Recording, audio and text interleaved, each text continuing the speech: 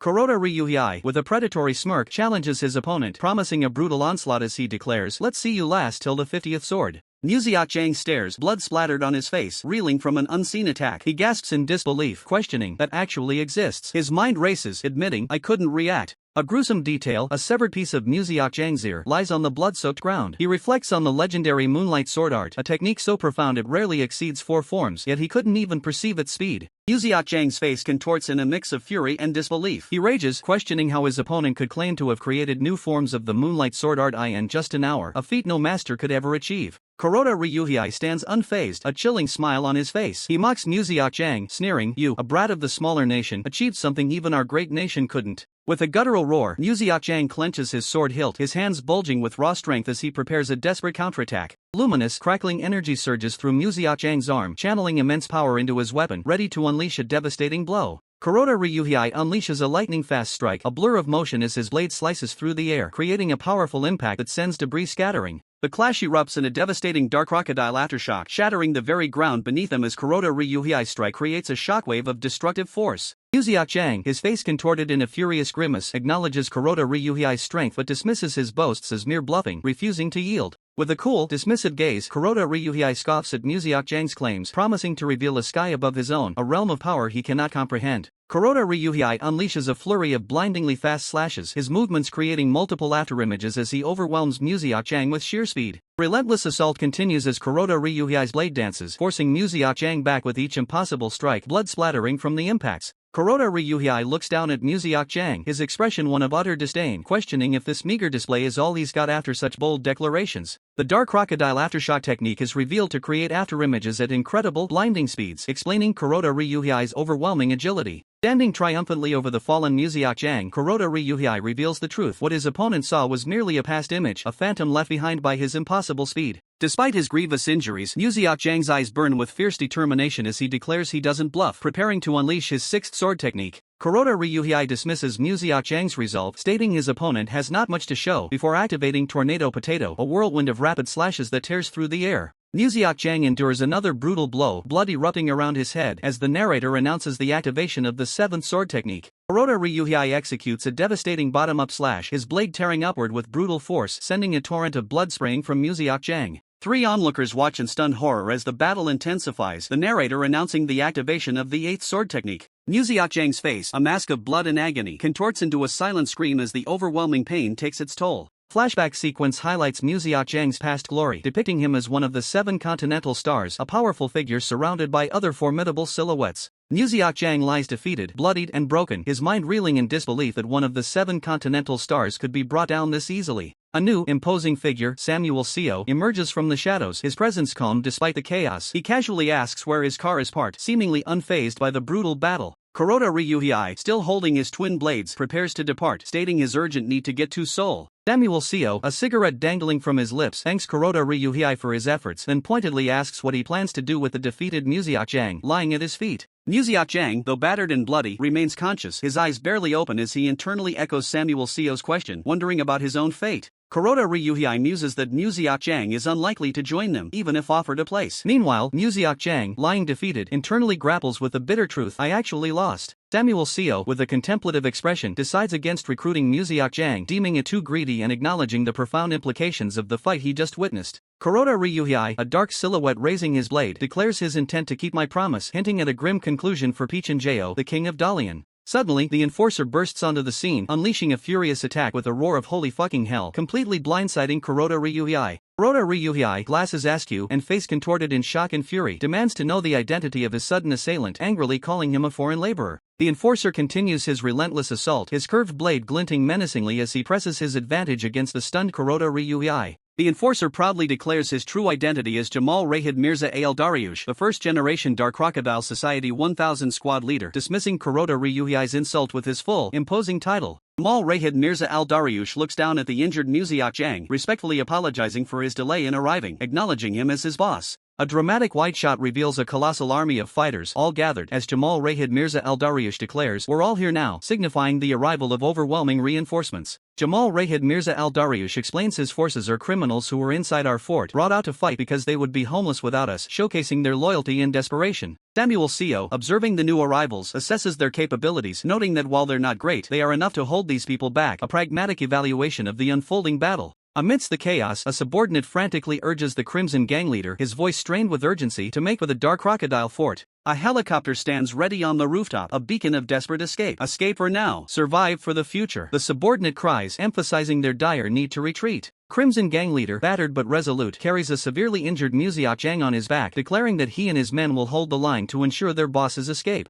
Muziak Jang, despite his wounds, shouts at the Crimson Gang leader, demanding to know what he's doing, his face a mask of pained concern. He insists the Crimson Gang leader is more injured than himself and orders him to prioritize his own treatment, not his master's burden. Muziak Jang questions if the Crimson Gang leader can still activate his dark blood transformation and again commands him to heal himself first as the Crimson Gang leader continues to run, carrying him. The Crimson Gang leader, addressing Muziak Jang respectfully as boss, asks if he still possesses his vital seal, a symbol of their power. With a pained but determined expression, the Crimson Gang leader suggests they retreat for today, assuring Muziak Jang that it's a necessary strategic withdrawal. Despite a grievous wound ripping across his back, the Crimson Gang leader declares that even if he can never stand again, it's a small price to pay for their future return to claim not just Incheon but all of South Korea. His eyes, brimming with unyielding resolve, reveal no trace of fear, only the burning ambition of a warrior who refuses to be broken. Muziak Jang, bloodied and furious, delivers a direct order as the Crimson Gang leader's master, "Put him down immediately." Warns the Crimson Gang leader that he could die, reminding him that the day they first met was the day Muziak Jang was reborn, highlighting their profound bond. The Crimson Gang leader, pushing past his own pain, commands his remaining forces to target the injured and form a desperate rear guard, allowing their leader to escape. In the thick of battle, the enforcer unleashes a devastating, blood-splattering kick, sending an opponent reeling backward with brutal force. Kuroda Ryuhei, his face grim, shouts the imperative: they must capture Peach and Joe before he escapes to Dalian.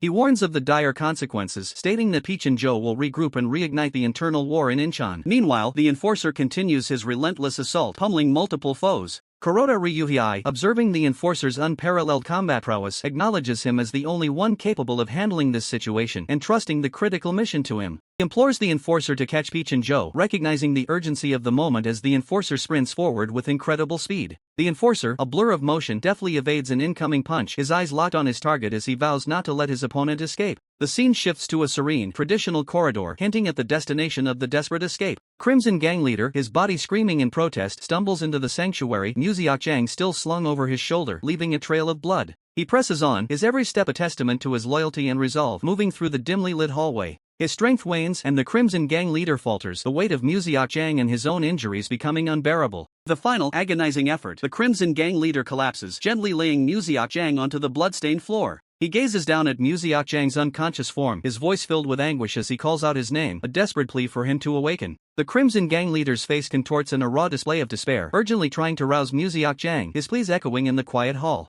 Muziak Jang, barely clinging to life, whispers a final request to the Crimson Gang leader: "Please take care of boss." His gaze shifts to Yu Jae-seon, who stands nearby, a silent observer of the unfolding tragedy as Muziak Jang's last words settle in the air. The Crimson Gang leader cradles Muziak Jang, his cries of Mugak Wang filled with profound sorrow, desperately trying to bring him back from the brink. A guttural roar of anguish escapes the Crimson Gang leader's lips. "No, oh, not you. Anyone else I can bear, but not you," he screams, tears streaming down his bloodied face. Begs, "Please don't let me lose my child twice," as Muziak Jang, with a single tear, whispers father, revealing the depth of their bond. A poignant memory flashes, the Crimson Gang leader's hand reaching out to a younger Muziak Jang, a moment Muziak Jang internally recognizes as his true birth. Another memory, the Crimson Gang leader holding his hand, a silent promise kept, for which Muziak Jang is eternally grateful. Memory culminates with the Crimson Gang leader carrying him, a profound realization that he was never truly alone. The Crimson Gang leader's grief explodes into a primal scream, a torrent of tears and blood blurring his vision as he mourns his child. His form contorts, a dark transformation fueled by despair, as he lets out another earth-shattering scream, clutching Muziak Jang's lifeless body.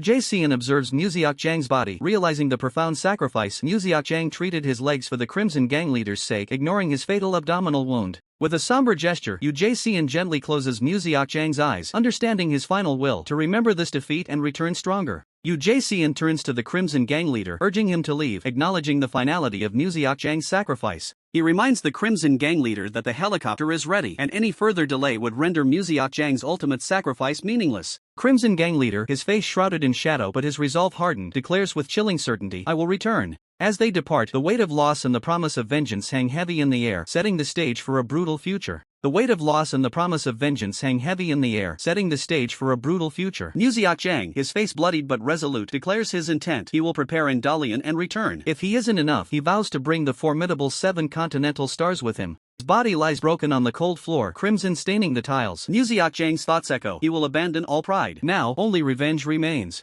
His face contorts into a mask of pure rage, a guttural roar escaping his lips. He swears to avenge every single soldier who fell defending him, a vow forged in blood and despair. A new voice cuts through the tension, offering aid. An unseen ally offers to help and urges Muziak Jang to move to the rooftop immediately. Grand, ornate hall looms around them. Muziak Jang, however, hesitates, insisting he must retrieve something vital before their departure. The ally questions the urgency of going to the rooftop. The ally offers to fetch the item for him, hinting at its secrecy by saying even Muziak Jang doesn't know about it. A glimpse of an ornate wooden object fuels the mystery. With a whirring sound, Muziak Jang's bloodied, scarred hand presses a hidden button on a golden wall panel, activating a concealed mechanism. With a distinct click, the hidden compartment in the wall slides open, revealing its long-concealed contents. Muziak Jang's scarred face shows a grim satisfaction. He acknowledges the discovery, noting it's been a long time since he last checked this hidden cache. Inside, a simple, unassuming package rests. Muziak Jang reveals its profound significance. This is Inchan's everything. His hand, still marked with battle, carefully retrieves the package. He explains that inside this envelope is everything he has gained from Inchan so far.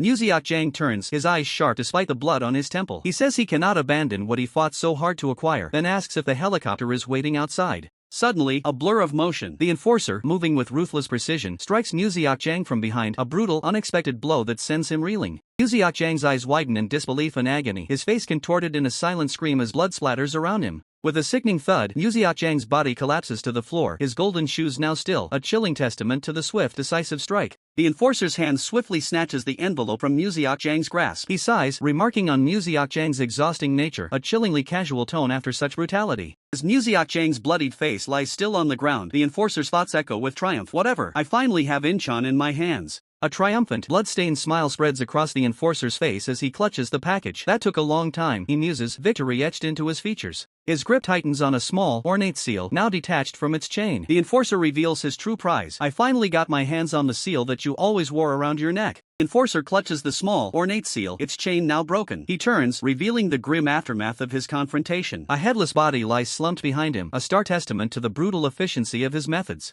A faint glow emanates from the enforcer as he closes his eyes, a grimace etched on his blood-splattered face. He exhales sharply, acknowledging his sudden realization. He realizes his oversight, muttering, I completely forgot there's also a freight elevator. Suddenly, the doors of a massive freight elevator burst open, revealing a formidable group of enforcers, led by a hulking figure with a fiery dragon tattoo. The lead enforcer's grin widens, recognizing the corporate figure. It's Yu J. Cian. The group exclaims, their eyes glinting with malicious intent. Their smiles vanish, replaced by expressions of shock and dawning horror as they take in the scene before them. The camera pans down to the gruesome sight, a lifeless, headless body sprawled on the polished floor, surrounded by a widening crimson pool. Mangled, bloodied face, contorted in agony, stares blankly upwards. It's Muziak Jang, his features barely recognizable through the crimson mask of his wounds. With an air of absolute authority, the enforcer strides through the stunned crowd, forcing a path as he declares, coming through. A chilling, confident smile plays on the enforcer's lips, his eyes glinting. He addresses the bewildered enforcers. You guys are here to protect the boss, right? What a shame, you're too late. Standing amidst the stunned enforcers, the enforcer casually points to the elevator controls. Can someone please press the elevator button for me? He asks, his tone dripping with sarcasm.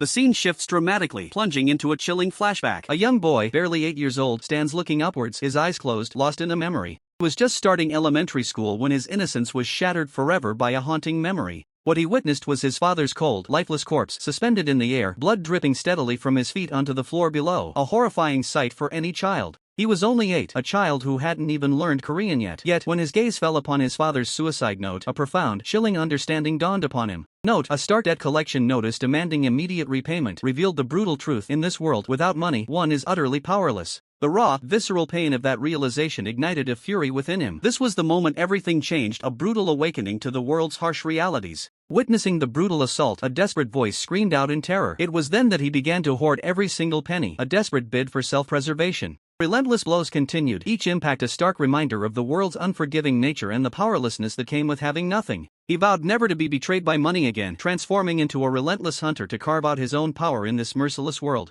And through this brutal crucible, scarred and hardened, he encountered the one who would change his path forever. The imposing figure declared he now had 2 more individuals to take care of, his gaze sharp and assessing as a new chapter began. The man quickly became a parental figure, guiding them through rigorous training and imparting life lessons, shaping them into formidable individuals. Yet, beneath the surface of the man's tender words to the child, promising to fulfill all her dreams, he recognized the despicable depths to which adults could sink. He understood that promises of forever were merely superficial, as fleeting and temporary as a faded photograph easily discarded when convenience dictated. His expression tightened, his eyes closed as if reliving past deceptions, the weight of his cynical wisdom pressing down on him. All he witnessed was a world steeped in hypocrisy and pretension, a facade he refused to believe, seeing through the hollow promises. He knew with chilling certainty that one day the man would betray everything, even this innocent child, all for the sake of money. Her trusting gaze only deepened the grim premonition of the betrayal to come, a vulnerability he couldn't ignore. This vast accumulation of wealth, he realized, was the very engine of such betrayals, a silent testament to the corrupting power of money.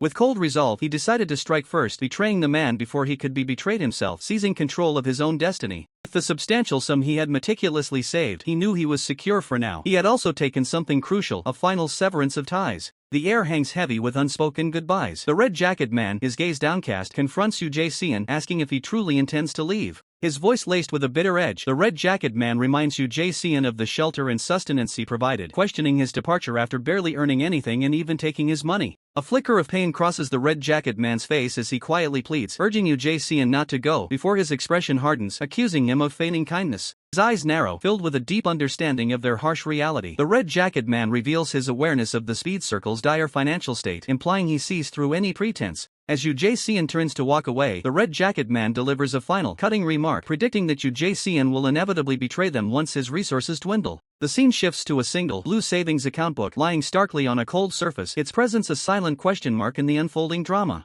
Yu Jae-seon walks away, his back to the red-jacket man, who gestures to a small object on the ground. He tells Yu Jae-seon to take it with him, a final offering. Yu Jae-seon picks up the bankbook, his expression softening with a hint of melancholy. He acknowledges that he always knew this day would come. The bankbook's detailed ledger reveals a substantial sum, yet Yu Jae-seon's inner voice expresses regret that he couldn't save more, surprised by the swiftness of this parting. Red-jacket man's lips curve into a gentle smile as he addresses Yu Jae-seon by name, stating he has few demands. He then smoothly dons his sunglasses, his gaze direct and sincere, hoping this gesture will help Yu Jae-seon develop even a sliver of trust in adults. A start debt collection notice flashes into view, demanding immediate repayment, underscoring the red-jacket man's next words, to consider the money a favor owed, should Yu Jae-seon feel burdened. Overwhelmed by the unexpected kindness and the weight of his circumstances, Yu Jae-seon breaks down, tears streaming down his face as he clutches the bankbook. The emotional scene shatters as a brutal punch connects, blood erupting from the impact. This sudden, violent action is attributed to Yu Gong-ha's words, hinting at a powerful, decisive strike. Another devastating blow lands with a sickening crack, the force of the impact sending a spray of crimson, emphasizing the sheer power and brutality of the ongoing conflict.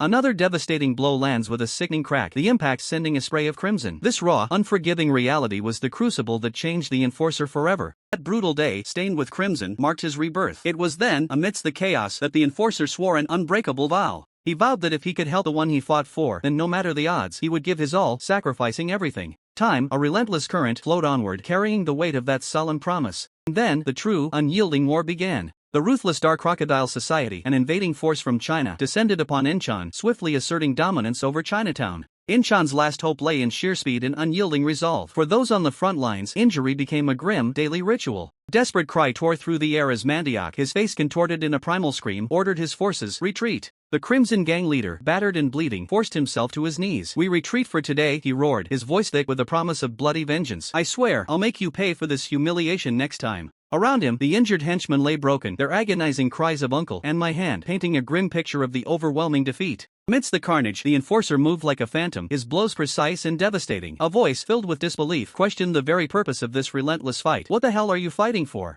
Another desperate voice lashed out, his face contorted in frustration. "Those Incheon residents constantly yell at us. What's so special about them? Why are we fighting this hard for them?" The enforcer, his gaze intense, retorted, "Are you an idiot? Why the hell would I risk my life for those people?" Then, his eyes narrowed, revealing a deeper, unspoken resolve as he answered, "It's for you guys." His eyes, narrowed with unspoken resolve, now burned with a chilling intensity. This bloodied warrior, a wide, almost maniacal grin spreading across his face, declares, "I'm fighting for your future, for this land, so you can survive." The scene shifts, revealing Yu Jae-seon, his sleek black hair impeccable, observing a new landscape in a crisp white suit. He murmurs a name under his breath, Yu Gong-ha. A booming voice erupts, the speaker's mouth wide in a fierce, almost primal shout echoing with power. Interesting. Two figures, cloaked in traditional head coverings, lament their current plight. One expresses his frustration. I've conquered the great fortune, and yet I ended up trapped in the small territory of a smaller nation. A man with long dark hair, known now as John Ryu, stands tall in a black suit, considering a bold proposal. A voice questions, should we launch a surprise attack on Kitae Trading Company? He echoes the thought, a surprise attack? Zoom _in Mr. Peach and Joe, his bandaged face etched with concern, acknowledges the grim reality of a prolonged conflict. At this rate, it'll just turn into an endless war of attrition, he states, admitting, it's not like I haven't thought about a surprise attack. And the imposing, heavily reinforced gates of Rinsan Used Car Trading Company loom, shrouded in a thin mist. A voice explains the critical challenge. The doors of Rinsan Used Car Trading Company can only be opened from the inside. John Ryu turns to a bald, muscular man, explaining the current dilemma. It's already too late to plant people inside Speed Circle. The bald man presses, so how exactly do we pull this off then? Zoom _in John Ryu's eyes gleam with a cunning solution. If we want to open it from the inside, he reveals, all we need to do is find someone from Speed who can help us. John Ryu stands with UJCN within a dimly lit industrial space. He confidently declares, I already have someone in mind. Zoom _in John Ryu turns to UJCN, acknowledging him directly. UJCN, he begins, this is the first time we've met in person. Zoom _in UJCN, a faint smile playing on his lips, replies, I've come to understand your intentions through our communications so far. John Ryu then directly challenges him, do you still want to join the Dark Crocodile Society? Zoom _in UJCN's smile widens as he expresses his gratitude. Mr. John Ryu, he says, thank you for finally trusting me and agreeing to meet with me. Zoom _in UJCN's resolve is unwavering. My intentions haven't changed, he states firmly, reiterating his conviction. I still believe Speed has no future. John Ryu probes further, asking UJCN, why do you think that way? UJCN, seated, prepares to elaborate, like I've said before. UJCN continues his detailed explanation to John Ryu. Judging by the manpower alone, Speed can't compete with the Dark Crocodile Society. Although they're still hanging on by luck, they'll be defeated sooner or later, and the Dark Crocodile Society will inevitably swallow the Kitae Trading Company. Zoom _in UJCN reveals his true ambition. I want to secure my spot in the Dark Crocodile Society before that happens. John Ryu's lips curl into a knowing smile. I see, he acknowledges, then offers, then, in light of your past achievements, I'll give you a chance. John Ryu's knowing smile deepens as he reveals the next phase of their operation, launching a surprise attack. The target is the Kitae Trading Company, set for tonight. However, a crucial element is missing. They need someone to open the door from the inside. John Ryu presents this dangerous task as UJCN's golden opportunity to earn merit. A subtle, confident smile plays on UJCN's lips, signaling his understanding. With a calm demeanor, UJCN counters with a condition of his own, prompting John Ryu to inquire about it. UJCN's condition is simple. Once the door is breached, his boss must know he was the one who opened it. He then gazes at a collection of homemade bombs, a glint of determination in his eyes. Meanwhile, John Ryu, meticulously soldering a circuit, reflects on his cunning. It was a challenge to earn trust, but his efforts finally paid off as UJCN came to him. This newfound trust, John Ryu muses, offers a chance to end the war, ensuring Yu Gung-ha will never suffer in battle again. He looks at a photo, a relic of past camaraderie, hinting at deeper motivations. The homemade bombs, the tools of their impending destruction, have been meticulously checked several times, ensuring their readiness. Fortunately, all preparations were completed just in time for the operation. John Ryu confirms the bombs are all installed on the company's door. The moment the Dark Crocodile Society enters, a massive explosion will be triggered. UJCN stands, a somber expression on his face, acknowledging the inevitable destruction of the Kitae Trading Company. Yet, he believes it's a necessary sacrifice if it means defeating the Dark Crocodile Society. He recalls intelligence that Peach and Joe's car will lead the charge as the vanguard. A chilling thought crosses UJCN's mind. This will most likely be Peach and Joe's end. Just as UJCN anticipates the moment of truth, a frantic shout pierces the air. YUJAE. A group of his associates rushes in, faces etched with panic, declaring a major problem. UJCN, startled, questions their urgency. One of them reports a grim ambush. Jaegyeon now was attacked by the Dark Crocodile Society on his way back, now lying severely wounded. The urgency escalates as they demand UJCN prepare immediately. Hurry up and get ready, UJ. We need to go save Jaegyeon Na, they exclaim. Before UJCN can fully process the news, a red sports car roars away, a voice shouting that Dad's already leaving to intervene. The red sports car, a roaring beast, tears through the streets, its driver, the enforcer, grimacing with fierce determination, pushing the vehicle to its absolute limit. Leaving a streak of blurred motion, the car blasts past the city's edge, accelerating into the unknown with blinding speed. UJCN, his face a mask of urgency, desperately sprints after the vanishing car, his mind racing to comprehend the sudden, chaotic turn of events. A guttural sound escapes UJCN as he pushes his body to its breaking point, his jaw clenched, sweat beading on his brow from the exertion.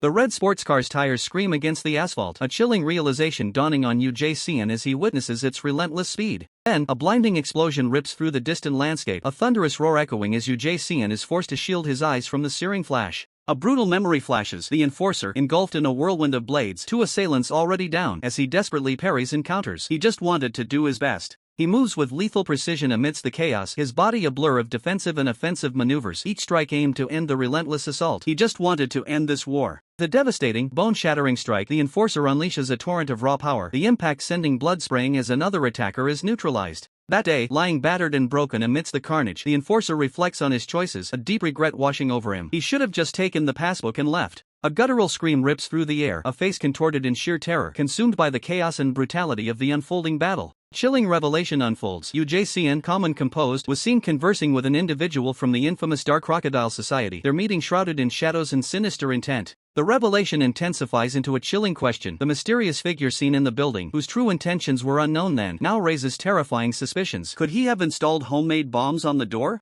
The weight of that chilling question crushes UJCN. His face contorts in anguish, a desperate no escaping his lips as he utters a name, UJ. Closes his eyes, tears streaming, as if trying to convince himself or perhaps a ghost that you didn't mean to do this. The memory shifts, revealing Muziak Jang, battered and bruised, his eyes closed in grim acceptance. He whispers, "What's done is done. Don't overthink it." Muziak Jang's voice echoes, offering solace through the pain, urging, "Don't blame yourself." UJCN's face is a mask of despair, tears still flowing as Muziak Jang's final words resonate, "And don't think you're indebted to me now." The flashback shatters as a hulking figure, face contorted in a furious roar, screams UJCN's name. The enraged man brandishes a knife, accusing UJCN of double betrayal. First you betrayed Speed, and now you're turning on the Dark Crocodile Society too? Is this how you plan to climb to the top? Another voice, filled with betrayal, demands answers from a figure with a distinctive ponytail, questioning, "Since when? When exactly did you start planning to betray us?" A single tear escapes UJCN's eye as his chilling voice responds, revealing, "The moment I joined the Dark Crocodile Society." The question "what?" hangs heavy in the air, a testament to the profound shock. Back in the present, UJCN, now composed, questions the HNH chairman, asking, "How come the Incheon internal war is still not over? Chief, which side do you think will win?" The HNH chairman, seated with an air of calculated calm, speaks of that guy who was driven mad by revenge. UJCN, listening intently, asks for clarification. "What do you mean?" The HNH chairman chuckles, a sinister glint in his eye. "The obsession with revenge can make a person stronger," he muses. "Just think about it, if he endured it for over 10 years. UJCN's glasses reflect a stark light as he finishes the thought with chilling certainty, concluding, "Then he must have become a terrifying monster. Because there's no easier way to become stronger than revenge." The HNH chairman confirms with a grim smile, his voice dropping to a conspiratorial tone, stating, "The Incheon internal war isn't something we should be worried about." Blinding surge of raw energy erupts, visually representing the immense strength born from such a path. A hand blurs with ethereal light, symbolizing the incredible speed that accompanies a terrifying transformation. Three battle-hardened figures, bruised and bloodied, stand as grim testaments to the brutal cost of power. Lone silhouette, radiating immense, unholy power, strikes a dynamic pose, hinting at the ultimate culmination of these terrifying attributes. The very essence of power, raw and untamed, coalesces into the word skill, hinting at the profound abilities about to be unleashed or revealed. But not all power comes from strength. Sometimes it stems from the deepest despair. A solitary noose, clutched tight, brings a chilling realization. "For the first time in my life, I understood my father." Stands on the precipice, the rope a symbol of his father's final, desperate choice. He chose death because he couldn't bear it all, a tragic echo of a life overwhelmed. Then, a single foot poised to fall, a silent testament to a betrayed death, a final act that speaks volumes of the burdens carried. The scene shifts violently to Muziak Jang, his face contorted in an agonizing cry, tears and blood mingling. His torment is a raw, visceral plea for atonement. A stark declaration emerges from a document titled Final Words, a grim promise to kill Pichinjo and take back Incheon. The stakes are brutally clear. Bloodied figure, resolute despite the wounds, clings to a single purpose: "As long as I fulfill Yugang Ha's wish." His gaze hardens, the conviction unwavering as he repeats the vow to fulfill Yugang Ha's wish. A horrifying tableau of carnage unfolds, bodies strewn across the ground, a chilling representation of the death that stalks this brutal world. Amidst the blood-soaked chaos, a somber realization dawns: the death that I have delayed for so long will come for me on its own. Fate is unavoidable. Suddenly, a fierce, bald figure screams, his voice echoing with urgency. The gates open. A new frontier, or a new battleground, is revealed. The shocking news spreads like wildfire. Yugang Ha is dead. A major player has fallen, altering the entire landscape of power. With that revelation comes a devastating betrayal. UJCN killed Yugang Ha. The corporate leader, a figure of atonement, is now exposed as a murderer. A furious charge commences, a horde of figures surging forward through a fiery gateway, their objective clear: take over the used car dealership. A sinister smirk spreads across a man's face, a satisfied great work, confirming that these violent events are all part of a larger, calculated scheme. Crimson Gang leader's predatory grin widens, his massive frame practically vibrating with the thrill of a plan coming together exactly as intended. Across the cold floor, the cost of his ambition is laid bare, a graveyard of broken warriors in white and blue, their long struggle ending in a silent, bloody defeat. Returning to his throne, the Crimson Gang leader prepares to savor the fruits of his conquest, but the atmosphere shifts as his subordinates approach with grim news. The report is a direct hit to his ego. Despite the massacre, the legal transfer of the dealership's ownership hasn't gone as smoothly as the violence did. His eyes bulge in a mix of shock and fury as he learns the asset isn't registered under the expected name, a tactical error he didn't account for. His bald lieutenant speculates that the previous owner might have had a premonition of his own death, moving the ownership into the shadows before the final blow fell. Crimson Gang leader snarls, realizing he's being mocked by a dead man, and demands to know exactly whose name is now guarding his prize. Elsewhere, the silence of defeat is shattered by a stinging slap as a female executive forces the enforcer to face the harsh reality of their situation. She stares him down with unwavering intensity, refusing to let the weight of their loss turn into a permanent state of despair. He reminds the enforcer that the clothes he wears are a symbol of a heavy legacy, a torch passed directly into his hands by those who fell. Standing on the edge of the docks, the surviving executives rally together, acknowledging that as Incheon's last hope, they must become stronger than ever before. With a gaze full of grim resolve, she pledges to stand as their shield, ready to plunge back into the fire to protect what remains of their family. But for the enforcer, the path forward is paved with only one thing: a cold, unwavering vow to hunt down Yu Jae-seon and exact a bloody revenge. Enforcer's resolve remains cold and absolute, a silent promise etched into every fiber of his being. His path is clear: Yu Jae-seon will pay. Meanwhile, the mighty Tom Lee makes his forceful presence known, declaring a brutal vendetta. He will make Peach and Joe pay for past transgressions, leaving only one final target in his sights. A figure in a sleek black suit arrives, stating he has brought the requested individual. Tom Lee simply responds with a curt, approving "good." Tom Lee's gaze hardens as he confronts the newcomer, accusing him directly. "You killed Yu Gong-ha and opened the gate." The weight of past deeds hangs heavy in the air. The target of the enforcer's vengeance, Yu Jae-seon, stands poised and composed. He reveals his new allegiance, stating, "I joined the Dark Crocodile Society." Yu Jae-seon's expression is thoughtful as he reveals his profound motivation for joining: atonement. Tom Lee, a towering figure, stands with arms outstretched, proclaiming that the truth doesn't need any language. He acknowledges Yu Jae-seon's reason: atonement. With a fierce snarl, Tom Lee solidifies his own brutal vow: "I'll kill Peach and Joe in Yu Gong-ha's place." His eyes burn with lethal intent. Tense hand clenches dark fabric, veins bulging, as the gravity of this story intensifies, hinting at the profound sacrifices to come. Yu Jae-seon kneels, his posture reflecting a moment of profound commitment or desperation, as the silent "wish I hope" hangs in the air.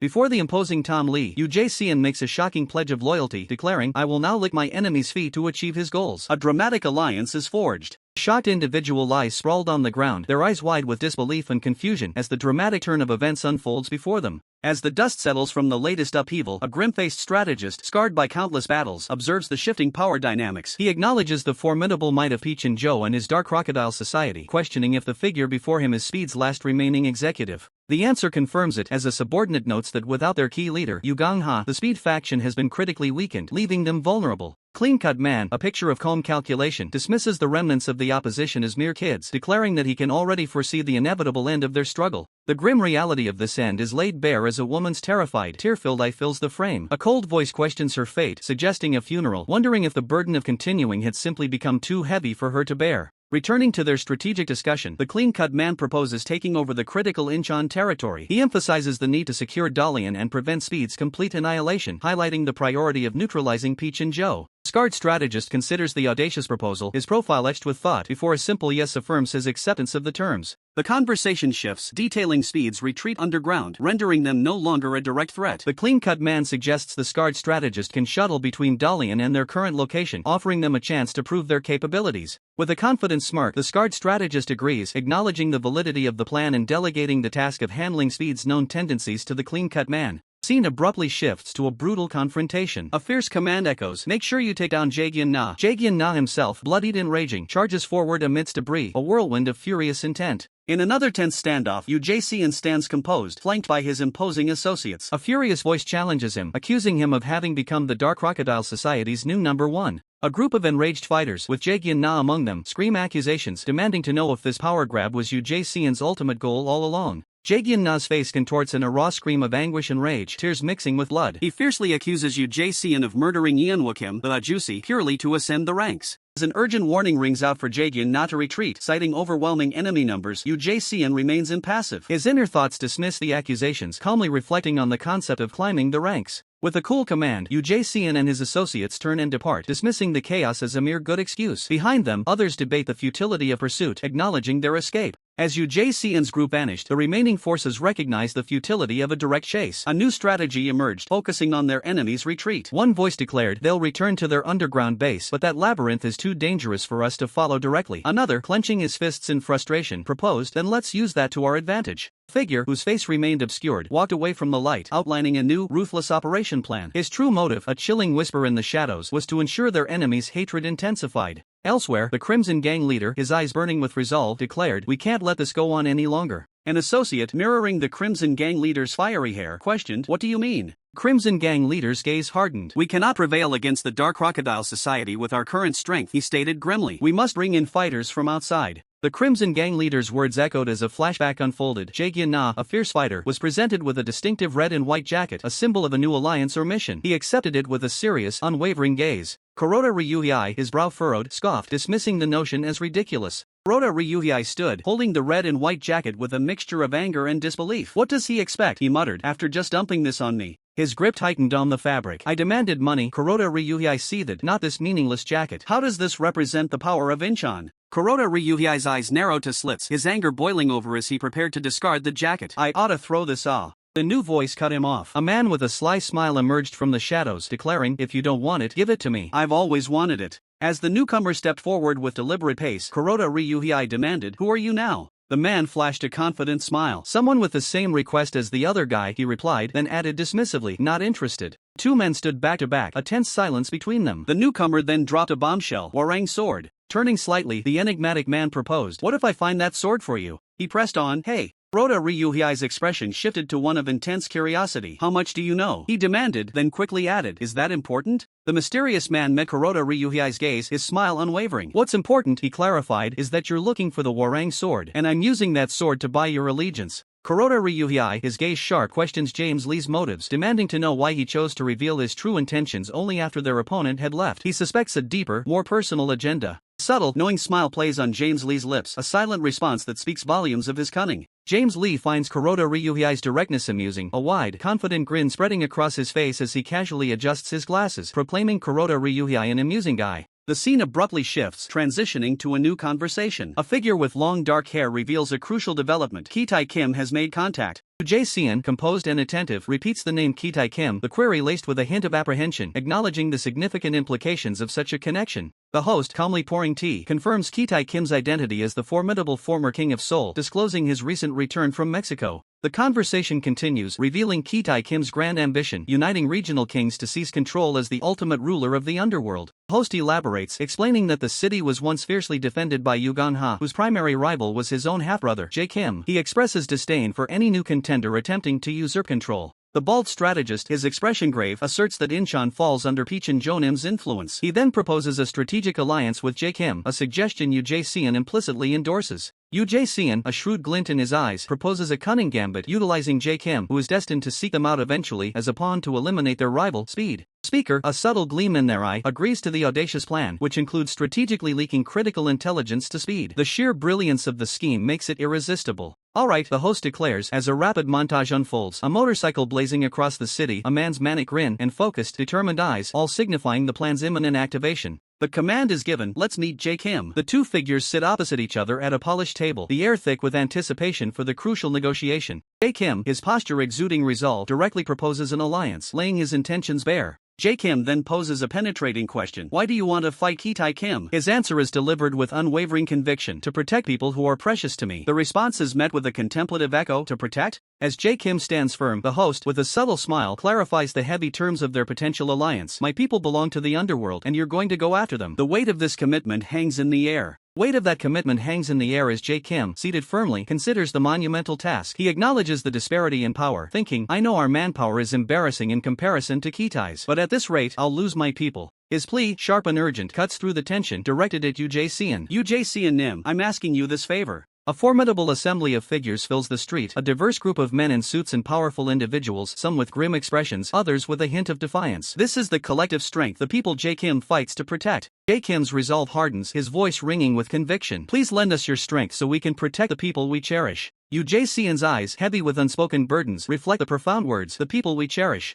A framed photograph appears, capturing a moment frozen in time. A diverse group of individuals united, their faces bright with hope. It's a poignant reminder of what is at stake, the cherished bonds that drive this desperate struggle. Meanwhile, the host, with a disarming smile, extends a hand towards a delicate cup, his ambition clear. He declares his intent to become an elite force, just as Gaprion Kim once commanded his own. His fingers hover over the glowing liquid in the cup, a symbolic gesture of the power and influence he seeks to wield. With a sincere expression, the host reveals a deeper motivation. From the bottom of my heart, I hope you can achieve what I failed to do. A series of harrowing images flashes across the screen. Brutal street fights, a woman trapped behind bars, and a man bound, all testaments to past failures and ongoing threats. Two figures, a man and a woman, hang limply, bound back to back, their forms suggesting unconsciousness. They are victims of the escalating conflict, their fate uncertain. Behind heavy bars, the enforcer's face is etched with concern. He laments, "I didn't expect Jae Kim to catch Yowol. I hope she's not too hurt." His gaze sharpens, a plan forming in his mind. At this rate, speed's at too much of a disadvantage. I need to open the door so they can escape.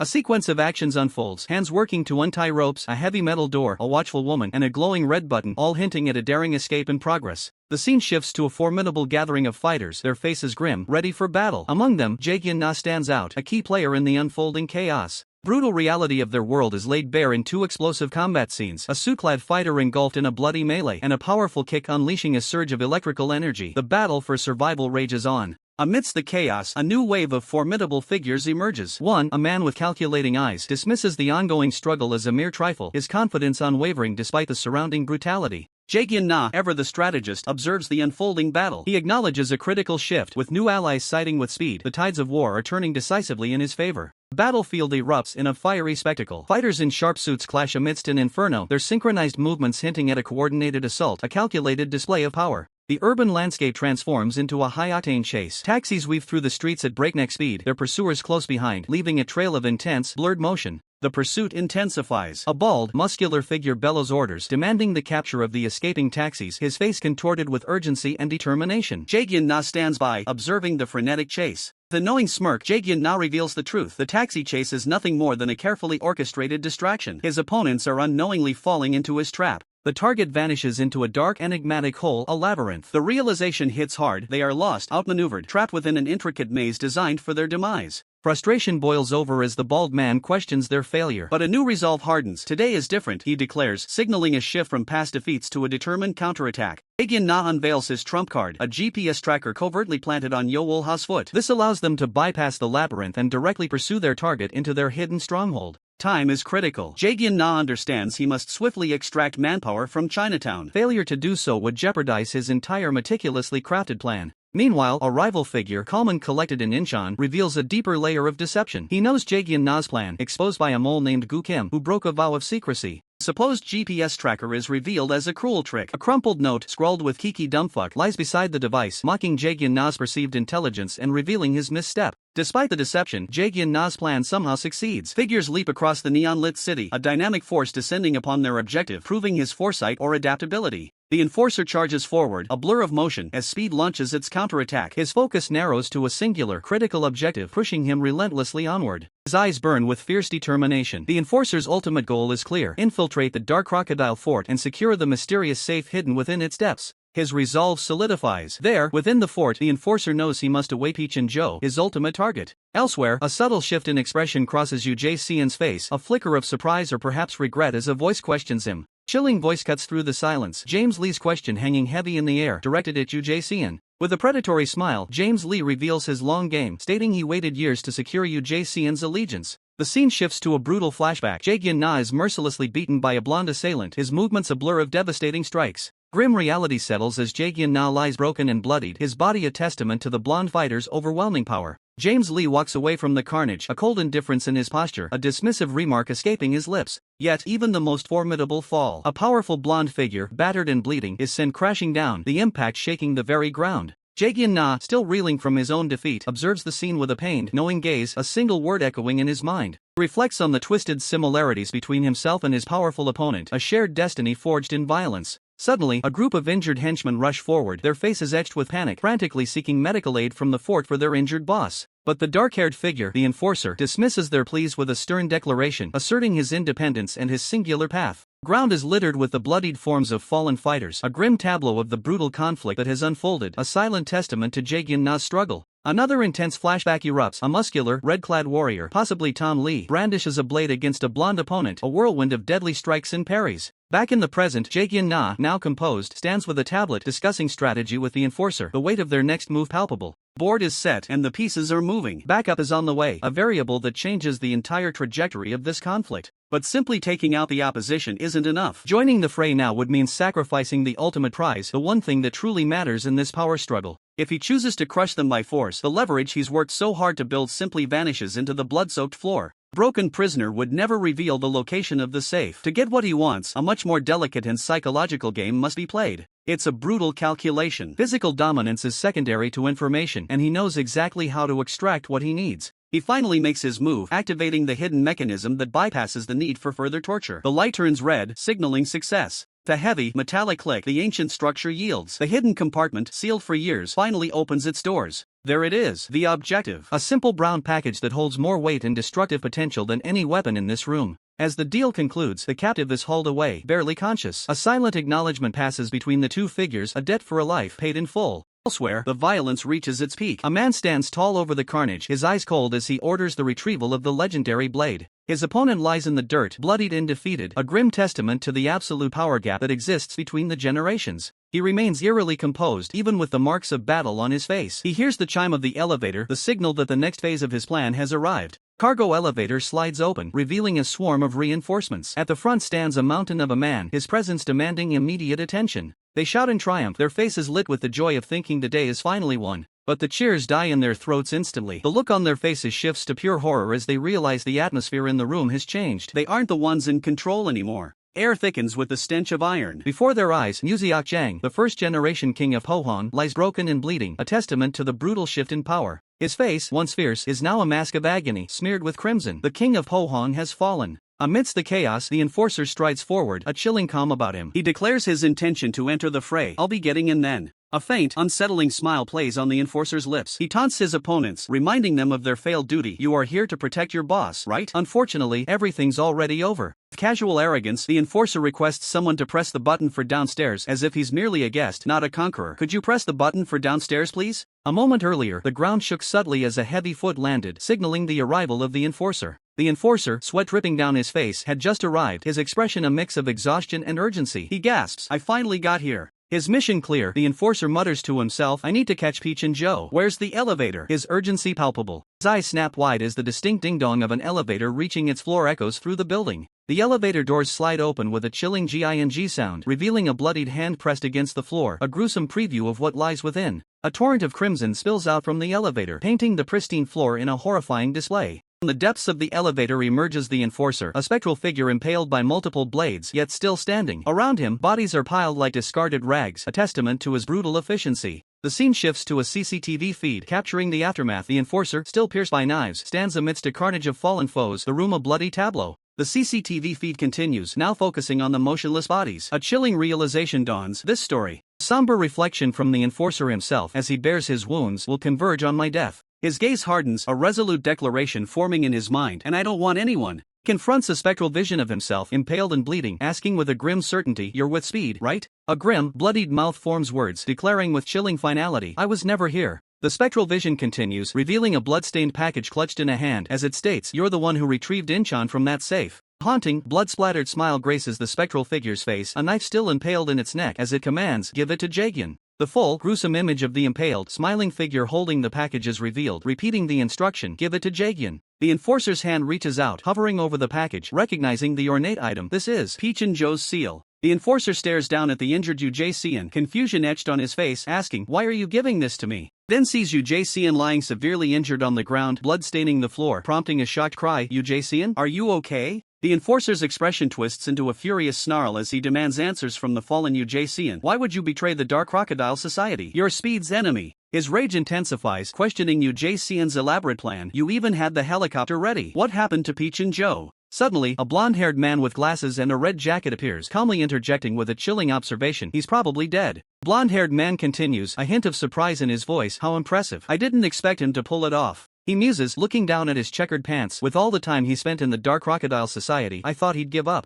His gaze hardens as he addresses the fallen Yu Jae-seon. Mister, rest in peace now. Blonde-haired man's voice echoes over Yu Jae-seon's bloodied form. You got your revenge. A flashback erupts, showing a powerful, muscular man in a red, scale-patterned shirt delivering a brutal kick to Yu Jae-seon, asserting, wrong. The muscular man continues his critique as Yu Jae-seon absorbs the impact. I don't know what Yu Gang-ha taught you, but you need to be faster and more precise. The muscular man's stern face fills the frame, his words a harsh lesson. Only then can you create a technique that kills. Placing a heavy hand on Yu Jae-seon's shoulder, the muscular man declares, that's enough for today. Keep training the basic forms of dark blood transformation. He turns to leave, offering a final piece of advice to Yu Jae-seon, who stands behind him. It'll help toughen you up so you can take hits. Yu Jae-seon, his face in profile, hesitantly asks, I have a question. The muscular man turns, inquiring, what is it? Yu Jae-seon, his back to the muscular man, confronts him. I joined this society after killing Yu Gang-ha, so why are you being so nice to a traitor? He presses further, questioning the muscular man's lack of fear. Aren't you afraid that I'll use your teachings to attack the Dark Crocodile Society? The muscular man's face contorts into a knowing smile as he replies with a dark analogy. People call a child who kills their parents depraved, but even as the parents die, they don't resent their child.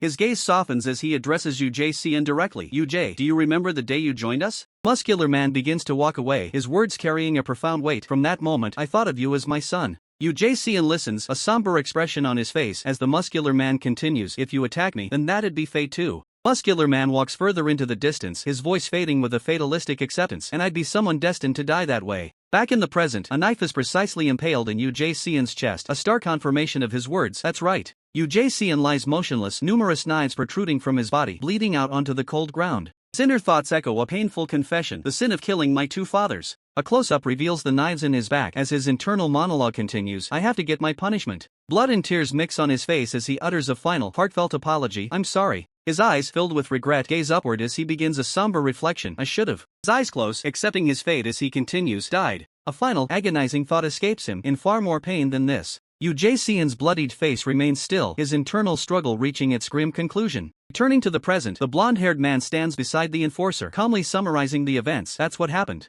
His expression thoughtful, the blonde-haired man concludes, Yu Jae-seon was after revenge this whole time. He fought a lonely fight all these years. Yu Jae-seon, driven by a singular purpose, chose death over life after achieving his vengeance. He eliminated Peach and Joe, then willingly surrendered himself to the Dark Crocodile Society, embracing his fate. Somber voice questions if Speed should be informed of the truth, but the enforcer firmly recalls Yu Jae-seon's final wish, keep it hidden. The enforcer understands the weight of that secret. If Speed knew, their smiles would vanish forever. Yu Jae-seon had worried for those he would leave behind. For Yu Jae-seon, his own life had ended the moment Yu Gang-ha did. He simply sought to depart quietly, his mission complete. Question hangs heavy in the air. What now? In the heart of the Dark Crocodile Fort, a crematorium stood, consuming the remnants of a bitter war. With the war concluded, the remaining Dark Crocodile members had likely fled to Dalian. Speed had emerged victorious in Incheon's brutal internal conflict. On the rooftop, Jae-gyun-na turns to the enforcer, acknowledging their hard-won triumph. You guys won. The enforcer expresses gratitude for their assistance. Jae-gyun-na, ever stoic, replies, don't mention it. The sleek white car accelerates, carrying Jae-gyun-na away. He reveals his true purpose. I only came here to fulfill a dead man's wish. The enforcer, intrigued, questions, a dead man? Jae-gyun-na grips a formidable, ornate club. He recounts a request from that damn old man, even if he won't use the weapon himself. He concludes, a flicker of resolve in his eyes, so I gotta take it with me. The enforcer, cigarette between his lips, drives. He acknowledges Jae-gyun-na, you've worked hard. Jae-gyun-na returns the sentiment, you too.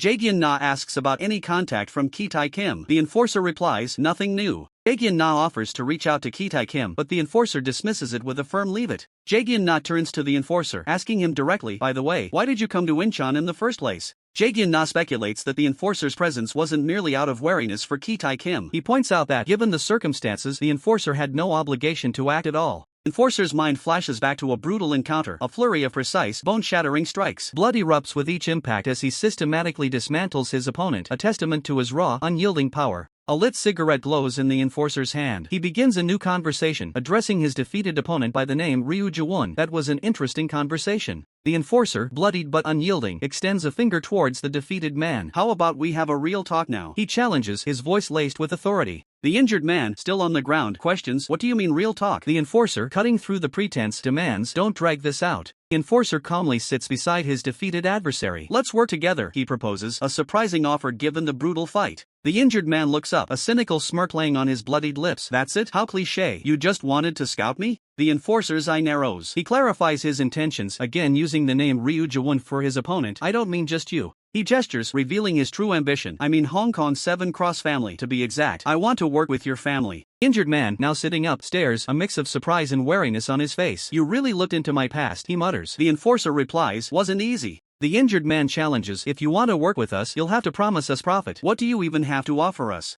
He scoffs at the idea of money. We already have more than we can use. The enforcer, with a knowing gaze, calls his bluff. That's not even your first priority, so let's be a bit more honest. Yeah? The injured man's eyes widen, caught off guard. The enforcer leans in, revealing a truth: Hong Kong Taiwanese. He continues, laying bare their history, people caught in between, never fully accepted in China or Taiwan. You all came together to form the Seven Cross family. Recounts their past. Contempt and insults followed you from birth because of your origins. You thought money and power would change that, and so you climbed the ranks. But ultimately, only to hit the wall of being Hong Kong Taiwanese. A society that judges your roots instead of your abilities must have left you in despair. Peach and Joe, a monstrous figure, had approached them, preying on that very despair. Yet, despite his promises, the Seven Cross family still hadn't achieved their true desires. The enforcer's voice drops, confident and unwavering. But I'm different. I can fulfill the Seven Cross family's wish. He declares, his posture radiating absolute confidence. I can make the world acknowledge you. The injured man, visibly swayed, admits, that's quite the confidence. But suspicion remains. What do you want to use us for? The enforcer, unfazed, unveils his audacious vision. I'm gonna build a corporate-style mafia. Now on his feet, the injured man listens as the enforcer elaborates. Right now, my goal is to recruit talent from anywhere. Anyone. I'm not trying to become some small-time king of this tiny country's underworld.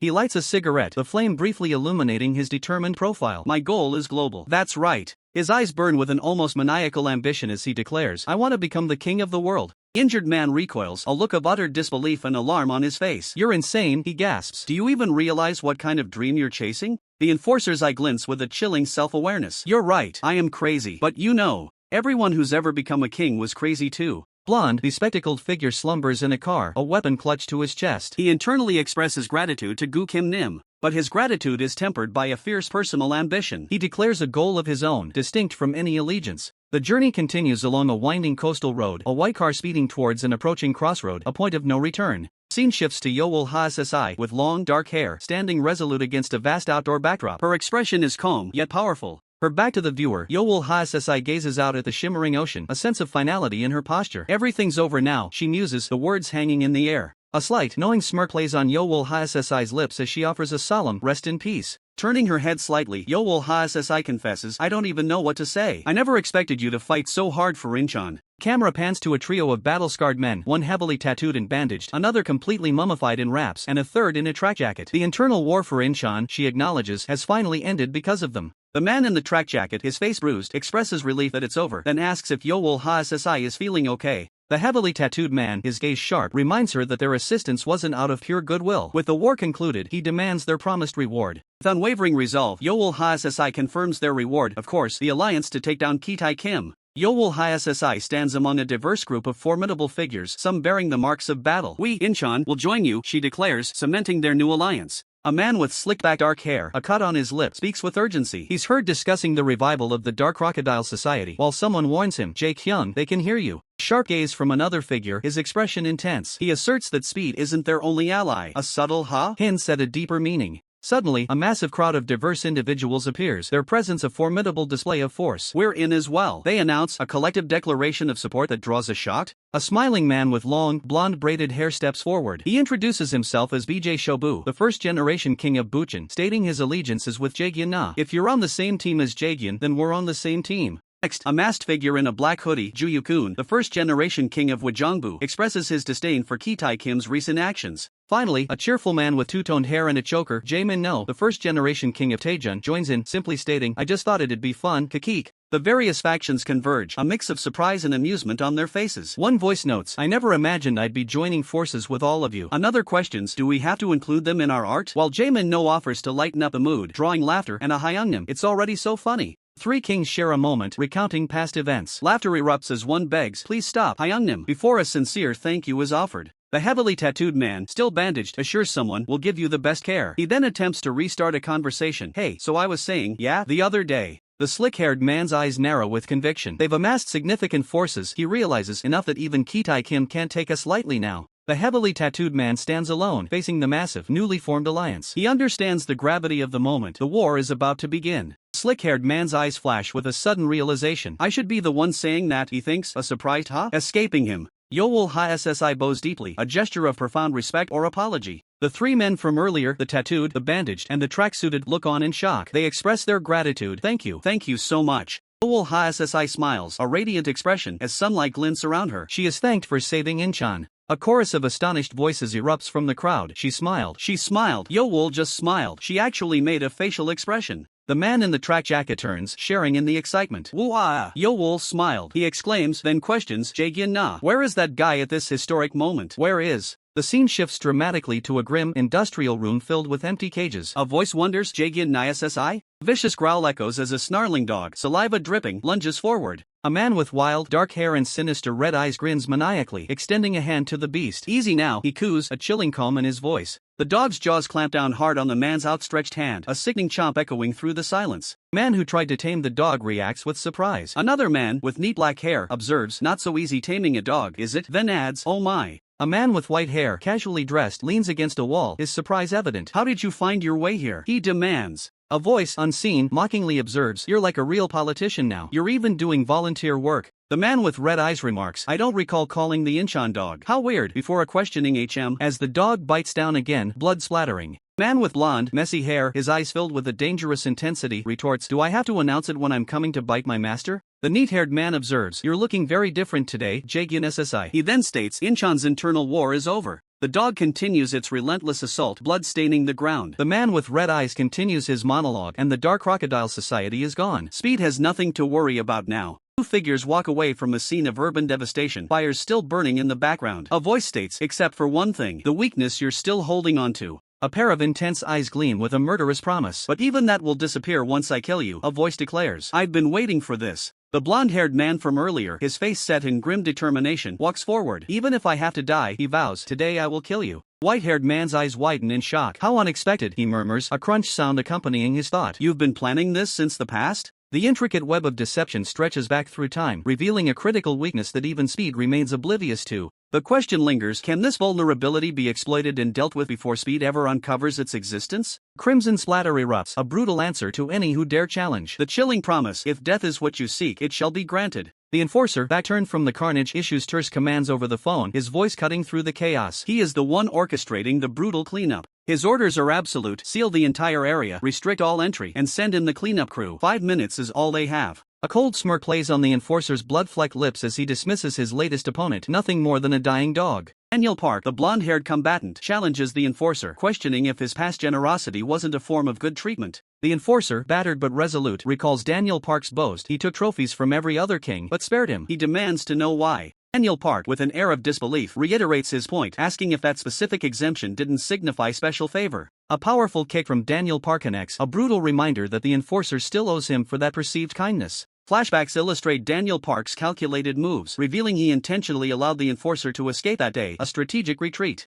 The self-assured tilt of his head, Daniel Park proclaims his superior power, capable of capturing the enforcer whenever he desired. The battle rages, Daniel Park unleashing a flurry of devastating blows. He declares this precise moment is the day of reckoning. Another bone-jarring impact from Daniel Park. He reminds the enforcer of his past assistance to Inchan, a debt now due. Final powerful kick from Daniel Park connects, a brutal repayment for the grace the enforcer once showed him. The enforcer, surrounded by spectral canine figures, receives a harsh lesson. He should have kept a tighter leash on those he thought he controlled. Daniel Park, mid-strike, drives the point home. Even the most loyal dogs, raised by your own hand, can turn and bite you. The clash intensifies, a whirlwind of powerful strikes and desperate parries, blood splattering with each impact. Daniel Park, battered and bleeding, begrudgingly admits a momentary lapse in his abilities, confessing he's lost his touch. The enforcer, equally bruised, looks up with a determined gaze, acknowledging the challenge after a long period of inactivity. Daniel Park's internal monologue reveals his past unpreparedness during the Chanliang incident, a vulnerability he now vows to overcome. Crushing blow from Daniel Park sends blood flying, his declaration echoing, the past is over, and this time, things are different. Daniel Park's taunt echoes, aimed at Jae-gyun-na, asserting his untouchable nature, a feat impossible to achieve, just like their past encounter at Chanliang. A flashback shows Daniel Park's powerful kick connecting with Jae-gyun-na, illustrating the very incident he references. Aftermath, a defeated opponent lies motionless, a stark reminder of Daniel Park's overwhelming power. Jae-gyun-na, panting and bloodied, stands victorious over his own defeated foes, a formidable warrior in his own right. Jae-gyun-na, sweat beading on his brow, reflects on his deadly one-shot technique, acknowledging it's still a work in progress. James Lee, casually holding a lollipop, praises Jae-gyun-na's developing skill, anticipating its incredible potential upon completion. Jae-gyun-na confidently strides towards James Lee, proposing a discussion, emphasizing that speed requires talented individuals like themselves. Jae-gyun-na recounts James Lee's strategic revelation. His earlier escape was a deliberate act, a calculated move solely for recruitment. Jae-gyun-na's surprise is evident as James Lee unveils another, deeper motive. His arrival is also to bring an end to the internal war. James Lee, with a chilling smile, elaborates on his true target, not just the Dark Crocodile Society, but the entire first generation of speed itself. Jae-gyun-na's confusion is evident as he questions James Lee's cryptic statement. James Lee simply replies that a new era is about to come. His eyes glint with ruthless ambition as he reveals this is an era of crews, and for any of the first generation to survive, they would need his permission. Jae-gyun-na, refusing to be intimidated, retorts that he doesn't understand James Lee's grand pronouncements, but it seems James Lee thinks he's easy. Jae-gyun-na demands to know if James Lee is also after Incheon, sensing a larger scheme at play. James Lee admits Incheon was a target, but then a sly smirk plays on his lips as he reveals he's found something even more fun. Gestures to the battlefield littered with fallen foes, stating he'll need a lot of help in the new era, and after witnessing Jae-gyun-na's power, he can worry less now. James Lee leans in and, in a menacing whisper, declares that Jae-gyun-na will have to become his dog. Jae-gyun-na recoils, utterly disgusted by James Lee's audacious demand. His face contorts in disbelief as he questions, "What the hell is this nonsense?" Ignoring the outrage, James Lee calmly states the first task: help him take down Dark Crocodile, addressing Jae-gyun-na directly. Reveals his intimate knowledge of Jae-gyun-na's true motivations, knowing he's fighting the Dark Crocodile Society to protect Ugong-ha's second-hand car dealership. Jae-gyun-na, intrigued, asks what's this. As James Lee opens the envelope, James Lee simply replies, shares. He clarifies that it's a small share of the used car dealership that's under my name, a direct threat to Jae-gyun-na's objective.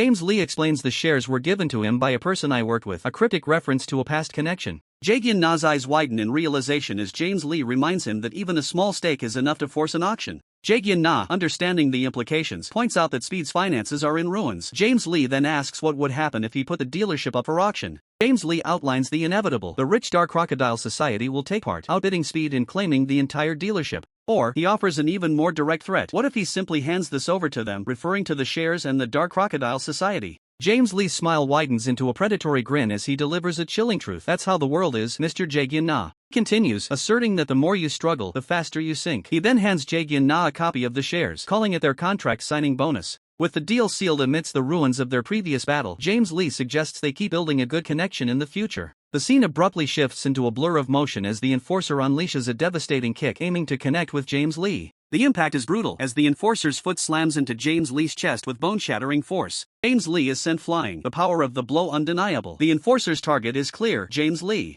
The Enforcer's gaze hardens, revealing his true motivation. The Dark Crocodile Society wasn't the sole catalyst for his growth. James Lee himself fueled his desire for strength. Mid-air, the Enforcer executes a rapid follow-up, another powerful kick connecting with James Lee. James Lee crashes to the ground, blood splattering, his face a mask of pain and shock. A heavy foot descends, landing with an ominous thud beside James Lee. The Enforcer prepares for a finishing blow, asking James Lee if he wanted to see the complete technique. A stark silhouette reveals the devastating death kick in its full, terrifying glory, aimed at James Lee. James Lee, battered but defiant, acknowledges the Enforcer's success, stating, "So I did it." The Enforcer delivers another brutal strike, sending James Lee reeling once more. Despite the relentless beating, a twisted, bloodied smile appears on James Lee's face, a chilling sight. He looks up, the smile unwavering, a testament to his resilience or perhaps a descent into madness. As he falls, James Lee mocks the Enforcer, suggesting he must have looked real easy to him. A massive explosion erupts, tearing through the structure and sending debris flying in all directions, a testament to the fight's ferocity. The Enforcer surveys the devastation, acknowledging James Lee's destructive capabilities and admitting he's definitely shot. Enforcer stands victorious over the defeated James Lee, admitting the fight was far more dangerous than anticipated. Surveying the ruined landscape, the Enforcer acknowledges James Lee's immense strength, then remarks on the irony of making such a powerful individual work like a dog this whole time. James Lee, barely conscious and drenched in blood, looks up at Jae-gyun-na, asking, "Can I change my mind again?" His eyes, though bloodshot, show a flicker of surrender as he offers to relinquish his shares of the used car dealership. A memory flashes, James Lee, smug in sunglasses, and Jae-gyun-na holding the shares, highlighting the twisted history of their negotiation. The Enforcer turns his back, stating he knows those shares are probably more precious to you than your life. Yet, with cold indifference, he declares that those shares mean nothing to him. Glances back with a faint, unsettling smile, revealing that he'll spare James Lee's life even though he had intended to kill him. The Enforcer's foot presses down on the shattered ground, a stark internal monologue echoing his grim resolve. There's nothing more miserable than a person who charges, ready to die, but then he can't die. He walks away from the prone, bloodied form of James Lee, his unsettling smile widening. That way, it'll be more painful. James Lee lies defeated, blood streaking his face. He internally grapples with the realization that devastating blow wasn't mere mastery. His mind races, the memory of the attack replaying. Yeah, just now, that was The scene shifts dramatically to a grand, isolated house perched majestically amidst a sprawling mountain range, a stark contrast to the brutal battleground. Inside, a tattooed figure with glasses delivers the first update, stating, "First report." He continues, detailing the shifting power dynamics. Speed unified Incheon with Kim Gimyeon's help, and the other kings are revolting against us. The focus shifts to a powerful, imposing figure, identified as Kim Kitae, whose face remains hidden as he reclines, surrounded by several women. Second report arrives, delivered to the hidden Kim Kitae. James Lee contacted us. The report specifies the contact, a king that James Lee did a favor for, the king of Jeollado, is coming here. The third report follows, a woman in the bed relaying the message. James Lee sent a message. The message's content is revealed. He asked for the progress on the promise. A question hangs in the air. Promise? Tattooed man with glasses recalls the specifics when he asked to get rid of those people in the photo. He then remembers, right. Kim Kitae-nim's face, now partially revealed, hardens with resolve. I gotta kill them now. Meanwhile, two other figures share a sense of unease. I have a bad feeling, one states. Me too, the other concurs. Man in the suit voices his growing apprehension. I have a weird feeling. I can't predict Kim Kitae-nim's future movements at all. His companion, the man with black hair, sighs. I wish we had someone who could plan. He admits, yeah, we're both definitely not talented strategists. Despite their concerns, they decide to bide their time. Let's wait, one says. We've gotten pretty strong, the other adds, a hint of confidence in his voice. They reflect on their growing strength, recalling the new talented people from Incheon who have joined them. Kim Kitae-nim won't be able to look down on us, they declare, a challenge in their words. One of the strategists acknowledges their assets. We definitely have skilled fighters, but quickly adds, but it's still not enough. Flashbacks depict Kim Kitae-nim's brutal power. Kim Kitae-nim was unimaginably strong in Busan. The implication is clear. We're gonna keep needing more people to fight with us. The man with black hair ponders. Do you have someone decent in mind? He then resolves, we gotta give it a shot. Elsewhere, two imposing figures survey a scene from above, one musing, if only we could get more help. The intimidating duo confronts someone. Fuck, so what? One snarls, you don't have money? The other demands, their faces contorted in anger. Terrified student, cornered, stammers, I really don't. He desperately adds, no one carries cash these days. The intimidating men exchange a look, one smirking, is that so? The other laments, improvising is really hard with Dooley gone. Suddenly, a new voice cuts through the tension. There's still idiots who extort others for money? The intimidating men turn, surprised. What? New figures, two sharp-eyed men in tracksuits, confront them. Aren't you tired of this? One asks. The other group recognizes one, Zach. The intimidating men try to explain, you're misunderstanding. We're not actually extorting them. But the tracksuit-clad man cuts them off. We've been looking for you for a while. The tracksuit men declare their purpose. We need talented people. The intimidating men, confused, repeat, talented people? One of the intimidating men turns, a realization dawning on him. I see. You're finally here to scout us? His companion, however, is abruptly interrupted. Ha! He exclaims, then erupts in fury. Which bastard dares interrupt this historic moment? His face contorted, he rages, I'm about to join Allied. His companion simply agrees. Yeah. The tracksuit-clad man, ignoring the outburst, calmly addresses someone off-panel. Long time no see. Been doing good? New, imposing figure steps into view. A young man in a school uniform, radiating an aura of quiet power. He is known as God Dog. The young man corrects the assumption with a serious gaze. I'm not God Dog. I'm Johan Song. Johan Song's gaze hardens, a confident smirk playing on his lips. He challenges his opponent, asking what they were saying about talent. Johan Song turns his attention to two terrified students, reassuring them that they are safe and can leave. They quickly agree and begin to retreat. Zach, a formidable figure, confronts a group of thugs, ordering them to stop extorting money from younger students and go home. The thugs, intimidated by Zach, immediately comply. Two students, now safe, call out to Zach, promising to wait for him at the cafe. Zach responds with a simple, firm okay. Zach's companion questions him about the students who just left. Zach casually replies that they are some guys he studies with. Zach's companion's eyes widen in disbelief. He exclaims, astonished, that Johan Song now has friends, a stark contrast to his past reputation. Zach smirks, recalling the past reputation of God Dog as a loner. He clarifies that he is not that person anymore. Johan Song speaks, explaining that he now has a good reputation at school and everyone is helping him live a normal life. Johan Song beams, thanking his companions for everything, acknowledging that they are the reason he found happiness. Zach and his companion smile, glad to hear of Johan Song's newfound happiness, but then Zach questions why he is truly there. The recruiter looks surprised, repeating the earlier statement about talent and asking why they came for him. Two characters are seen riding a bicycle. One explains that they need talented fighters to confront Kitae Kim, implying they want to recruit Johan Song into their alliance. One of the characters expresses doubt, asking if their plan will actually work out. The other confidently tells him to just trust me. A character with a determined expression states that they have done so much for Johan Song, believing that any decent human would want to help them in return. Johan Song calls out to Zach, his expression uncertain, sensing the hidden agenda. Zach turns his back, a moment of internal conflict visible as he ponders whether he should recklessly ruin Johan Song's hard-won happiness. Zach's companion addresses him, telling him to just do what you want, giving him freedom in his decision. A close-up on Johan Song's eye reveals a dismissive scoff at the concept of talent, declaring it to be nothing. Zach's companion smiles broadly, stating he only came to tell them to keep in touch. Zach and his companion express concern, noting that Johan Song never texts or calls, making them wonder if he's even alive. They add that Zach is genuinely worried about him. Johan Song smiles, promising to keep in touch from now on, admitting he didn't expect them to come just for that. A flicker of dark determination passes through Johan Song's gaze, hinting at a deeper, hidden resolve. Johan Song faces the recruiter, a subtle glitch effect surrounding him, suggesting an awakening or a shift in his presence. Johan Song's mouth forms a knowing smile as he is asked if he has awakened it. He feigns ignorance, asking what they mean. The two companions announce their departure, stating they've confirmed he's alive, which is enough. They warn him to text them, or they'll be back. Johan Song smiles genuinely, wishing them to stay happy and thanking them for their visit. A close-up on Johan Song's eyes, now devoid of a smile, reveals a cold, calculating intensity beneath his calm exterior. A chilling thought bubble appears. Finally, I found you, as Johan Song's expression hardens with renewed purpose. New, imposing figure, Johan Song, stands in the street, holding two dogs on leashes. The name God Dog appears above him, a title heavy with his past reputation. Two powerful first-generation fighters, Seongbobei and Hangyu, observe Johan Song. They comment on his appearance, questioning if this is truly the second-generation's top fighter. Hangyu's face fills the frame, his expression stern. He acknowledges the rumors of Johan Song's retirement but dismisses them, stating they don't care. Character with dark, messy hair leans in, his eyes narrowed. He begins to explain the situation, issuing a chilling warning not to feign ignorance unless they have a death wish. Two imposing figures stand, one covered in blood, as the narrative explains a new king of the underworld is about to be born, with Kitae Kim being the chosen one. However, Jae Kim also desires the position, but his faction lacks the strength to challenge Kitae Kim.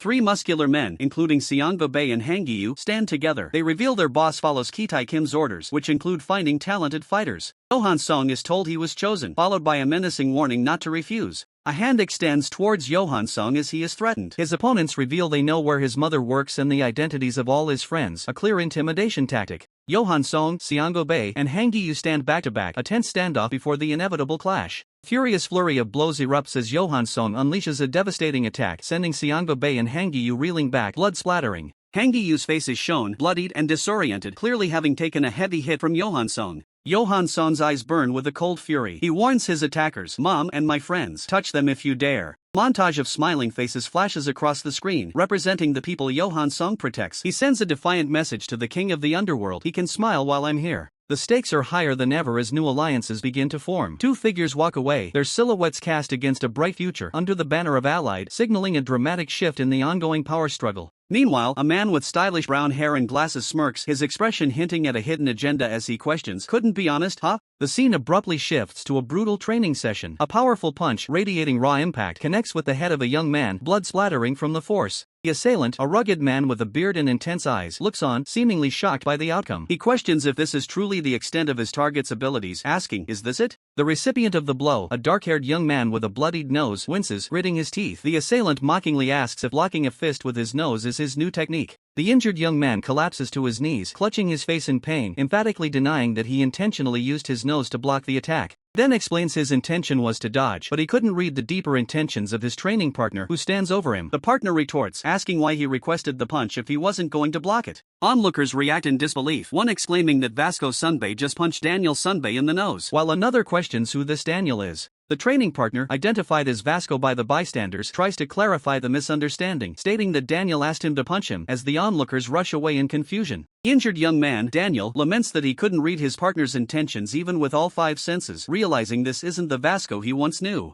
He reflects on his current predicament, where his original body could perform such feats, but his new one cannot, leaving him unable to seek advice from others. The vast, empty sky mirrors his internal struggle, a silent testament to the difficulty of his situation. Standing amidst the scattered leaves, the young man known as Daniel stares after the retreating figures, pondering the mystery of his new body and its limitations. The scene shifts to a pristine, futuristic boardroom where Yu Jae-seon, Mandiak, and another figure identified as Yuzeon gather. Yu Jae-seon remarks on how long it's been. Yu Jae-seon explains that the workers' organization was structured after Charles Choi's death, introducing Mandiak as the vice-chairman and Yuzeon as the VVIP. Yu Jae-seon, introduced as workers' chairman Eugene, smiles sinisterly as he notes the new year has long begun, yet they are only just meeting. Camera pans across the table, revealing the assembled affiliate bosses of the workers, all awaiting their chairman's directives. Yu Jae-seon calls upon the fourth affiliate, whose president, identified as Jin Jang, confidently replies, "All right, Jin Jiang reports on the fourth affiliate's MCN previously run by Alexander Huang, which was completely shut down after Daniel Park exposed its shady dealings. Then assures Yu Jae-seon that a new MCN has been established as ordered, promising to reform unfair contracts and operate in the shadows. Yu Jae-seon, with a calculating gaze, addresses Jin Jiang, acknowledging his rise from the bottom. Jin Jiang promptly affirms his dedication. Yu Jae-seon expresses great expectations for Jin Jiang, and trusting him with the care of the new fourth affiliate, his smile unsettling.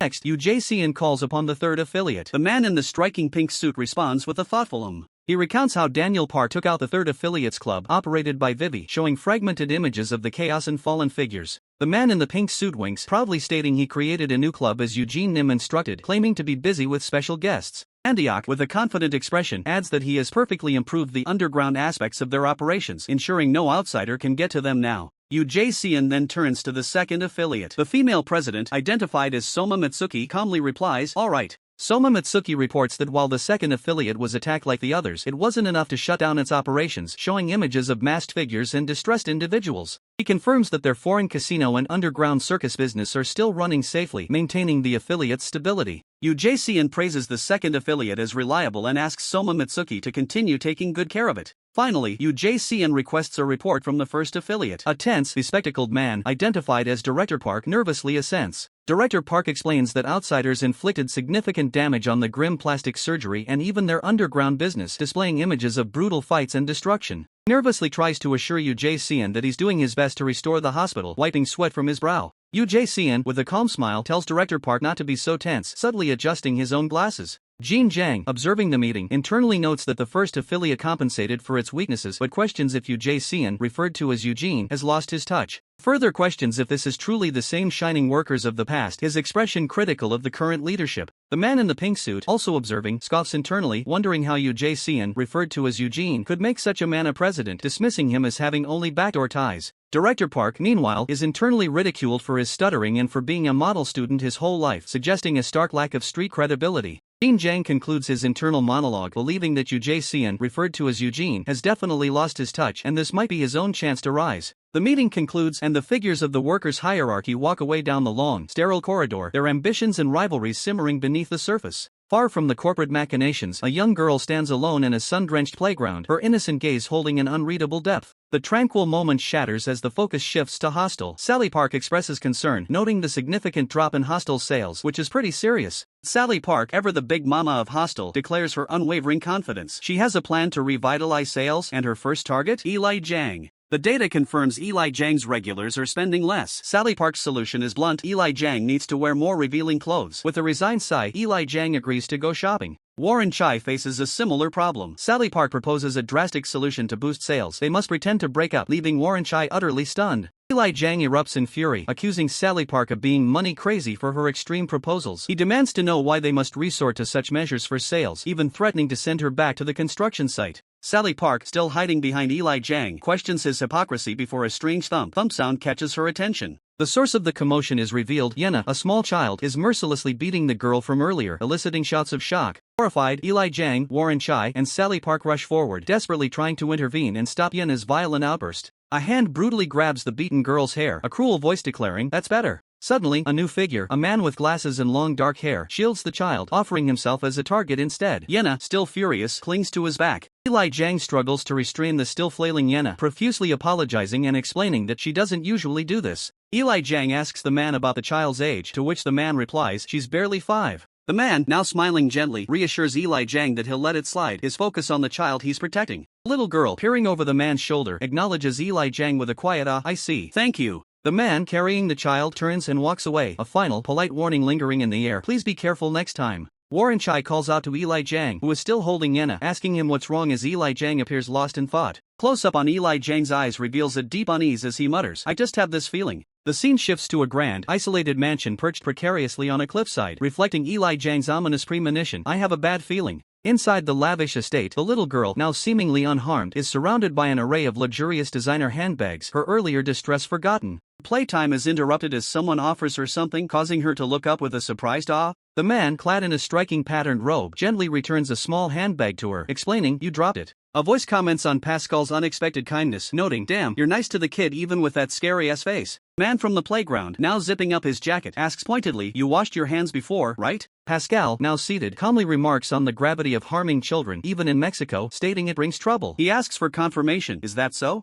The man in the jacket zips it fully, retorting with a challenging tone, "But I heard that's not the case for you." Pascal's expression darkens as he reveals a damning accusation from James Lee. James Lee said you kill even kids for money. A new, formidable figure emerges, introduced as the King of Jialadu, his muscular physique and strap knife radiating danger. The man with the ponytail, running a hand through his hair, responds with a chilling nonchalance, "If you know me that well, then this makes things real easy. Tell me who you want real dead. One guy or more. When and with what?" The answer is given in a stark photograph, revealing Lookism and James Lee. Chang Suo presses for details. One guy or more. When and with what? Chang Suo, the first-generation king of Jialadu, White Crow, smiles menacingly, confirming his dark profession. He then asks a chilling question. Killing the president is a no, yeah? Chang Suo's smirk widens, his question hanging heavy in the air, a testament to the depths of his capabilities. Pascal considers Chang Suo's proposition, finding the grim exchange pleasant and not all too bad. New, imposing figure, Isu Zhou, stands at attention, acknowledging an order with a crisp, "Understood, sir." Chang Suo kneels, gently addressing the little girl, Chunhee, telling her to go play with that uncle.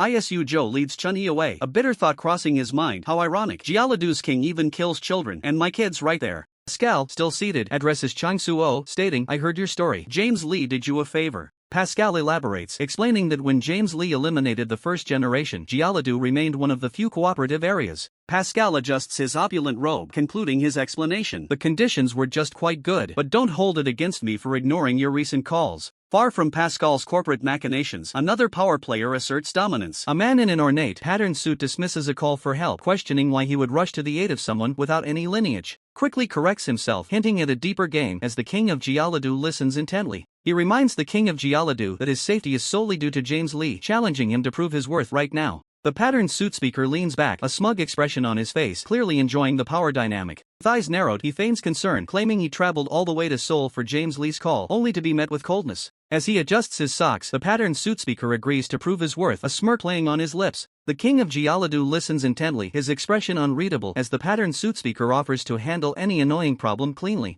Reiterates his readiness, a chilling confidence radiating from him. Meanwhile, the towering structure of the HNH Group stands as a silent witness to the city's undercurrents of power and intrigue. Inside, two men are engrossed in a rap competition, where a contestant named Du Pion performs. The Hatman, munching on popcorn, questions the name Du Pion almost mockingly. The enforcer, also snacking, reprimands him, stating that such name-calling belittles the rapper's profession. The Hatman retorts that he knows, but said it anyway, before lamenting that he can only see his friend, Du Pion, on screen due to a tight schedule. Then casually asks about James Lee, mentioning their last contact was in Busan. The enforcer clarifies they had a falling out after Busan and stopped talking. He admits he had been trying to find out what happened to James Lee since then. The rap battle concludes with Du Pion declared the winner, earning a substantial prize. The enforcer, with a serious gaze, challenges the Hatman, asking if he was truly called here just for this. Hatman, stirring his popcorn, reveals the true reason, to check if the enforcer was still in touch with James Lee. A shocking revelation drops. It seems James Lee killed Gaprion Kim. Enforcer looks stunned, asking for clarification on Gaprion Kim.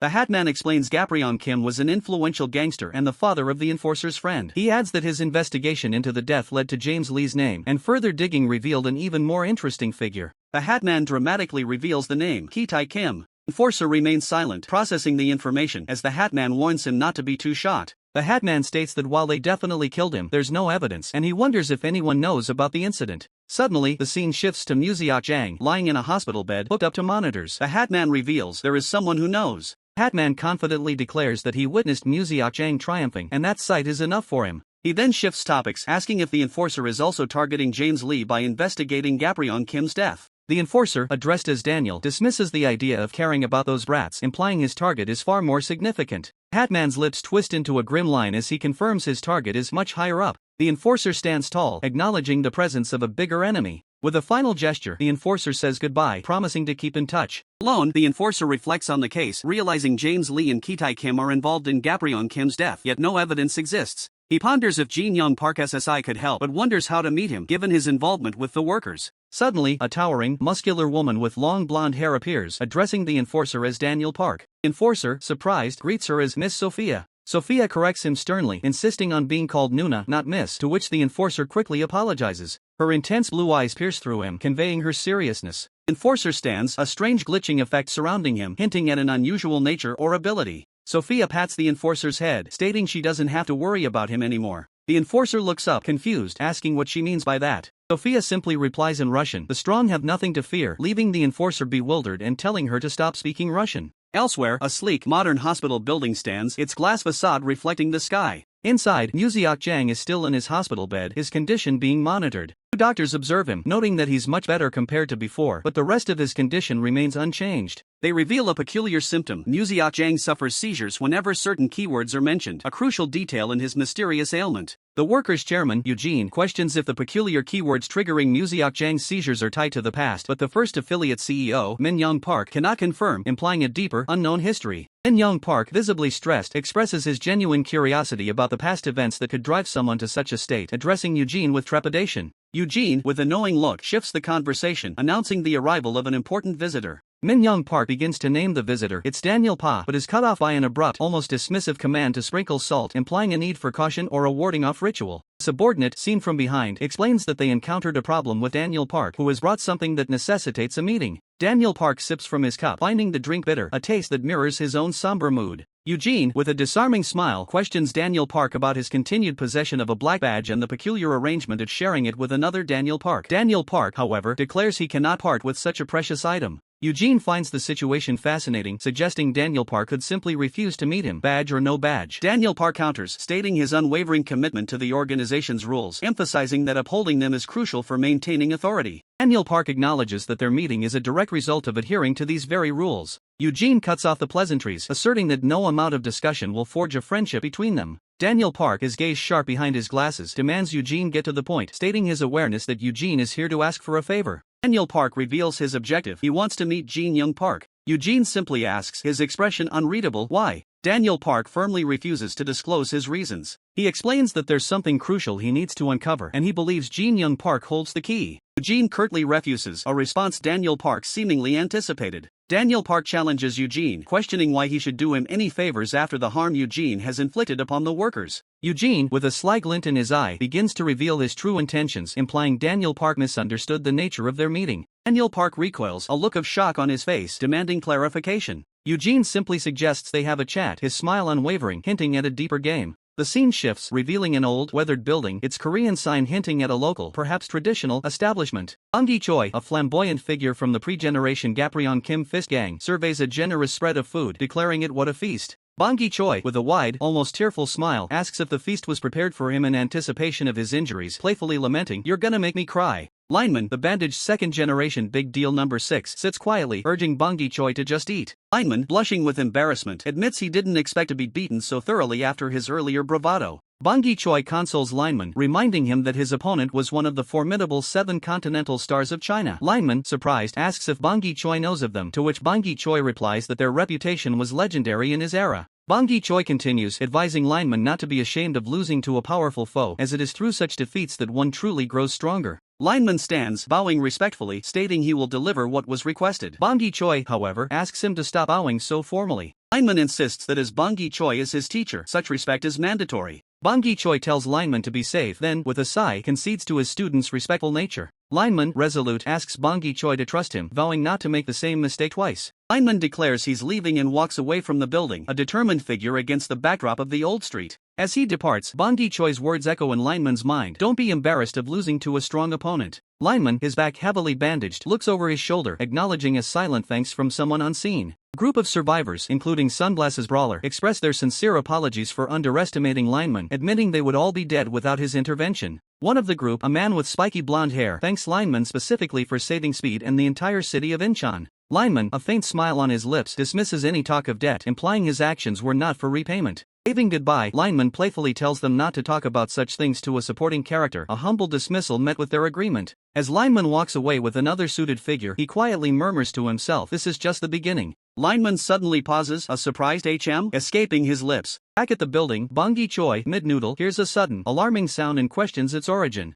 Annoyed, Bang Gi-choi mutters about a clumsy brat, wondering if someone has forgotten something once more. Elsewhere, a sophisticated suited observer, engrossed in a book, inquires about Jialadu's king, receiving the concise reply that he is useful. The suited observer remarks that he now understands why the king was continuously utilized, predicting his continued usefulness in future endeavors. Suited observer, his gaze sharp, presses the man before him, demanding to know when the targets from the provided photographs will be eliminated. A chilling smile spreads across the other man's face as he declares the operation has already begun right at this moment. An eccentric figure with long blonde hair and a floral hat appears, a wide, unsettling grin on his face, exclaiming a long-awaited reunion. This is Gentleman, a pre-generation former member of the Gaprion Kim Fist Gang, now impeccably dressed in a white suit, his presence commanding. Gentleman, spraying cologne, greets Chilbakon with a condescending tone, calling him a rascal. Chilbakon, kneeling and holding chopsticks, bitterly retorts that his boss severed his leg, then dismisses Gentleman's concern, telling him to remain seated due to his own poor condition. Gentleman surveys the cluttered room, filled with clothes and instant noodles, expressing disdain for Chilbakang's humble dwelling. Chilbakong continues his mockery, highlighting Gentleman's age and reliance on women before casually inquiring about his well-being. Gentleman, holding his shirt, throws back a jibe about Chilbakang's own lifestyle, then reveals a former acquaintance has passed away. Chilbakong, with a malicious grin, taunts Gentleman about his missing leg, questioning if he can still dance and suggesting his legs might grow back if he worked hard enough. Gentleman, continuing to spray cologne, thanks Chilbakong for the advice before revealing he knows Chilbakang's true name, Chilbakong. Chilbakong feigns ignorance. Chilbakong reflects on their long history of conflict, acknowledging their ill-fated rivalry. His expression turning fierce, Chilbakong declares his intention to settle their long-standing animosity today, leaving Gentleman startled. In a sudden, brutal assault, Chilbakong delivers a powerful, sweeping kick directly to Gentleman's face, sending him reeling. Gentleman's face, now bloodied and contorted in shock, crashes against the wall, the impact echoing through the room. Gentleman, despite the attack, holds his cologne bottle, mocking Chilbakong for getting old and falling victim to a surprise assault. Kneeling over the seemingly lifeless Chilbakong, Gentleman coldly sprays cologne, remarking on the ease of his demise. Gentleman justifies his actions, suggesting that helping a friend is the true essence of friendship, implying Chilbakang's death was a service to another. A man in a red and black tracksuit wipes his face, cursing the lingering scent of cologne that still clings to him. He expresses utter disgust, wondering how much of the fragrance the old guy could have possibly used. Gentleman, now on the phone, reflects on the recent event, stating he won't forget it. He reports to the caller that he is finished with his task, his tone calm and collected. Long-haired boss, seated with a knife pinning photos to a table, receives the confirmation Bungie Choi is dead. With a sarcastic smirk, the long-haired boss remarks on the swiftness of the betrayal, questioning the depth of their supposed friendship. He issues further instructions, telling the unseen recipient to be on standby as they are about to get busy. The knife impales a stack of photographs, visually confirming one target has been eliminated, leaving 3 remaining. One of the pinned photos reveals a familiar face, prompting a reflection on an unexpected reunion. Another photograph showing a man and a woman is presented, accompanied by a greeting to an old acquaintance. The knife is driven into the image, targeting the man, who is addressed by the formidable title Ultimate King. The knife remains impaled in the photograph, solidifying the target's identity as the Ultimate King. The image of the man and woman persists, a silent prelude to the next phase of the operation. Again, the knife plunges, marking the Ultimate King as the next objective. A little girl, Chunhee, interrupts the grim scene, calling out to her dad, her innocent presence a stark contrast to the surrounding violence.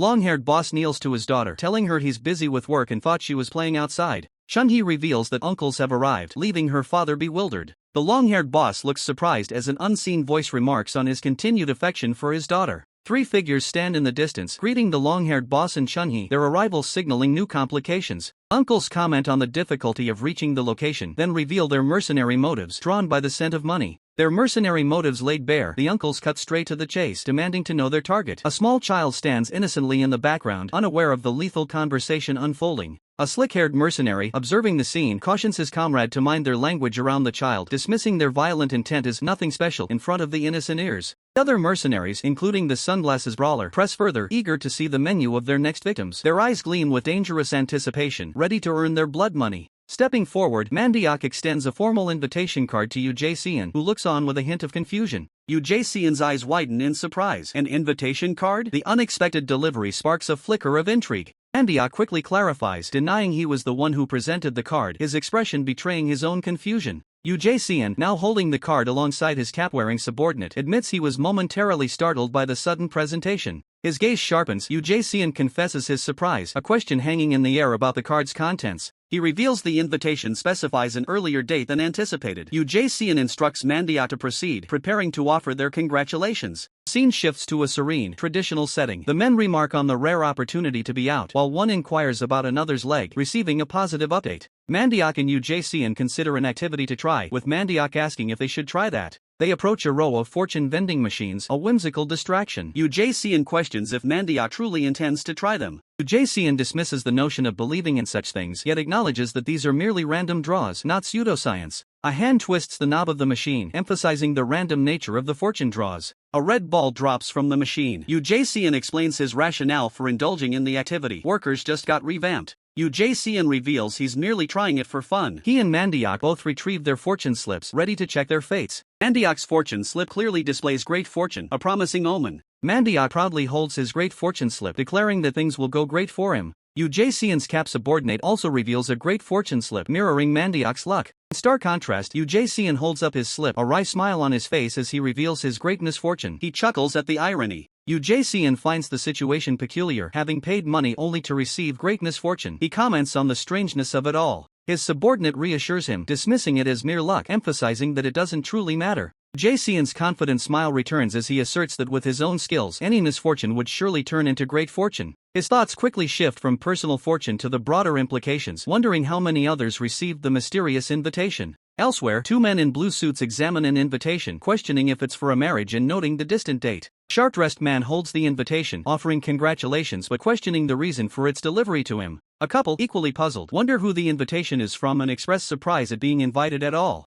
A tattooed man, casually reading, scoffs at the invitation, finding it ridiculous given their lack of closeness to the sender. A farm couple, in traditional attire, marvel at how the senders knew their remote location to deliver the invitation. A solitary desk man, immersed in his work, simply labels the sender a lunatic as he glances at the peculiar invitation. The ornate invitation card, with its delicate patterns and ribbon, lies on a surface, a silent harbinger of an unknown event. Tom Lee, pouring a drink, is addressed by his subordinate, who asks if something is troubling him. Tom Lee's subordinates express concern over his increased drinking, lightly joking about a past relationship that didn't work out. Tom Lee continues to pour, stating his drinking isn't about any woman but rather a pervasive feeling of unease. He sets down the bottle, his thoughts drifting to the mortality of his peers Gabriong and Charles Choi, lamenting his own aging body and diminished strength. His subordinates listen with growing apprehension as Tom Lee articulates a profound sense of pointlessness, sounding as if he's resigned to his own demise. Tom Lee's eyes narrow, confirming their fears. It is. His blunt admission elicits shock and disbelief from his companions. Gazing upwards with a heavy heart, Tom Lee reiterates his grim premonition, accepting that his time might indeed be near. His subordinates vehemently protest, reminding him of his crucial role in the White Tiger Job Center and how their livelihood depends on his formidable reputation. Tom Lee dismisses their worries, instructing them to simply declare him alive to secure jobs. He then demands to be left alone, urging them to take the invitation and depart. Across town, Kuroda Ryuhei, holding the same invitation, ponders the identity of its sender, a subtle intrigue playing on his features. A faint smile graces Kuroda Ryuhei's face as he acknowledges the diligent work in distributing the wedding invitations, a task nearing completion.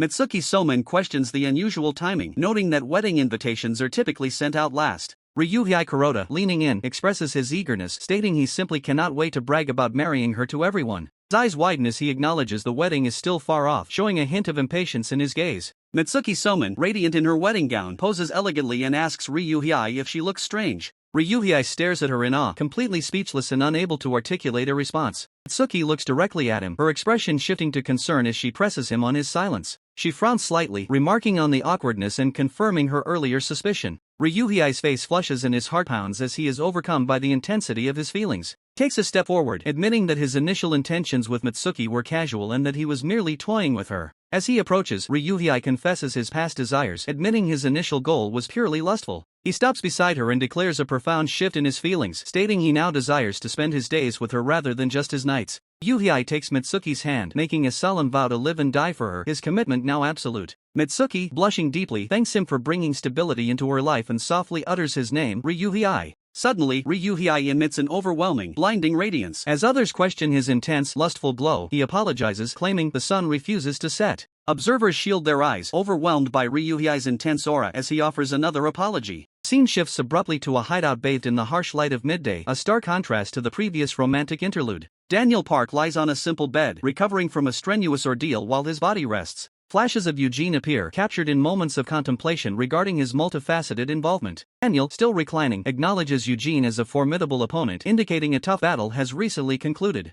A grave secret is discussed. James Lee and Jae-tae Kim are responsible for Gaprion Kim's murder, a truth too heavy to keep silent. From the driver's seat, his companion inquires about Daniel Park's current condition, checking in on his well-being. Daniel, on the phone, admits movement is difficult but assures him that he is steadily recovering. The driver expresses concern for Lightning Choi, who isn't answering any calls. Daniel, with a serious expression, prepares to discuss a difficult and important topic. Revelation is processed. James Lee and Kitae Kim were the ones who murdered Gaprion Kim. His companion is shocked by the information, acknowledging the weight of such a heavy truth. Daniel reveals that an ally discovered the connection between James Lee, Kitae Kim, and Gaprion Kim's death despite the lack of concrete evidence. His eyes narrow with certainty. Daniel knows his informant wouldn't speak without conviction, prompting him to seek out Jin Young Park for answers. Jin Young Park is seen in a disheveled state, slumped on the floor amidst scattered items. The driver confirms Jin Young Park's association with the workers, implying a previous missed opportunity to meet him. Daniel, however, views this development as a positive strategic opportunity. His companion's face hardens with resolve, understanding this is a prime chance to target Kitae Kim and James Lee. Eugene observes Jin Young Park, who is hooked up to medical equipment, and wonders about the next move. Eugene's gaze remains fixed on Jin Young Park, his thoughts clearly preoccupied.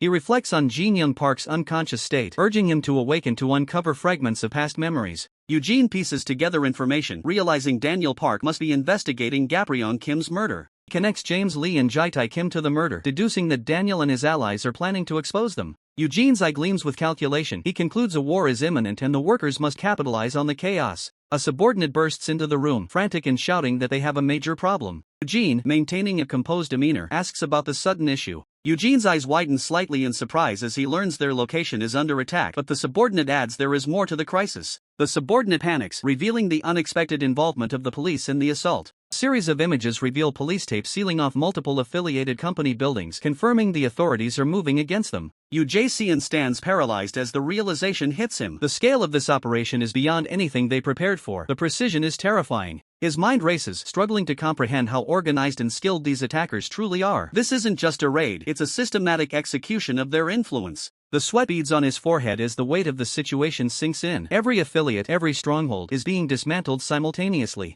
Clutches his phone, the only lifeline left in a crumbling empire, as he waits for a response from the man at the center of the storm. In a stark contrast to the chaos outside, James Lee remains unnervingly calm, pouring a cup of coffee with the steady hand of a predator. He acknowledges the chaos with a cold, detached remark, noting that he was just thinking about the person on the other end of the line. James Lee's voice is smooth, devoid of any panic. He recognizes the efficiency of the move, admitting that his opponent is surprisingly quick. He muses on the use of government authority to launch this attack, concluding that Daniel Park alone could never have orchestrated something this sophisticated. Images of the ongoing crackdown flash by police lines, arrests, and the calculated movements of those working in the shadows to exploit weaknesses. JCN's voice trembles as he questions the betrayal, reminding James Lee of the decent relationship they supposedly shared. James Lee pauses, his silhouette framed against the morning light. He asks with a mocking edge if UJCN is truly sure about that relationship. He clarifies that his actions aren't driven by some grand, noble reason. It's much simpler and far more ruthless than that. It all comes back to a certain she and a past incident that remains an uncomfortable thorn in their side.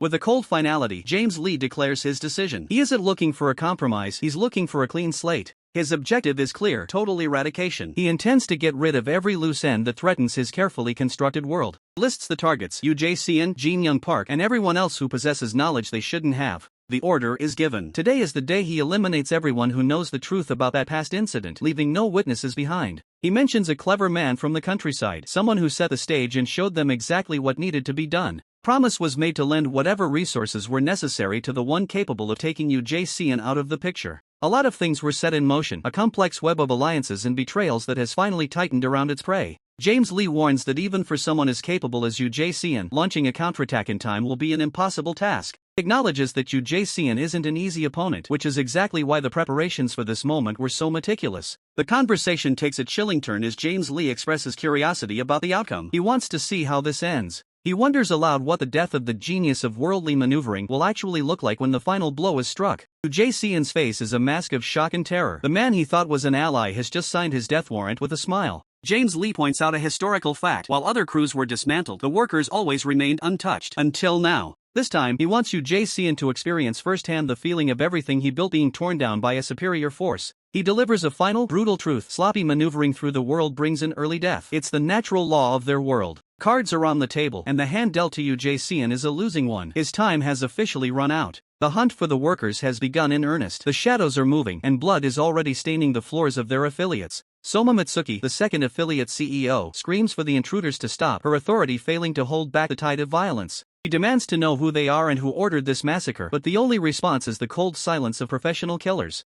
The attackers look on with grim indifference. To them, she is just another obstacle to be cleared on their way to the target. The second affiliate executive, Katsuzawa Akira, steps forward to intervene, but he is met with a devastating counterattack that sends him reeling. Katsuzawa Akira crashes to the ground, his body convulsing from the sheer force of the blow. Above him, two figures from the attacking faction loom, one sneering, "Who's this brat?" The other mocks, "Why is he so weak?" Bloodied and defeated, Katsuzawa Akira lies helpless, his mind racing. He barely registers the pain, consumed by the shock of his swift downfall. He couldn't even react to the attack. A chilling realization dawns upon the defeated. The shadowy figures, a collective of the first-generation Paiyu and Pohang factions, reveal themselves as the architects of this brutal assault. Amidst the chaos, Soma Mitsuki, a fierce combatant, delivers a devastating blow, sending an opponent reeling. Her attack is precise and ruthless. Soma Mitsuki, now kneeling, her long dark hair cascading forward, addresses a fallen figure. She confirms the target's identity as the workers' second affiliate president. With a hand gripping her throat, Soma Mitsuki struggles, blood staining her lips. Her attacker coldly states that he bears no ill will, merely following orders. Three bloodied and lifeless bodies lie sprawled on the ground, a grim testament to the ongoing slaughter. The attacker continues to taunt Soma Mitsuki, offering to reveal the nature of their deadly command. Muscular assailant tightens his grip on Soma Mitsuki's throat, his voice devoid of mercy as he declares the brutal order: eliminate workers. He further explains that the higher-ups will bear all responsibility, having authorized them to use any means necessary to achieve their objective. The attacker's gaze lingers on Soma Mitsuki, a sinister smirk twisting his lips as he remarks on her amazing body.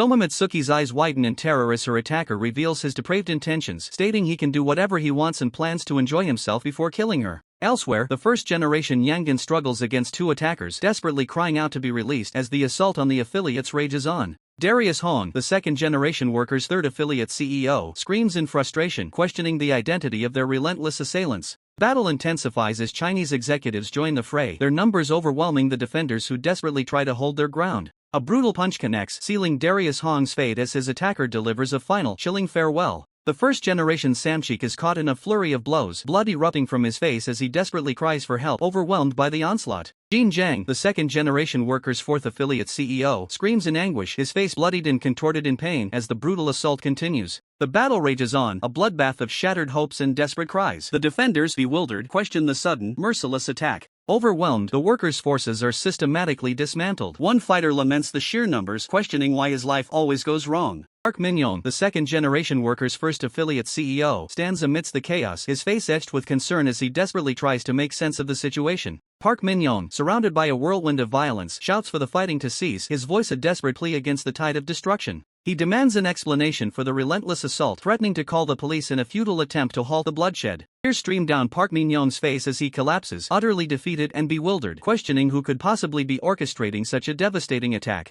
Meanwhile, the true mastermind behind the coordinated attacks reclines in a luxurious setting, his expression smug as he muses on the identity of the orchestrator. The mastermind receives an update, confirming the swift progression of his plan. The elimination of all affiliates is expected within the hour. With a satisfied smirk, the mastermind acknowledges the success of the operation, confirming that all affiliates will be eliminated within the projected timeframe. He inquires about any unforeseen variables, and the response identifies Tom Lee as the only potential complication. A flashback reveals that the workers and the White Tiger Job Center have allied for a common goal, a formidable force that could pose a significant threat. Mastermind acknowledges the potential hassle if Tom Lee were to intervene but confirms that the powerful fighter has yet to make a move. Yu Jae-seon, blindfolded and in a police vest, reveals his strategic alliance with James Lee, emphasizing that brute force is not the only form of strength. A bewildered Tom Lee stands with his hands raised, realizing he is completely immobilized, a voiceover confirming his inability to move. Tom Lee expresses his fury, lamenting that he was rudely awakened from his sleep by this sudden predicament. An overhead shot reveals Tom Lee's office swarming with National Tax Service agents conducting a sudden and inexplicable tax investigation. His frustration mounts as his accountant remains unreachable, deepening his suspicion about the sudden, orchestrated nature of the investigation. Three stern-faced police officers stand guard as Tom Lee's internal monologue expresses his feeling that he's been wronged and the distinct scent of foul play. Tom Lee's eyes narrow in fierce determination, his face contorted in anger as he confronts the officials, accusing them of scheming something more sinister. The mastermind, calmly smoking, confirms that Tom Lee is effectively neutralized, leaving the workers without any external aid. In a hospital room, Eugene, surrounded by attackers, faces his impending doom, a lonely death orchestrated by unseen forces. A desperate cry rings out, warning the HNH chairman of the imminent danger, urging him to flee. Yu Jae-seon, still on the phone, is now surrounded by knife-wielding attackers, his command to run, a desperate plea as the assault closes in. Attackers descend upon Jae, delivering a brutal blow that sends him reeling, blood splattering as he is overwhelmed. Jae collapses, his form crumpled and defeated as the brutal assault concludes. Blood stains his pristine white suit, a stark testament to the overwhelming force he just faced. He is down, but not out. Meanwhile, far from the chaos, a new player emerges. Yuzeon, identified as a VVIP of the second-generation workers, calmly sips from a cup, his expression unreadable as he acknowledges a directive from James Lee. Flashback or internal thought reveals Jae's earlier, confident assessment. The workers seem like an easy opponent. Irony drips as he stands amidst fallen foes, a chilling premonition of his own current predicament. A close-up on a speaker's face, likely from Jae's perspective, challenges him. The voice asks if he can handle the consequences of knowing a certain incident, a clear threat veiled in a question. Another voice, confident and menacing, issues a chilling warning: fail to eliminate them today, and the hunter becomes the hunted. The stakes are impossibly high, a life-or-death gamble. Back in the present, Jae struggles to rise, his body battered and bleeding. He defiantly declares his ability to endure, his resolve unbroken despite the pain. His hand reaches for a hidden phone, a symbol of his desperate plan. He vows to endure and survive, driven by a fierce desire for retribution. Jae, his gaze sharp and determined, tucks the device away. He will live to strike back, no matter the cost. His atonement is not yet complete. Elsewhere, two figures, one bloodied and wide-eyed, stare in disbelief. They recognize a new, terrifying force. One admits he hadn't intended to reveal this yet. Terror grips them as their eyes widen in pure shock. A single thought echoes: what the hell? Emerging from the shadows, a group of imposing figures in black suits and glowing, featureless masks appear. Their synchronized presence demands a single, fearful question: who are these guys? A man desperately clutches a woman, both trapped in a dire situation, their faces contorted in fear. The scene screams: what the hell is going on? A single drop of liquid splashes onto a polished surface, scattering light and revealing playing cards. A moment of eerie calm before the storm. A striking red cherry blossom symbol, entwined with a serpent, emblazons a back. This emblem marks a new, formidable presence. The man bearing the symbol, Kuroda Ryuhei, the second-generation #1 affiliate leader, stands tall in a blood-splattered white coat, surveying the chaos he has wrought. He is the architect of this new scene of destruction. The man holding the woman, reeling from the sudden appearance, questions Kuroda Ryuhei's abrupt arrival, his face a mix of shock and defiance. Kuroda Ryuhei delivers a devastating blow, a fist connecting with brutal force, sending blood spraying. The impact is visceral and immediate. Another swift, powerful kick from Kuroda Ryuhei sends an opponent flying through the air, their body a mere projectile against his overwhelming strength. The woman, now injured and bleeding, offers a pained apology, her voice laced with regret amidst the violence. Kuroda Ryuhei, his blonde hair stark against the red backdrop, declares the woman taken, his words a possessive challenge as he prepares for further combat. Kuroda Ryuhei unleashes a flurry of attacks, a whirlwind of fists and feet, as multiple targets converge. He is a force of nature, a primary objective for his enemies. A different fighter, possibly an ally of Kuroda Ryuhei, delivers a crushing blow, sending another opponent spiraling. The battle rages with relentless ferocity. Megami Kenta, the second affiliate executive, observes the fight with disdain, labeling his opponent foolish for being distracted in his presence. His cold demeanor promises further destruction. Another bone-shattering impact sends bodies flying, blood painting the air. The sheer power on display is terrifying. Sato Kazuma, another second affiliate executive, questions why his opponent is acting up when you are weak, his words cutting deeper than any physical blow. A group of onlookers expresses surprise at the formidable strength of these second affiliate executives, noting they are far more powerful than their intelligence suggested. Megami Kenta, lighting a cigarette, dismisses any comparison to past battles. He coldly states that their skills have not remained stagnant. The fallen figure of Katsuzawa Akari is shown, bloody and defeated. Megami Kenta remarks that his elimination was merely an act of natural selection, a chilling display of his ruthless philosophy. Megami Kenta's eyes narrow, a predatory glint in their depths. He taunts his opponent, asserting they were never truly considered strong. Despite being surrounded by a vast horde of enemies, Megami Kenta stands unfazed. Their sheer numbers are acknowledged, but he remains composed. With blinding speed and power, Megami Kenta unleashes a devastating attack, sending multiple opponents flying. His mastery of combat is absolute. The woman and Kuroda Ryuhei stare in utter shock, unable to comprehend the identity of these new, terrifying combatants. The masked figures, now clearly identified as the Black Workers, stand menacingly, their glowing symbols a chilling beacon of their presence.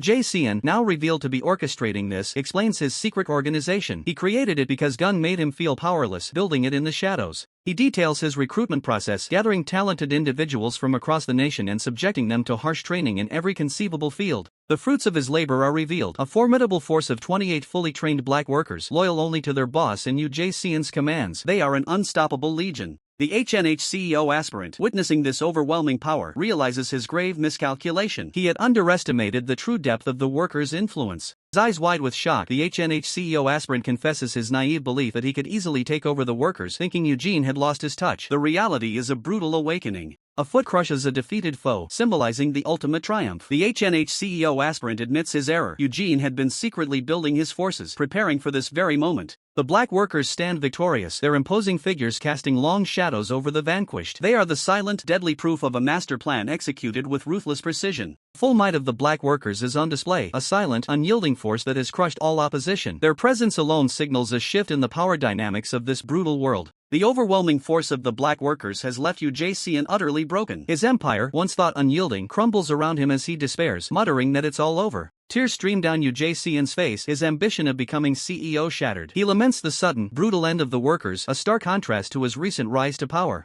As UJCN cries out for help, a new, heavy presence is felt. A black sneaker steps into view, signaling an unexpected arrival, a potential shift in the grim atmosphere. Three imposing figures, muscular and stern, emerge from the shadows. Their silent arrival raises questions, their presence alone suggesting a new, formidable power has entered the fray. UJCN, despite his despair, is still attempting to make sense of the chaos. On the phone, he ponders the true architect behind the black workers' devastating power. A powerful silhouette strides confidently down a lavish hallway. The individual declares their identity, a dramatic reveal of the true force behind the black workers' training. Mandiak, the second-generation workers' vice chairman and black workers' boss, reports with calm authority. He confirms the deployment of his elite forces to every affiliate. With chilling confidence, Mandiak boasts that his forces will eliminate the first generation within the hour, a testament to the black workers' brutal efficiency and his unwavering conviction. Surrounded by his subordinates, Mandiak asserts his absolute capability. He declares his intention to single-handedly clear the first floor, showcasing his immense self-assurance. Mandiak's gaze is sharp, his resolve unyielding. He pledges to swiftly neutralize all opposition and ascend to join his superior, his focus laser-sharp on the mission ahead. Suddenly, the tides turn. A subordinate frantically reports a critical problem. Mandiak's forces are under attack by unexpected new opponents, disrupting their flawless advance. A high-ranking figure, seemingly unperturbed, receives the urgent news. His forces, deployed to various affiliates, are being systematically taken out by these new, powerful adversaries. With a slight smirk, the figure acknowledges the strength of the new opponents. He finds their unexpected resilience amusing, indicating his enjoyment of a challenging conflict. Another high-ranking antagonist, equally composed, echoes the sentiment. He finds no joy in an easy victory, relishing the prospect of a true test of strength. He further muses on the new opponents, acknowledging the immense struggle they endured to reach their current formidable position, hinting at the caliber of the incoming challenge. Amidst the high-stakes corporate maneuvering, a brutal attack unfolds. A combatant is violently kicked, blood splattering, showcasing the raw, unforgiving nature of the ongoing conflict. UJCN, still on the phone, urgently seeks guidance from the chairman. He demands to know the next strategic move in the rapidly escalating battle. The chairman's chilling response: he intends to awaken the beast. The mysterious declaration leaves UJCN stunned, hinting at a new, terrifying power about to be unleashed. Tom Lee, a figure of immense power, receives the shocking news. He confirms that the workers are indeed under attack, his surprise hinting at the unexpected scale of the counteroffensive. UJCN expresses his desire to help but reveals an unforeseen obstacle. He questions why he is unable to intervene, his frustration palpable. The reason for Tom Lee's inaction is revealed. He is currently under a tax investigation, a mundane but effective constraint preventing him from joining the brutal conflict. Tom Lee reflects on his current predicament, a rare moment of vulnerability. He laments his perceived powerlessness, contrasting it with his legendary strength of the past. His eyes, heavy with experience, acknowledge the changing times. He understands that a new era has dawned since Gaprion Kim's death, and the old ways may no longer hold sway. Before ending the call, UJCN insists on revealing a critical piece of information, a secret that could irrevocably alter the course of events. The bombshell drops: James Lee and Kai Kim were responsible for the death of Gaprion Kim, a revelation that exposes the true antagonists and their dark history. UJCN further reveals a chilling conspiracy. James Lee and Kai Kim are now planning to eliminate everyone who knows the truth, ensuring their secret remains buried. Photograph of a couple flashes across the screen as UJCN assures Tom Lee that he is not on the hit list, but a more personal threat looms. The devastating truth: Tom Lee's special person, Yeonwoo Kim, is the real target. The revelation hits hard, turning the abstract threat into a deeply personal crisis. The full extent of the antagonist's ruthlessness is laid bare. James Lee and Kai Kim not only killed Gaprion Kim, but they now intend to murder Yeonwoo Kim today. In a grand hall, Yeonwoo Kim stands, unaware she is surrounded by potential threats, the target of a deadly assassination plot set to unfold at any moment. Tom Lee's phone vibrates, a silent tremor through his powerful frame. The message confirms his worst fears, a desperate plea for help now echoing in his hands. The screen illuminates with a direct, heartbreaking message: Miss Kim Redheart, help me. Yeonwoo Kim's desperate plea ignites a firestorm within Tom Lee, shattering his composure. Before Tom Lee can react, the police from the White Tiger Job Center confront him, demanding his cooperation and reminding him of his ongoing legal entanglement. But the constraints of the law are no match for a legend's rage. Tom Lee explodes, violently dispatching the officers, his raw power unleashed in a torrent of furious blows. The remaining investigators recoil in shock, blood splattered across the floor. They realize the futility of their efforts as Tom Lee's unstoppable force is unleashed. Meanwhile, James Lee, the primary antagonist, remains perfectly composed, sipping from a cup, his detached demeanor a stark contrast to the chaos he has orchestrated. Beside him, Kai Kim, his equally calm accomplice, adjusts his cuff, both men exuding an aura of untouchable confidence, seemingly unfazed by the unfolding events. Pieces of the dark conspiracy finally click into place. The truth behind Gaprion Kim's death and the current threat to Yeon-woo Kim converge, forming a complete, horrifying picture. Yoo Jae-seon, with a chilling smile, reveals his manipulative intent. He openly challenges the antagonists, daring them to go wild as he unleashes Tom Lee's fury. The pre-generation Ultimate King, Tom Lee, is fully unleashed. His face contorts with unbridled rage, a primal roar escaping his lips as he hunts for James Lee and Kai Kim. With the beast awakened and the truth revealed, the stage is set for an epic, brutal confrontation. Tom Lee's rampage begins, promising a reckoning for those who dared to threaten Yeon-woo Kim. Tranquility of a solemn church stands in stark contrast to the brewing storm, a silent prelude to the chaos that has erupted.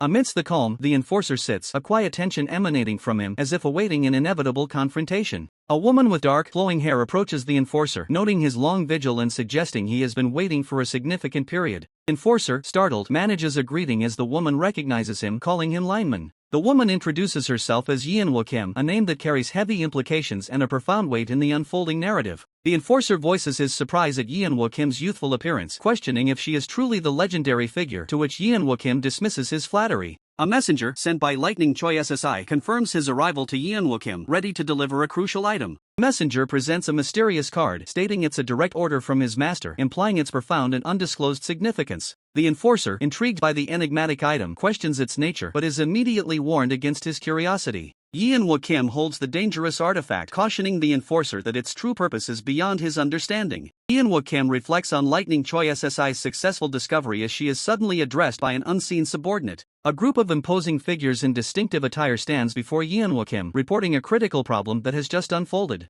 Yeon-woo Kim's subordinate reveals the arrival of a mysterious gang, prompting the enforcer to wonder if he was their target. Subordinate clarifies, revealing the mysterious gang is specifically after the enforcer, who reacts with shock and disbelief. James Lee, with an air of casual menace, suggests his target flee, adding a chilling remark about not making him sad. James Lee strides forward, his gaze fixed, challenging anyone who dares to escape his presence. Yeon-woo Kim's men recognize James Lee by a different name, Chilba-kong, expressing confusion and surprise at the revelation. James Lee, a smirk playing on his lips, denies the name Chilba-kong, even as his true identity as the gentleman of the pre-generation Gaprion Kim's fist gang is revealed. James Lee reflects on having the enforcer trailed, acknowledging his unwitting role as a guide to this hidden location. James Lee reveals his true intention, stating that the enforcer led him directly to Yeon-woo Kim, who has been in hiding all this time. Yeon-woo Kim, with a resigned smile, admits she anticipated being found, but not at this precise moment. Her expression hardens as Yeon-woo Kim confronts James Lee, acknowledging that his faction has finally made their move. The enforcer, fueled by a sense of responsibility, declares his intent to fight, asserting his capabilities despite his appearance. Yeon-woo Kim issues a shocking command to the enforcer: take a mysterious tape and flee when the battle erupts, leaving him stunned.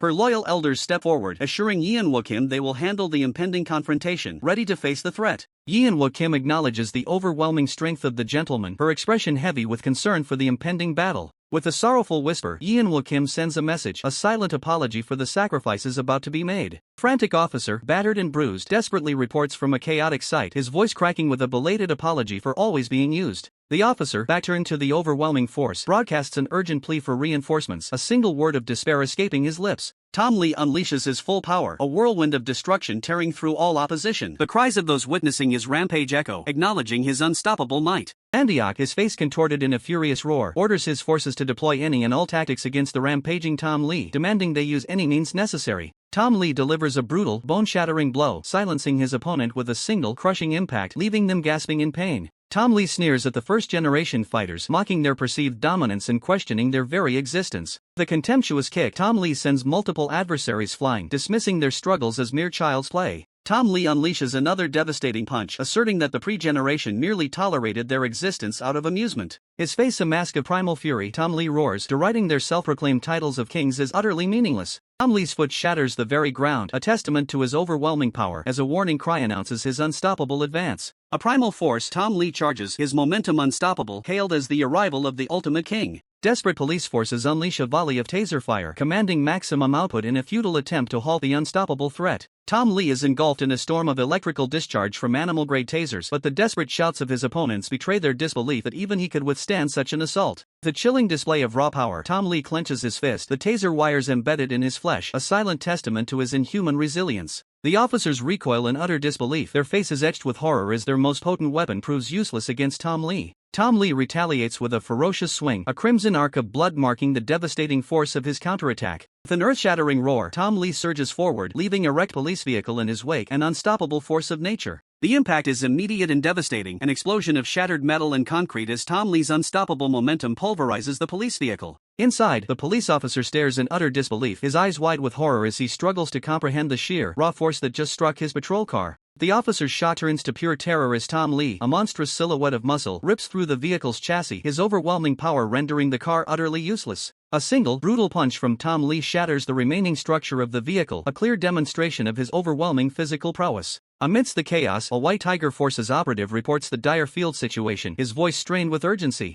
Lead combatants, even from the legendary First Generation, lie broken and defeated around him. They attempted to capture the berserker Tom Lee, but all their efforts were utterly pointless. Tom Lee stands alone, an unstoppable force amidst the devastation. The sheer power on display harkens back to the legends of the pre-generation, to the raw might of Gaprion Kim's fist gang. As a police car flees the scene, the narrator remarks that the ultimate king, Tom Lee, has clearly not aged a day in terms of his destructive capabilities. Meanwhile, far from the battlefield, the imposing Grace Plastic Surgery Tower stands tall, a beacon of a different kind of power. But even within its pristine walls, the aftermath of brutal combat is evident as a bloodied figure hunches over, surrounded by the echoes of impact. Solitary figure surveys the carnage, standing amidst a sea of defeated opponents, the scale of the fight leaving a lingering question mark in the air. The man with cornrows acknowledges the great work done by his team, yet offers a subtle apology for the collateral damage. UJCN, now in a clean white suit, reassures his subordinate, dismissing the need for an escort despite the dangerous situation surrounding the injured individual on the stretcher. Addressing UJCN as vice chairman, his subordinate warns that the situation is rapidly deteriorating. UJCN's contacts, including Police Commissioner Juncheol Young, are unresponsive. He states he expected opportunism from them, but not this level of betrayal. With the building's defenses compromised, UJCN orders preparations to move Jin Young Park SSI, acknowledging they can no longer guarantee his safety here. Convoy of ambulances and cars mobilizes, a desperate escape under the cover of night as UJCN commands them to move. The man with cornrows, amidst the frantic escape, asks for their destination, already knowing the grim answer: there's only one place left. UJCN confirms their only option, Workers HQ, a destination that clearly brings him no comfort. Acknowledges the risks, stating that while Workers HQ is far from ideal, the current circumstances leave them with absolutely no other choice. Knowing their enemies will naturally pursue, UJCN devises a tactic: spread out the convoy, making it appear he is in one of the decoy vehicles. This maneuver, he believes, will help reduce the number of enemy pursuers, thinning out their opposition. A frantic report comes in from a driver. Forces deployed to the first affiliate have been completely wiped out. Subordinate Chang Soo-onim urgently requests orders in the face of this devastating news. But Chang Soo-onim simply smiles, cryptically stating that things are just getting started, leaving his subordinate bewildered by the unsettling response. Elsewhere, a man in a vibrant pink suit, surrounded by masked figures, observes his surroundings, seemingly unconcerned by the escalating chaos. As they stride forward, the question is posed by one of the figures: is this the workers' third affiliate? With chilling certainty, the man in pink confirms they are in the correct location, ready for whatever comes next. The first-generation king of Yangon, Sung Woo-han, flanked by Ildo-man Ji-chun-ju, declares his intent to dispose of all who stand in their way. Chang Soo-onim muses on the kings, acknowledging their resilience but asserting their unique power, regretting that cooperation wasn't sought from the beginning. Another group arrives, questioning if this is the fourth affiliate, ready to engage in their own conflict. The masked figures confirm their arrival at the fourth affiliate, their silent presence adding to the ominous atmosphere. A trio of imposing figures, exuding confidence, casually asks their unseen opponents, "Where's your mom?" a taunt before the inevitable clash. Hang Di-yu and Seongo Bae, first-generation Samcheek fighters, berate their opponents for disrespecting their boss, their faces etched with aggression. First-generation king of Samcheek, Mugyeon Jang, dismisses their insolence, promising to send them back to their moms today with a menacing grin. A new group of sophisticated observers assesses the unfolding situation, noting that these combatants are far from ordinary locals, recognizing the power at play. The workers' second affiliate, known for their masked enforcers, is identified, and they are recognized as undoubtedly the strongest among the groups. It becomes clear why two teams were sent, as the first-generation king of Pohon, Museok Jang, stands alongside the first-generation king of Paju, Sion Choi, both radiating immense power. Iagon Young, first-generation Pohon No. 3, casually addresses his Paju counterpart, a hint of rivalry in his tone.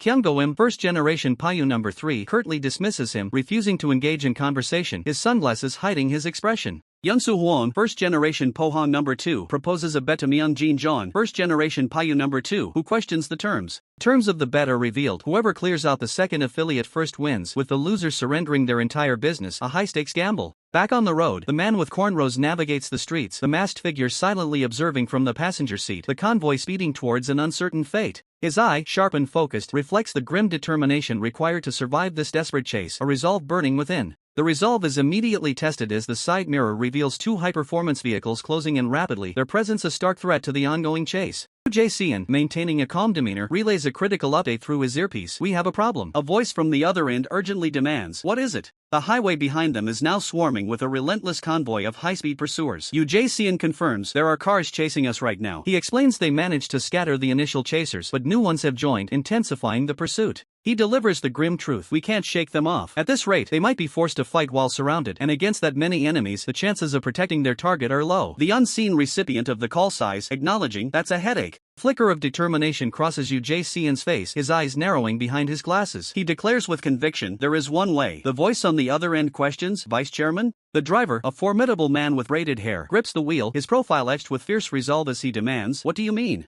Suddenly, a battered police cruiser, its front end crumpled but engine roaring with a fierce, surges forward, crashing through the highway barrier. Behind the wheel, Muziak Jang, powerfully built and with a fierce expression, grips the steering wheel, his gaze locked intensely on his target. With a devastating impact, Muziak Jang deliberately slams the police cruiser into the highway barrier, a calculated move to block the relentless pursuers, sending debris flying with a loud end. Muziak Jang emerges from the wreckage, bloodied but unbowed. He grins, declaring his excitement at finally meeting his opponent, and offers a rough apology for stopping them a bit too roughly. His face contorts with a savage grin as he dismisses any need for apologies, stating his opponent is gonna die, so no need to apologize. Then, with a shift in tone, he adds, I'll ask for the formality's sake. A mysterious figure, clad in a police vest and helmet, sits atop a sleek motorcycle, coolly asking, who are you? With a smooth motion, the motorcyclist removes his helmet, a slight smile playing on his lips. Oh, I seem to have forgotten my manners, he says, preparing to introduce himself. Flashbacks reveal his past assignments. For this hunt for the Workers' Project, he explains, I was assigned to the White Tiger Job Center. He finally reveals his identity, his sharp eyes meeting Muziak Jang's. I'm Jay, he states, identifying himself as first-generation Jay. Muziak Jang, clutching a tattered police banner, roars back, his face a mask of fury. Bring me your bike. Unfazed, Jay walks calmly towards Muziak Jang, holding his helmet. He asks with a hint of amusement, a trade? Narrator highlights Jay's formidable attributes, first focusing on his raw strength as his muscular arm flexes. Then, his incredible speed is emphasized as his foot impacts the ground, a blur of motion. And finally, the refined technique evident in his explosive kick, a precise and devastating strike. Jay delivers a forceful punch, his face determined, calmly stating, I'm tempted by the title of having taken down the ultimate king, you see. Muziak Jang recoils, clutching his forehead in disbelief. You stopped it with your forehead, he mutters as the narrator highlights his incredible endurance. Despite his brutal injuries and bleeding torso, Muziak Jang's speed remains undiminished, a testament to his resilience. His bloodied arm, still bulging with immense strength, flexes, preparing for another devastating attack. But Jay's superior technique allows him to effortlessly intercept Muziak Jang's powerful arm, stopping the attack mid-swing with surgical precision. Jay's eyes widen in surprise as he hears a number 4. Muziak Jang, seizing the moment, snarls, why are you surprised, you fucking bastard? Muziak Jang unleashes a savage headbutt, blood erupting from the impact. He declares with a fierce grin, everyone used 4 in our generation. Brutal headbutt lands again with devastating force, Muziak Jang reiterating, everyone used 4 in our generation, as the fight intensifies. Muziak Jang pulls back, a sinister smirk spreading across his blood-stained face. Oh, he muses, looking at Jay, look at this cute rascal. Muziak Jang's voice drips with a lethal curiosity as he stares at the bloodied young man. You actually dodged that? He asks, his eyes widening in mock surprise. Force of the near miss sends the enforcer reeling back, the sheer kinetic energy of Muziak Jang's strike carving a path of destruction through the air. The impact zone smolders, a testament to the monstrous strength inherent in every movement the King of Pohang makes. Muziak Jang looks down with a chilling composure. He admits he held back, assuming any normal person would have been killed instantly, yet his opponent somehow survived. Enforcer drops into a low, defensive stance, his breath hitching. He knows the truth that single attack was a hair's breadth away from ending his life. His mind races as blood pools in his vision. He realizes he's only alive because Muziak Jang hasn't yet realized the full extent of his capabilities. He analyzes the power gap. Muziak is only operating at a fraction of his power, yet a difference of just one factor is creating this overwhelming, crushing disparity. Recognition finally flashes across Muziak Jang's face. The name Jay sparks a memory of a certain legendary figure from the shadows. He stares at the police vest, finally connecting the dots. This isn't just some random brat, this is a ghost from a specialized tier of the underworld. The enforcer tightens his grip, his muscles coiling like a spring. The atmosphere turns heavy as the true identity of the Kingmaker begins to surface. Yuziak identifies him aloud. Kingmaker J, the elite right-hand man personally trained by the most dangerous big shot in the game. He chuckles, surprised that such a high-value target would step into the light so easily. It's a gift he didn't expect to receive today. But the enforcer leaps forward with a defiant glare. He claims this is all part of the plan and that dying was always a calculated risk in this gambit. Yuziak eyes sharpen, the playfulness vanishing. If it's a death wish the Kingmaker wants, the King of Pohang is more than happy to oblige. Yuziak eyes, once playful, now burn with a cold, murderous intent, ready to oblige the Kingmaker's death wish. Unleashed, Yuziak surges forward, a raw force of nature, his powerful physique coiled for devastating impact. Primal roar escapes Yuziak lips as he closes the distance, his gaze locked on the enforcer. The enforcer, however, isn't fleeing. He drops into a tactical crouch, anticipating the full force of Yuziak assault. Yuziak fist detonates against the ground, a thunderous impact that cracks the concrete. He bellows that escape is futile. Yuziak eyes widen in surprise. The enforcer wasn't running, his movements were a calculated maneuver. The enforcer reveals his true intent, intercepting Yuziak next strike with a sturdy police riot shield. The enforcer reveals his trump card, a special bulletproof shield. He explains the shield's composition, titanium and ceramics designed with the US president's limousine as a reference. He asserts that even Yuziak immense power cannot scratch it. Crack! Yuziak monstrous strength shatters the titanium ceramic shield, proving the enforcer's boast premature. The enforcer is blasted backward, the fractured shield barely deflecting Yuziak raw, unyielding power. Mid-flight, the enforcer executes a swift counterattack, swinging the shattered shield back at Yuziak. Yuziak stares, incredulous, mockingly asking if the enforcer thinks he's Captain America. The enforcer's shield connects, cutting off Yuziak taunt. The enforcer then retorts, Captain Korea or what? The impact sends shockwaves through the air. Landing with fluid grace, the enforcer maintains his offensive posture, ready to press his advantage. Yuziak, momentarily stunned, crosses his arms defensively, his eyes still wide with a mix of pain and disbelief. Enforcer drops from above, the broken shield now a blunt weapon, aiming a brutal overhead strike at the vulnerable Yuziak. The enforcer's attack connects with devastating force, sending blood splattering as Yuziak takes the full, brutal impact. The fighter grits his teeth, feeling the vibration of the impact travel up his arms. In his mind, a spark of hope ignites, his strategy is actually working. That hope is short-lived. The opponent looms like an unbreakable fortress, his massive back muscles rippling with terrifying calm as he asks if that was the best the fighter could do. KWAANG. The opponent lunges forward, a single punch carrying incredible weight. He admits he's shot, but his eyes tell a different story, one of impending doom. The fighter barely raises his tactical shield in time, but the sound of shattering glass fills the air. The reinforced barrier begins to spiderweb under the sheer pressure. Another devastating blow rains down. The opponent is relentless, acknowledging the fighter's skill even as he prepares to crush him into the pavement. The fighter's eyes widen as his primary defense fails. The shield is at its breaking point, and his stamina is draining rapidly against this absolute unit of a man. This isn't just a fight, it's a demonstration of raw, unadulterated strength. Every fiber of the opponent's being is tuned for total destruction. Then comes the speed. The ground shatters beneath the opponent's feet as he launches himself forward with extreme velocity. The fighter is forced to activate his unique skill. He braces behind the remains of his shield, a desperate attempt to survive the coming storm. The opponent enters a low stance, his aura flaring with a murderous red glow. He prepares his signature move. The air itself begins to scream. Boom! The collision is cataclysmic. Nearby vehicles are tossed aside like toys as a massive explosion of fire and debris erupts from the point of impact. Dust begins to settle over the scorched earth. The shield that once stood as a symbol of authority now lies in jagged, useless fragments amidst the flames. The opponent stands tall amidst the carnage, his body battered and bloody, yet he remains the undisputed victor of this battlefield. He looks down with a mixture of boredom and contempt. He recalls the boasts about the quality of the defense he just shattered. All that talk about bulletproof protection meant nothing. In the face of his overwhelming power, everything is fragile. He surveys the burning wreckage, mocking the target who chose to run away rather than face him like a man. To the opponent, it's all just a disappointing game. Suddenly, a voice cuts through the smoke. The fighter is still alive, hanging from the bridge's edge, checking his watch with a cold, analytical gaze. He notes how long the encounter lasted. He isn't terrified, he's calculating. He looks back at the monster with a hint of disappointment. He expected a longer fight from a legend, even if the odds were stacked against him. Ujasian observes the aftermath with a cold, calculating gaze. He admits a flicker of surprise at the resistance, but the current state of chaos is exactly what he needs to proceed. Suddenly, the roar of a high-powered engine tears through the silence. Tom Lee has hijacked a police motorcycle, weaving through the debris with reckless abandon to confirm the plan is still on track. His face is a mask of pure, unadulterated rage. Gritting his teeth, he whispers a name that fuels his path of destruction, Miss Kim. For her, he will turn this city into a graveyard. Blood sprays across the pavement like a macabre work of art. The violence is no longer just a fight, it's an execution, and the casualties are mounting by the second. Tom Lee's massive frame is drenched in the crimson evidence of his handiwork. He doesn't slow down, his mind fixed on a singular promise of retribution. "Just wait for me," he growls into the wind. The deafening roar of the exhaust, he pushes the bite to its absolute limit. He announces his arrival to the entire district. Tom Lee is here, and God help anyone in his way. Meanwhile, the front line remains a meat grinder. Kuroda Ryuhei, the second-generation leader, clashes with the legendary Museok Jang. It's a collision of eras, and the impact is bone-shattering.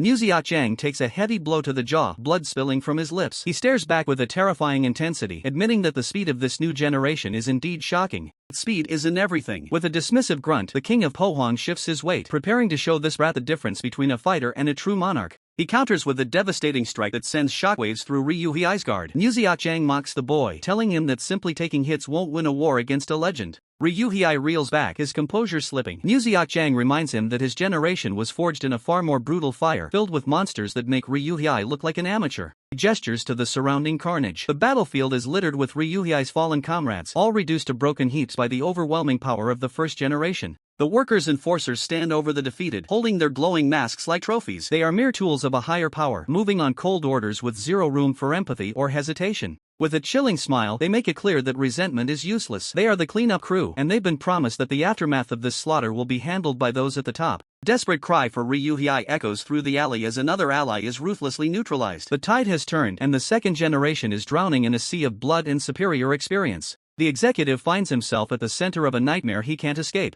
Air is crushed out of his lungs as his attacker hoists him into the air like a discarded toy. His desperate plea for his comrades to run is the only sound in the suffocating silence. The man looks on with a chilling, predatory smirk, finding the display of loyalty almost touching in a pathetic sort of way. The attacker reminds his victim that he offered him a chance for last words, yet they were wasted on someone else. Grip tightens. He mocks the executive, questioning why he'd bother worrying about a comrade when his own life is slipping through his fingers. The executive's eyes glaze over, blood and tears mixing as the attacker's overwhelming power reaches its peak. It's admitted that it's a shame the fighter actually had some decent skills. A sickening silence follows as the executive's hand finally goes limp, the last spark of resistance extinguished. The cold, final goodbye, the man stands over the broken executive, a testament to absolute dominance. The tally is updated. Another win is recorded, and another crushing blow is dealt to the defender's morale. The woman watches from the sidelines, her face pale with shock as she realizes their lives have been reduced to nothing more than a wager. Companion doesn't hesitate. He grabs the woman and bolts, realizing that if they stay, they'll be the next ones targeted. He screams at her to get her act together. In this hallway of death, hesitation is a death sentence. They aim for the storage room, a desperate gamble for a temporary sanctuary in a building crawling with hunters. The pursuers aren't letting them go that easily. A pack of high-level fighters closes in, their eyes locked on the fleeing pair. The brawler in sunglasses and his companion treat the pursuit like a game, betting on who can claim the final two targets first. The man unleashes a wide, desperate arc with his chain-wrapped blade, the metal whistling through the air to keep the predators at bay. As they reach the door, the hunters mock them, noting that it's quite impolite for a man to barge into a lady's room. The man stands tall, his weapon ready. He's the last line of defense, and he'll be damned if he lets anyone through that door without a fight. Kuroda Ryuhei doesn't just stand his ground, he dominates the space. Adjusting his earpiece, he demands the door be opened immediately, his voice carrying the weight of a man who doesn't ask twice. He scoffs at the idea of this being a joke. To him, every movement and word is a calculated step toward a singular, deadly serious purpose. Touching his chain-wrapped weapon, Kuroda Ryuhei stands as a beacon of lethal intent. He's been committed to this path from the very beginning, and he intends to see it through to the bitter end. His gaze is cold, reflecting a history of violence and unyielding resolve. This isn't just a mission, it's a personal crusade that leaves no room for hesitation. Standing beside his charge, Kuroda Ryuhei makes his ultimate vow. He is a shield that will not break, willing to sacrifice his very life to ensure her safety. Turns his attention to the intruders, his eyes narrowing with a predatory focus. With a chilling calm, he greets them as friends, a term that drips with unspoken threats. A wall of muscle stands before him, but Kuroda Ryuhei is unimpressed. He gives them one final warning: turn back now, or face the consequences of entering the bridal waiting room. One man against a legion. Kuroda Ryuhei stands alone, the only barrier between the mob and the door they so desperately want to breach. Meanwhile, the chaos spills onto the streets. Engines roar and tires scream as a high-speed pursuit tears through the highway at breakneck speeds. Andiak grips the steering wheel, his face a mask of intense concentration. He knows they are being hunted, and the margin for error has vanished. The ambulance swerves violently, kicking up clouds of dust as it attempts to lose its pursuers. The weight of the vehicle is a handicap they can ill afford. They are approaching the extraction point, but the enemy is closing in faster. The tunnel ahead represents their only hope for safety, or a potential death trap. Inside, UJCN feels the walls closing in. The realization hits him: their current defense isn't enough to stop the elite fighters on their tail. His eyes sharpen behind his glasses. As a leader of the HNH group, he knows that when survival is on the line, a difficult choice must be made. Action is taken. A foot slams onto the brake pedal with crushing force, initiating a desperate tactical maneuver to change the tide of the chase. Van drifts into a hard stop, tires screeching against the gravel as it blocks the entrance to the tunnel. The line has been drawn. The door swings open, and a heavy boot hits the ground. The time for running is over. The time for the final stand has arrived. Mandiak steps out, his massive frame radiating power. He declares that if the carriage is too heavy, the cargo must go. He will stay behind to hold the line. Barks orders to a masked subordinate, telling him to take the wheel. The mission is simple: get the HNH chairman to the headquarters at any cost. UJCN is ushered back, his shock evident as Mandiak prepares for the coming storm. The VIP's safety is now the only thing that matters in this brutal game of survival. Mandiak stands like an immovable mountain, his silhouette casting a long shadow over the path. He is no longer just a bodyguard, he is the final line of defense. Inside the retreating vehicle, UJCN loses his composure, screaming that he should stay and that this wasn't how the plan was supposed to go. Mandiak cuts through the panic with cold logic: if a weak fighter remains, they both die. If the VVIP stays, there is no one left to hold the line. The ambulance roars to life, tires screeching against the asphalt as it tears through the tunnel. It is the only way out, and Mandiak is the only one making it possible. Desperation fills UJCN's face as he presses against the glass, watching the man who saved him grow smaller in the distance. He was told not to worry, but the stakes have never been higher. Mandiak centers himself, prepared to become the physical manifestation of his absolute resolve. Tunnel entrance becomes the stage for an impossible stand. Mandiak faces a fleet of luxury cars as an army of high-level threats converges on his position. The hunters arrive, stepping out with arrogant smirks. They mock the carnage the lone giant has left in his wake. Leading the charge are the heavy hitters, Young Jin, the king of Sunshin, and Chil Sakon, the king of Jeonju. Two first-generation legends have come to claim a head. They are joined by Dongchen Bei and Chang Yiseo, the kings of Shernan and Bialgeo. The power in the tunnel has reached a breaking point. Directive is simple and brutal: kill the giant, clear the path, and hunt down the HNH chairman before he reaches safety. Mandiak's gaze sharpens into a blade. He doesn't see kings, he only sees obstacles that must be broken. In the quiet before the storm, a memory surfaces, a moment of peace where UJCN suggested swapping fortune papers. Mandiak held the great blessing, a sign of ultimate luck. He was destined for a smooth path, yet he didn't hesitate to offer it up. Swap was made. Mandiak willingly took the great misfortune, accepting a destiny of struggle so others wouldn't have to. He knew the cost. He knew his life would be defined by the very storm he now stands in. UJCN's smile in that memory is haunting. He accepted the good fortune, knowing Mandiak would always be the shield bearing the brunt of fate. Back in the present, Mandiak delivers the final word. The chairman is gone. There is no one left to hunt, only a monster left to fight. Mandiak, a titan among men, turns his back to the chaos, his gaze fixed on the path ahead. His subordinates, a sea of anxious faces, look up to him, awaiting direction in the wake of the HNH chairman's fall. But a sudden, jarring sensation rips through Mandiak's mind. His eye snaps open, a jolt of confusion overriding his focus. Across the city, Kuroda Ryuhei stirs. He pulls at the earphone nestled in his ear as realization dawns on him. No wonder it felt so strange when I put this on, he mutters. His eyes narrow as he inspects the device. Why is this connected to you? He demands, his voice cutting through the silence. Mandiak's voice, calm and collected, echoes through the connection. Kuroda Ryuhei, how are things on your end? Kuroda Ryuhei's face twists into a grimace. We're screwed, he replies bluntly. I don't think we're making it out alive today. Mandiak's jaw tightens. Then, is it to be a great misfortune? He asks, probing the depth of Kuroda Ryuhei's despair. A chilling resolve settles on Mandiak's face. No, he states, his voice firm. Not at all. For those caught in the crossfire, however, the word misfortune barely scratches the surface. Screams of terror and anguish fill the air, a testament to the brutal reality unfolding. The battlefield is a maelstrom of violence. Kuroda Ryuhei, his white suit stained with crimson, clashes fiercely against a shadowy opponent amidst a sea of fallen warriors. Mandiak's calm shatters, replaced by a primal roar. We don't have much time, he bellows, his face contorted with fierce urgency. With a monstrous surge of power, Mandiak explodes into action, tearing through the masses. We have to chase down that ambulance right now, he commands. A brutal strike connects, sending blood spraying as Mandiak decimates another obstacle. Everyone knows that already, you bastard, he snarls. Mandiak doesn't just fight, he obliterates. With a roar that shakes the very foundation, he slams an opponent into the concrete, the impact cratering the floor as blood sprays from the sheer force of the strike. To the onlookers, he isn't just a man, he's a monster unleashed. He isn't finished. Ignoring the chaos behind him, Mandiak charges toward the narrow tunnel ahead. His intent is clear, he'll block the path and take on every single soul coming through that choke point by himself.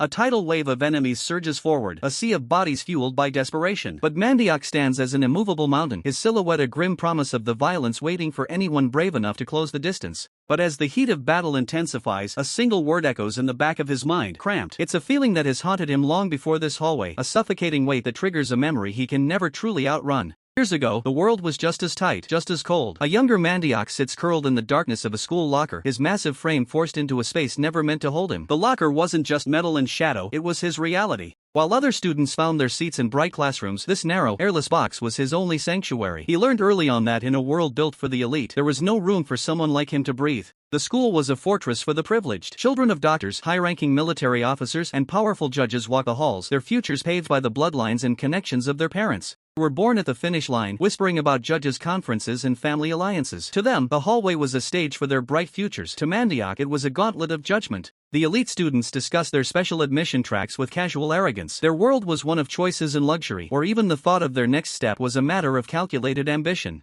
They talked of studying abroad and the different tracks they used to enter the school, completely oblivious to the struggle of those standing right beside them. Their path was paved in gold, Mandioc's was forged in iron. In the middle of that sea of privilege, Mandioc stood out like a jagged rock in a calm stream. The whispers followed him everywhere, cold, curious, and filled with a disdain they didn't even try to hide. The truth was far uglier than a simple scholarship. He was part of a track created solely to pretend the institution embraced the socially disadvantaged, a hollow gesture of inclusivity that felt more like an insult. Cruel comments drifted through the air like poison. They looked at him as if he were a museum exhibit, marveling at the sight of someone they deemed lesser sharing their hallowed space. His mixed heritage was just another point of mockery, a label they used to distance him further from their pure world. He wasn't a classmate to them, he was a curiosity. Mandioc realized the bitter reality. He was nothing more than a trophy, a token used to boost the school's public image while he remained trapped in the shadows of their lockers and their contempt. His eyes, heavy with the weight of truth, silently questioned the world around him. Aren't you ashamed? Mandioc knew any rebellion was futile. They were utterly powerless against the system that held them captive. The whispers of his peers confirmed it. Everything in this school belongs to them, they lamented, their voices laced with defeat. What can we do? Reporting it to the anti-bullying committee won't work either. Cruel voice sneered at the boy huddled inside the locker, sealing his fate. Looks like we need to throw out this locker. In that moment of utter humiliation, Mandioc's path intersected with his, and that is how, Mandioc would later recall, I met that kid. Mandioc approached the locker, his expression unreadable, and simply commanded, come out. Trapped boy, his eyes wide with a flicker of desperate hope, asked, you're the kid who got in via the special track, right? Are you here to save me? Mandioc's answer was a cold, no. It's my turn to go in now, Mandioc stated, his voice devoid of sympathy, so get out of there. The boy, now free but still utterly defeated, could only think, look at this idiot. But Mandioc, seeing the reflection of his own powerlessness, acknowledged, that kid was just like me. The mocking smiles of the other students followed Mandioc. Is he really going to do that? They whispered. These scholarship kids existed solely to improve school's public image. Now, Mandioc himself was crammed inside the locker, enduring the same humiliation. A cruel voice echoed, he has absolutely no pride at all. Ha ha. Now a powerful figure, he looked back on that day and mused, back then, I had no idea that I would become a weapon of change. He unleashed a devastating blow, a blur of muscle and fury, sending blood spraying in a violent arc. A desperate cry pierced the air. Mandioc, he screamed back, his face contorted in a mix of rage and terror, unable to comprehend the unfolding chaos. Drove a brutal kick into his opponent, the force of the impact shattering bone. Get back here right now. Mandioc's frantic command cut through the chaos. His loyalty was absolute. As the vice president of Worker, Mandioc vowed to always obey the president's orders. Yet, a deeper conviction stirred within him. Forgive me, he thought, but this one time, he could not follow. Not when it meant abandoning a friend, Muziak Zhang, now severely injured and bleeding on the ground. He was protecting his friend. A formidable fighter with braided hair stood tall, shrugging off his jacket, a silent declaration of his unwavering resolve amidst the defeated. The command to attack ripped through the air, but the formidable fighter was already a whirlwind of destruction. Bodies were sent flying, the ground erupting with each brutal impact. Then, the scene shifted, a brutal fist connecting with a face, blood erupting in a violent spray. The name Eugene flashed into existence, marking this new combatant. Another swift, precise strike landed, the force sending a student reeling, blood splattering against the stark background. Eugene's calculated aggression was undeniable. Younger Eugene, sharp and observant, stood flanked by two other students. One of them remarked, Eugene, your grades went up a lot, huh? The words carried a subtle, unsettling weight.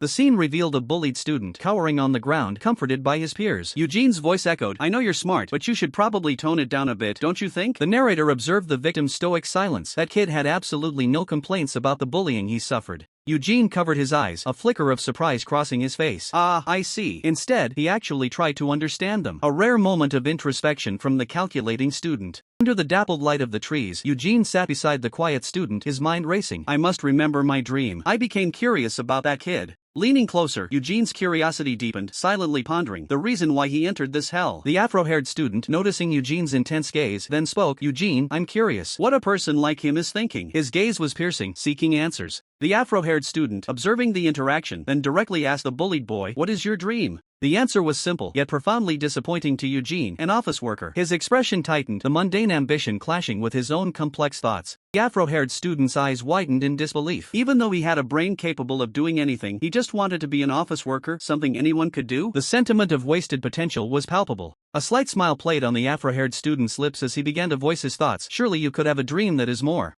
Mandiak. The name hangs in the air, a heavy anchor to a past that Ujasian is desperate to leave behind. Sitting on a lonely bench, Ujasian declares his surrender to the mundane. He isn't looking for glory, he is choosing to live in reality. He seeks a safe reality, one where he works under the shadow of others, shielded from the risk of getting hurt or the exhaustion of the climb. With Mandiak listening in silence, Ujasian admits he has no desire to chase a dream that demands a lifetime of suffering. To him, this isn't a defeat, it's a process. He is simply living out the quiet life he believes he deserves. Faint, tragic smile crosses his face as he claims he doesn't mind the mediocrity at all. But dreams are double-edged. A person can suffer for a lifetime just by living inside one, and Ujasian thought he was avoiding that pain. Mandiak watched him, believing for a moment that his friend was truly happy as long as he stayed grounded in this reality. Quiet escapes Mandiak as he senses the cracks in that perfect, normal facade. The realization hits like a physical blow. Mandiak was wrong. The safety of reality was nothing more than a lie. Standing tall, Mandiak looks down at the path they chose, seeing the shadows that Ujasian tried so hard to hide. The mature figure who claimed to be content was actually rotting away, trapped in the small, dark locker of his own fear.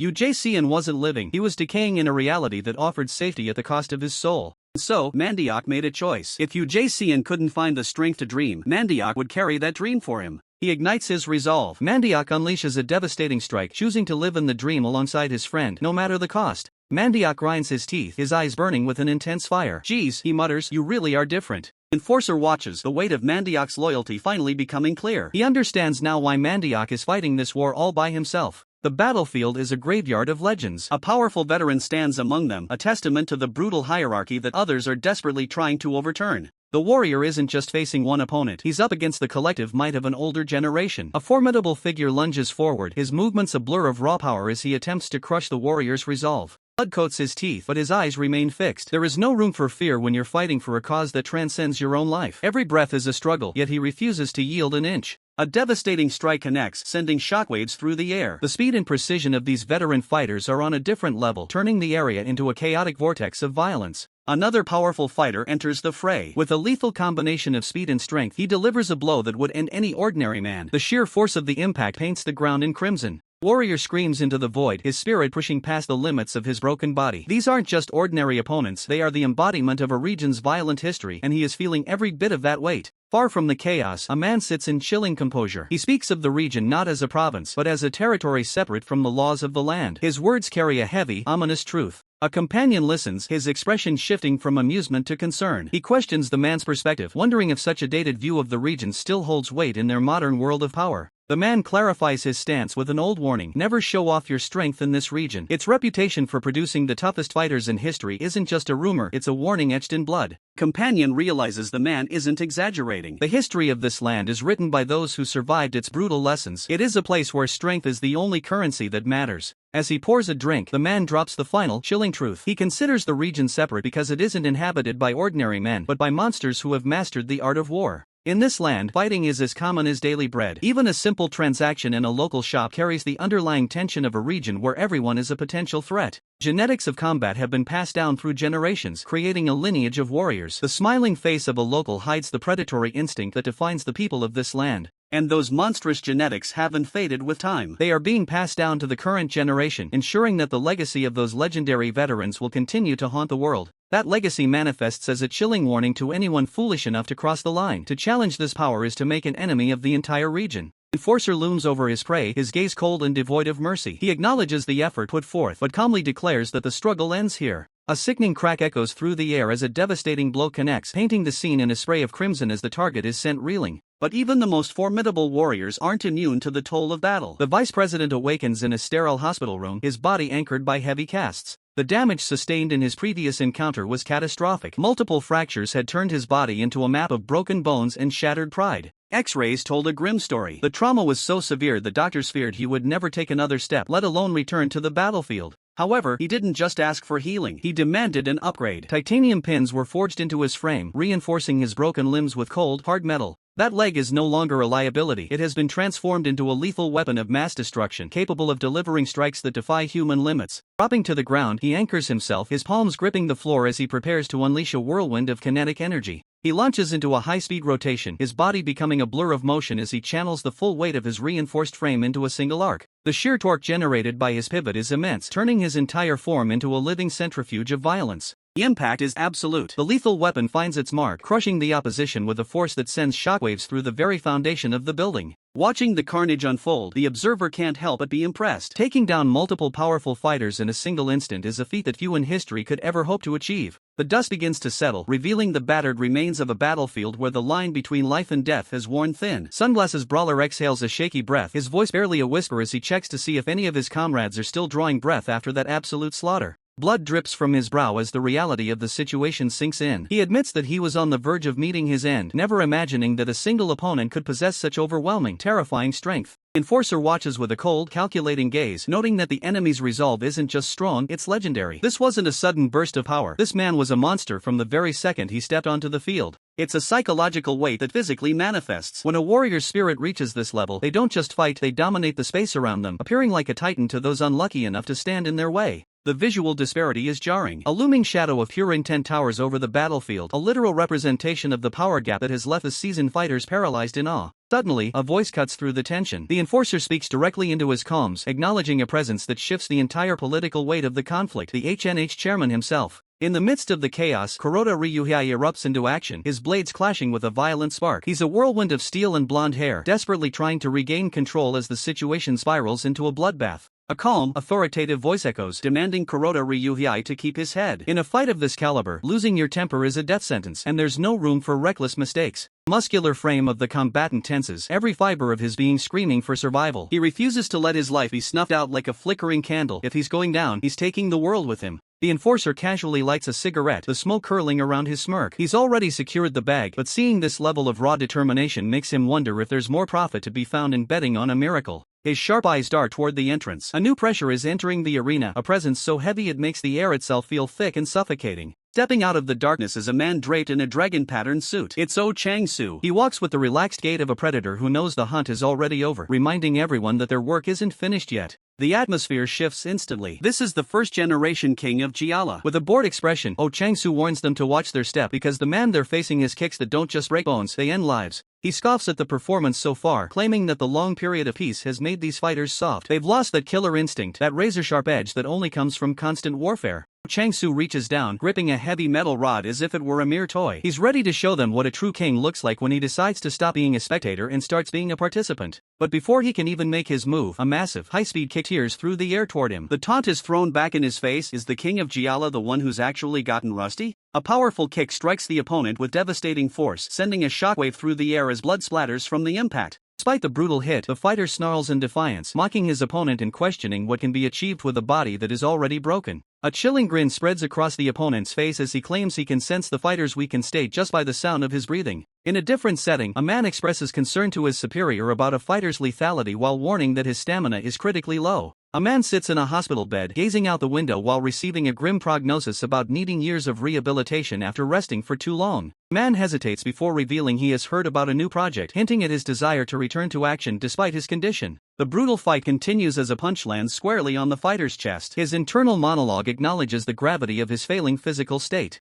A savage knee strike to the midsection forces a grunt of pain as the fighter internally confesses that his body has reached its absolute limit. Weapon is driven into the fighter's shoulder, yet his resolve remains unbroken as he tells himself he cannot stop. A vision of a smiling young man with glasses appears, representing the core motivation behind the fighter's unwavering resolve. Ignoring his wounds, the fighter unleashes a primal roar and lunges forward with renewed determination. Final, devastating blow sends the fighter sprawling, his last thoughts focused on his goal of ensuring a better life for the young man he cares for. The battle concludes with two figures lying broken and bleeding on the stained ground. The scene reveals multiple fallen forms scattered across the battlefield, a testament to the sheer violence of the encounter. The aftermath is chilling. Bodies litter the blood-soaked ground, a brutal testament to the sheer force unleashed, a grim landscape of fallen forms. Amidst the carnage, a scarred leader surveys the devastation, his gaze cold and calculating. Beside him, his subordinates assess the scene. The leader declares, "Let's see," while one associate adds, "He should be dead by now." A sinister long-haired man with piercing eyes grins, a chilling smile playing on his lips as red petals drift around him. He remarks, "Good grief, a man shouldn't die in vain." On the blood-drenched earth, a hand twitches, fingers clenching, a sign of life refusing to yield. The long-haired man's eyes narrow in disbelief. He mutters, "It's not like me to make a mistake like this." His eyes snap wide open, a flicker of shock crossing his face as the impossible reality dawns on him. The subordinates stare, their expressions a mix of awe and concern. A chilling realization echoes, he is not human. Leader's face, now splattered with blood, shows a flicker of profound understanding. He acknowledges the unyielding spirit, not merely strength but pure conviction itself. A bloodied piece of paper lies discarded on the ground, reading, "Very unlucky, just for one person." The man's body, brutally impaled by multiple metal rods, remains upright, defying death. His sheer resolve is palpable. He stands amidst the fallen, a gruesome monument of defiance. His body is skewered by countless rods, yet he remains unbroken, a testament to an unbreakable will. One of the subordinates, looking away, suggests, "Boss, he's already dead. Let's clean up before we leave." Another subordinate's face contorts in fear, worried they might be haunted by his ghost. He questions how they are even supposed to go near the body. The scene shifts to a past memory or a different location, showing two impeccably dressed men, one of them smiling. The man's eyes, filled with quiet determination, look down as he makes a resolute decision. "Let's go back." With a quiet, resolute determination, the enforcer declares his decision. "Let's go back." Elsewhere, an intense, shadowed eye glares as desperate shouts ring out. Vice Chairman Mandiak Bang. Jae-seon, seated in his sleek office, demands an immediate answer, his expression calm but firm. From the driver's seat, a masked figure reports to Jae-seon that they've lost contact with their boss. Jae-seon listens as the masked driver offers to take him directly to their boss, while confirming HQ members are nearing the meeting point. Jae-seon declines, stating that the vice chairman's plan must not be undermined as an ambulance speeds by, a blur of motion. His lips are set in a grim line as he emphasizes that the vice chairman's sacrifice cannot be in vain. Jae-seon's eyes glow with conviction as he asserts his belief that Mandiak is not one to fall so easily. Declares his trust in Mandiak, then shifts focus, asking the masked driver about the grim situation at the other affiliates. The report is bleak. The first-generation Yongan king of Yangon, Sung Woo-ham, kneels amidst a scene of utter devastation, surrounded by shattered debris and blood. Sung Woo-ham, the self-proclaimed first-generation Yongan king of Yangon, offers a mocking apology, his sunglasses reflecting a sinister grin. He revels in the chaos, admitting he hasn't fought in a while and can't control his strength due to sheer excitement. His opponents, two muscular men and one in a suit, stare in utter disbelief and fear, exclaiming, "Impossible."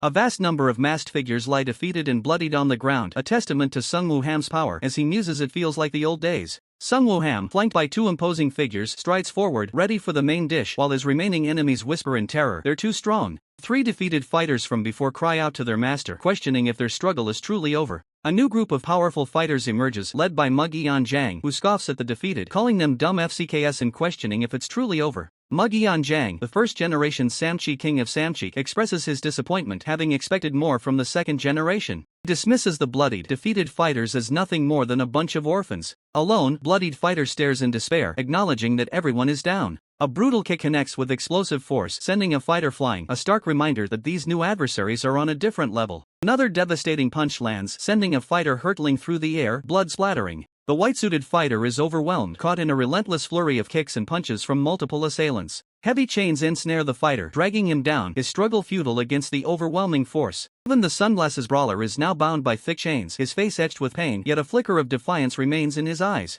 Kuroda Ryuhei unleashes a powerful strike with his chained weapon, counting out his attack, ICHI. The enforcer retaliates with a fierce counterattack, dismissing Kuroda Ryuhei's showboating. "Cut your bullshit with that, Ichi." Muziak Jang, the first-generation king of Pohon, battered and bloodied, grins defiantly as he corrects Kuroda Ryuhei's pronunciation. "It's one. Learn the language of the country you're in, damn it." Kuroda Ryuhei, now bleeding, acknowledges Muziak Jang's incredible resilience, admitting he's never seen anyone hold out so long against them. Kuroda Ryuhei, still smiling despite his injuries, taunts Muziak Jang, suggesting his prolonged fight is merely a display for a girl, calling him a dumbass. Saiyan Choi, the first-generation Payu king of Payu, intervenes with a powerful strike, mocking Kuroda Ryuhei's shallow Japanese pride. Saiyan Choi, with a stern gaze, challenges Kuroda Ryuhei's resolve, questioning if he's truly willing to die protecting a woman. Kuroda Ryuhei is caught in a whirlwind of attacks, multiple figures striking him, as the question of regret hangs in the air. Despite the brutal assault, Kuroda Ryuhei smiles, expressing a twisted gratitude to his attackers. He reveals his true motivation: to earn credibility with a mysterious woman who leans against a wall, oblivious to his sacrifice.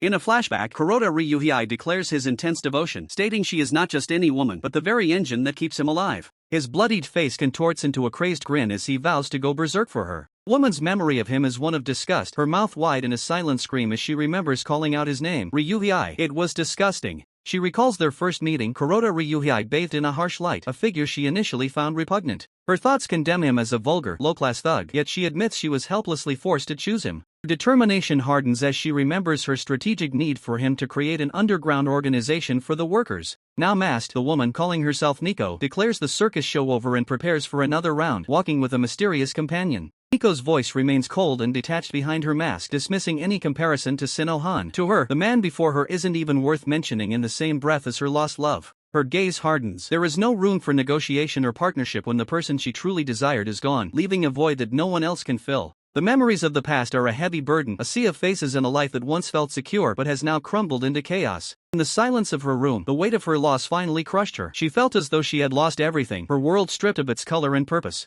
Losing Sino-Han to the enemies was a price too steep to pay. Every breath felt like a reminder of the love that was stolen from her grasp. Time became a blur of shadows. With nothing left to hold onto, she made the agonizing decision to leave South Korea behind forever. Without Sino-Han, the world was a hollow shell. She prepared herself for the end, ready to vanish into the darkness she felt she deserved. But as she opened the door to her final departure, something or someone stopped her in her tracks. In a world she thought had nothing left to offer, a familiar presence lingered, shattering her expectations of a lonely exit. There he was, Kuroda Ryuhei, leaning against the wall in his pristine white suit, looking as though he hadn't moved an inch. An associate lights a cigarette, noting that Kuroda Ryuhei has been waiting there since the moment she stepped into that room. He calls Kuroda Ryuhei a mad dog playing the role of a loyal watchdog, a man whose devotion borders on insanity. He tells Mitsuki to think carefully. This wasn't just a coincidence, it was a choice made with unwavering sincerity. Kuroda Ryuhei looks up, his expression softening. He proves that even thugs are capable of a sincerity that can pierce the coldest heart. He pauses, gathering his thoughts. The time for hesitation is over. The next move belongs to them.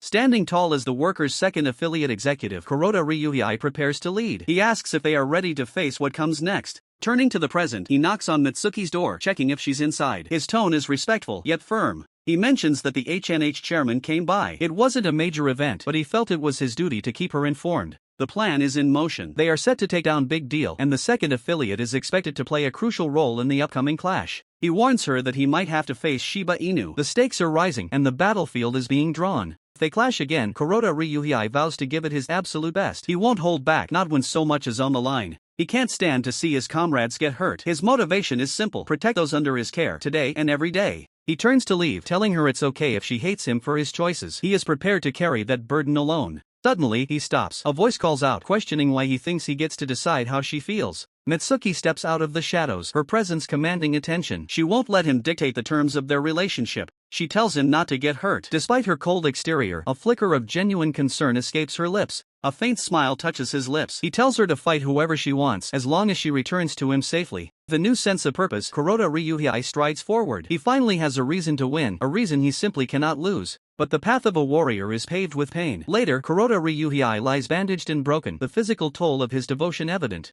Mitsuki looks down at him, her heart heavy. She hated how much space he was beginning to take up in her thoughts. She made up her mind to end these growing feelings before they could consume her entirely. She makes a shocking proposal to sleep together once as a way to finalize and extinguish her feelings for him. She acknowledges his loyalty and how many times he saved her life, but insists this reward is the only one she will offer. Condition is strict. After this, he must forget any interest he has in her. It must remain strictly professional. Her eyes search his for a reaction. This is her final attempt to reclaim control over her own heart. Kuroda Ryuhei refuses. He smiles, saying he'd rather not, so that he can keep on liking her just as he does now. The rejection leaves Mitsuki stunned. She hadn't expected him to value his feelings over the very thing he seemingly desired. The walls she built around herself begin to crumble. Tears stream down her face as the weight of his sincerity hits her. She screams in a mix of agony and relief. For the first time in a long time, she feels a spark of true happiness. Back in the brutal present, Kuroda Ryuhei takes a massive hit. Blood sprays as the enforcer and his allies swarm the executive. Mitsuki's voice pleads in the background. She can't bear the thought of him being taken away from her now that she's found him. The blood on the door is a grim reminder of the violence surrounding them. She begs the world not to take him. Surrounded and bleeding, Kuroda Ryuhei remains the center of the storm. The fight is far from over, and his resolve is the only thing keeping him standing.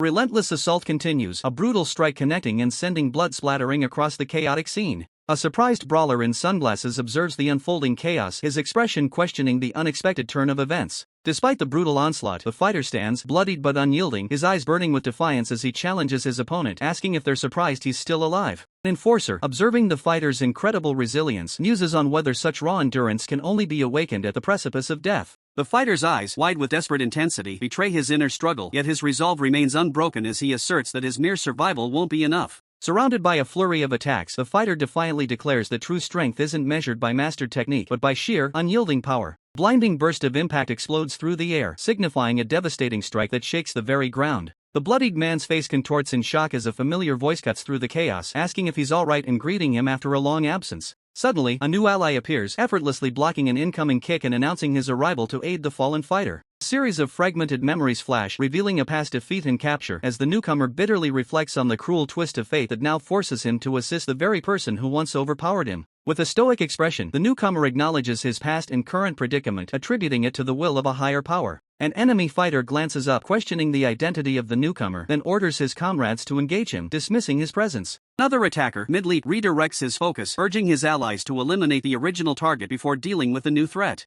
A brutal kick connects, sending a shockwave of pain through the target, the impact reverberating with immense force. A foot lands casually on the ground as an assailant dismissively apologizes for the forceful attack, dripping with disdain. A bloodied, desperate face appears, lamenting his inability to attend a wedding, implying a personal connection to the brutal conflict. Suddenly, a combatant appears with a chilling smile on his face as he holds a blood-stained card, delivering an ominous preemptive congratulation. Two terrified injured henchmen recoil in horror, their desperate pleas echoing, refusing to accept their impending fate. More injured henchmen charge forward with a desperate roar, refusing to accept their impending fate, unwilling to fall in such a manner. A mysterious red aura emanates from the ground, outlining the feat of a looming presence, hinting at a powerful activation. Two figures face each other, one radiating a potent red aura, hinting at a formidable power about to unleash its full might. A flurry of rapid-fire blows lands, each strike punctuated by splattering blood, painting a scene of brutal efficiency and overwhelming force. A character pauses, a flicker of recognition in his eyes as he surveys the fallen, realizing they are familiar faces from a rival faction.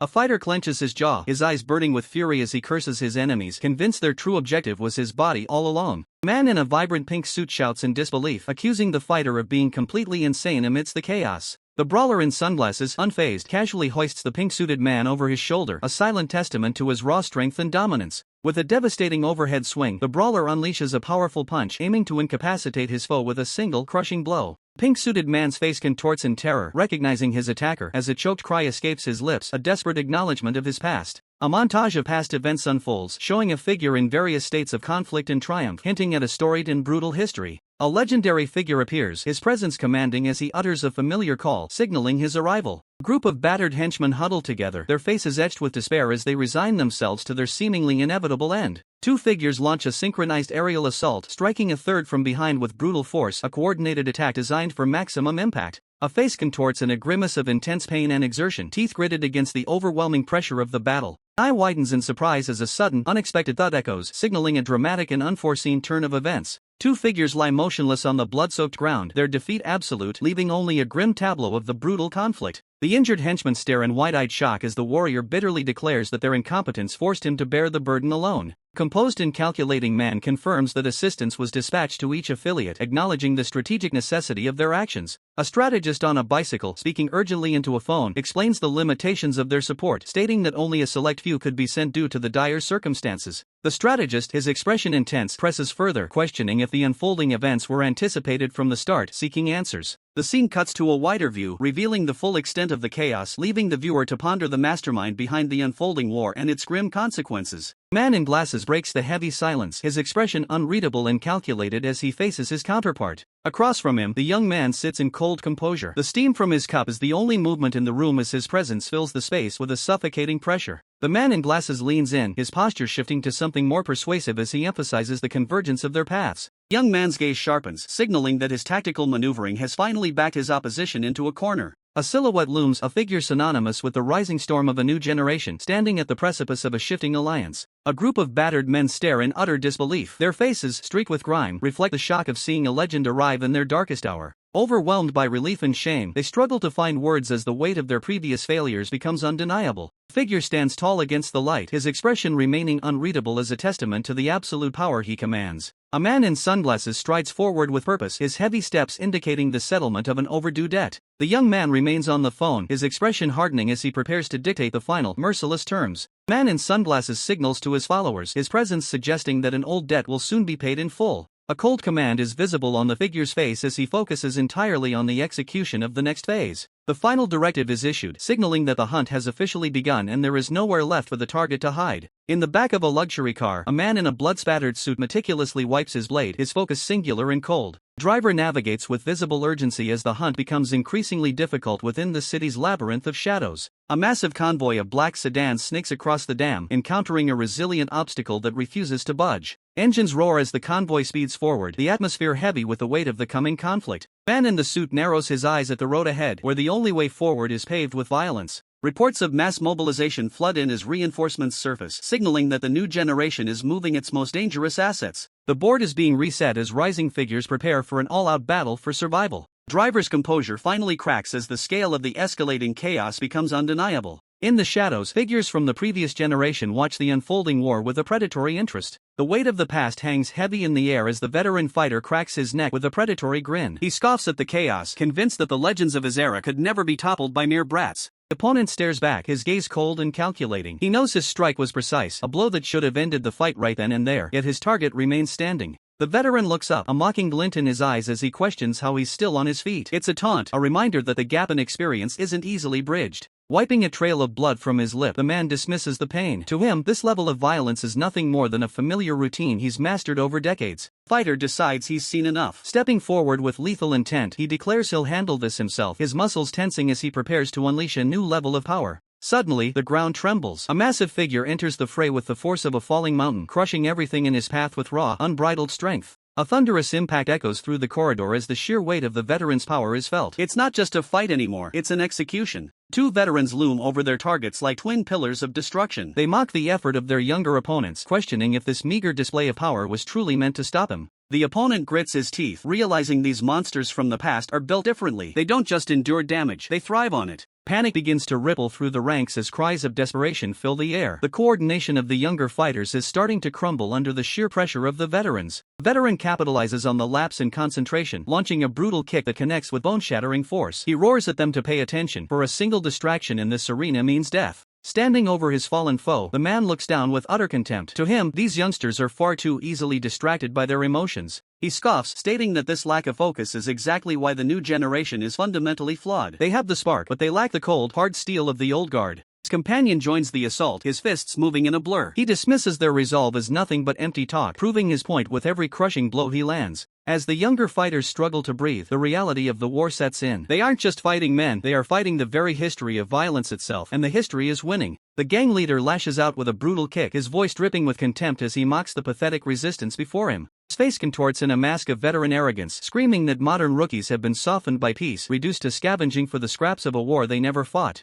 The heavy hitters of the first generation descend like hammers, their strikes carrying the weight of 1,000 street battles as they question if the youth even know the meaning of a real punch. The fighter grinds his teeth, the impact rattling his bones as he analyzes the lethal mechanics behind their movements. He counters with a blur of motion, a high-velocity strike aimed at the gap in their rhythm, refusing to be buried by the ghosts of the past. Veterans freeze as realization dawns. The opponent's terrifying output isn't just strength, it's a perfect, unshakable stance. If they don't break his foundation, they won't survive the night. A thunderous kick connects, the air itself screaming as he drives his heel into the veteran's guard with the force of a falling building. Desperation sets in. The order is barked out to throw everything, every ounce of blood and malice at the one who refuses to stay down. The fighters find their second wind, a collective roar erupting from the group as they charge back into the fray with renewed, desperate fire. Through the sweat and blood, a voice cracks with raw emotion, calling out and cursing him for being a self-sacrificing fool. He doesn't answer with words. He answers with a final, soaring strike, a testament to the lengths he will go to protect the bonds that history is trying to tear apart. But as the dust settles, he realizes something immediately. This isn't like the others. This weight, this pressure, it's different. He feels the air ripple. He's fought countless warriors at the highest level, but this raw skill? It sits at the very peak. There are no wasted movements, no flashy theatrics. Every strike is a masterpiece of clinical precision, designed for one purpose: total neutralization.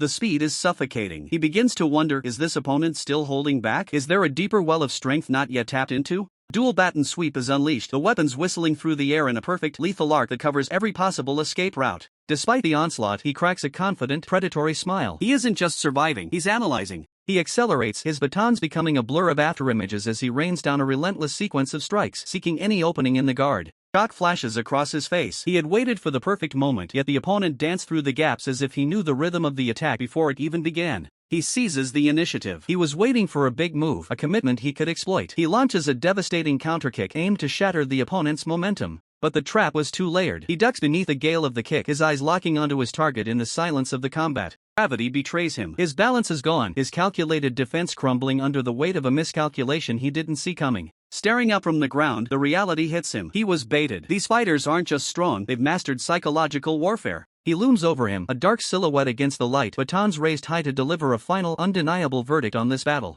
The opponent's eyes snap open, a jolt of primal fear piercing through him as the batons descend. He twists, his body contorting in a desperate attempt to evade the crushing impact. Meanwhile, a figure observing the wider conflict notes a significant development. Sung Wooham has also joined the fray. Another voice, holding a blade, cautions about the escalating stakes, stating that it'll be a problem if Yangon gets involved. The consensus is clear. Yangon is indeed hard to deal with, a sentiment emphasized by the speaker's formidable tattoos. First figure, still relaxed, admits that Yangon's Sung Wooham surprised me the most, highlighting his unexpected impact. A third observer, with distinct facial piercings, remarks on how everyone was fooled by his appearance, then questions the uniqueness of his fighting style. The unexpected answer is revealed. The unique combat method is yoga, a discipline rarely seen in such brutal confrontations. Suddenly, the yoga master demonstrates his prowess, twisting his body into an impossible stance to deliver a powerful, ground-shattering strike radiating with purple energy. The yoga master, sweat beading on his brow, looks at his stunned opponent and challenges him, asking if he truly believed his attack would be unavoidable. Gripping his weapon, the yoga master emphasizes his philosophy: for yoga, no posture is impossible, showcasing the boundless adaptability of his style. He unleashes a devastating blow, sending his opponent reeling with blood spraying. He declares his opponent's techniques are just practice to his superior skill.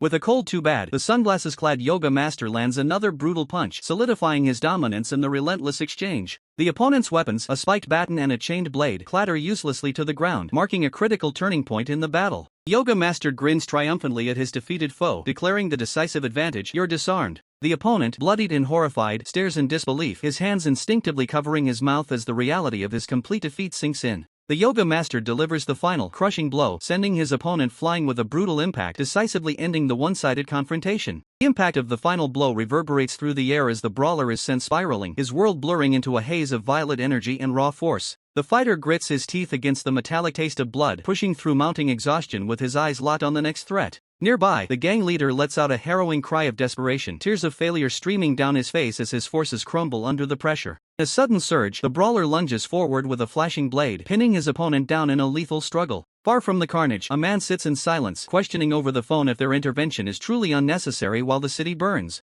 A lone rider pedals with frantic intensity, the voice on the line reminding him that his distance makes him too late to change the tide. Warns of elite monsters, powerhouses at the very pinnacle of their generation whom no sane man would ever dare to provoke. Suddenly, a streak of crimson light tears through the void, a strike so fast it defies the human eye, leaving only a trail of lethal intent behind. From behind, the opponent watches with a cold, detached gaze, his presence looming like an omen of death over the struggling man. Then, the storm breaks. A flurry of invisible slashes erupts, shredding the defense of anyone standing in the way as blood sprays in every direction. The opponent lowers his head, his eyes glowing with a predatory light. It becomes clear that his true strength never relied on the steel in his hands. His weapons lie discarded and forgotten on the blood-stained floor, mere toys compared to the raw, lethal technique he possesses in his own body. Sensing an opening, the challenger charges forward with desperate ambition, hoping to seize victory while the dust hasn't yet settled. His ambition is short-lived. A crushing blow connects with brutal efficiency, shattering his momentum and sending him spiraling into the ground. Standing over the fallen challenger, the opponent makes his terms clear. This alliance isn't about friendship, it's a necessary evil to bring down their common enemy.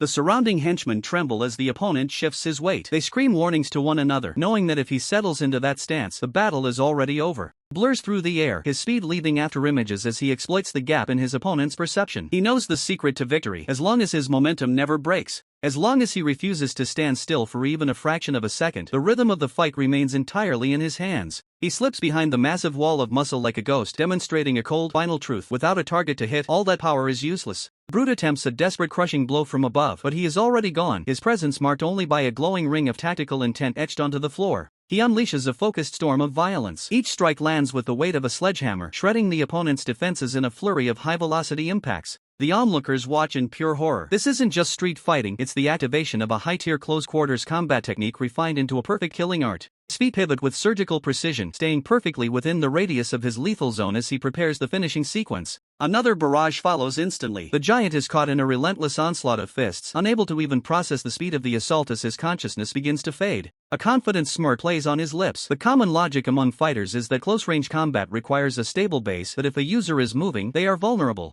He shatters that theory. Standing at the center of concentric circles of absolute dominance, he proves that such limitations only apply to the weak. This is the realm of a master. The dust settles as the echoes of the battle fill the corridor, the display of a man who just redefined the power scaling of his entire generation. The man stands amidst the carnage, his composure unshaken as the corporate side of the conflict moves just as fast as the front lines. He stares down his opponent with a cold, piercing gaze, making it clear that the time for talk is over. The opponent shifts into a high-level combat stance, his floral shirt fluttering as he prepares to unleash a finishing blow that has crushed countless rivals before. But mid-motion, the opponent freezes. His pupils dilate in pure terror as he witnesses a phenomenon that defies every law of martial arts. Fighter stands perfectly poised, radiating an aura of absolute dominance as he mirrors the very essence of the opponent standing before him. Disbelief turns to a desperate scream as the opponent realizes the impossible. His signature technique, honed through years of bloodshed, has been stolen in a heartbeat. A blur of violent motion ignites the air as the fighter moves with a speed that the human eye cannot track, turning his opponent's own power against him. Crack! A devastating downward strike connects with the force of a falling mountain, shattering the floor and the opponent's remaining defenses. With chilling indifference, the victor brushes off the feat, dismissing the idea of copying and treating the blow as nothing more than a simple punch. As the dust clears, a wave of white-suited reinforcements surges forward, moving like a well-oiled machine to clean out the remnants of the fallen group.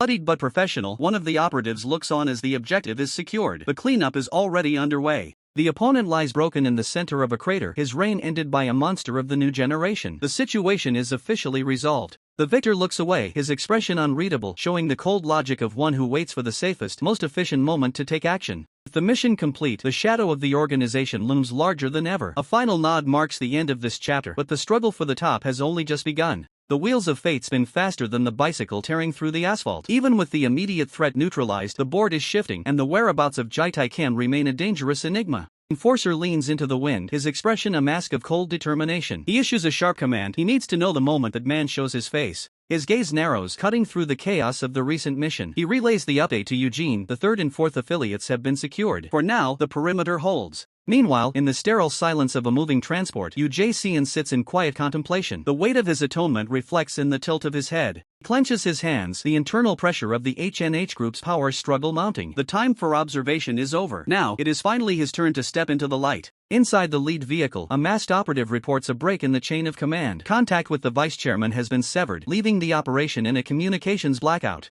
The ambulance roars down the highway, its engine a low growl against the landscape. The earpiece went dead during the heat of the struggle, leaving them flying blind. Silence on the other end is deafening, a tactical void that suggests the violence hasn't fully subsided. Eugene remains unfazed by the radio silence. He knows the caliber of the men on the field. Mandiak is not a man who yields to death easily. His resilience is a calculated factor. Tires screech against the parched earth as the convoy reaches its destination. The arrival is punctuated by the smell of burnt rubber and the heavy atmosphere of a rendezvous. Pull into the space rest station, a desolate waypoint that is about to become the center of a massive gathering. Eugene steps out, his suit immaculate despite the surrounding tension. He offers a simple acknowledgement of the effort made to reach this point. He reflects on the relentless surprise attacks that plagued their journey. The gauntlet was brutal, but the objective is finally within reach. Reason for his confidence becomes clear as the camera pulls back. The workers' headquarters has mobilized in full force, turning the rest station into a fortress. Rows of identical white sedans stand in perfect formation, a chilling display of the organization's reach and manpower. A single, authoritative step breaks the silence. The presence of a master is felt before he is even seen, addressing the young leader with a tone of tempered respect.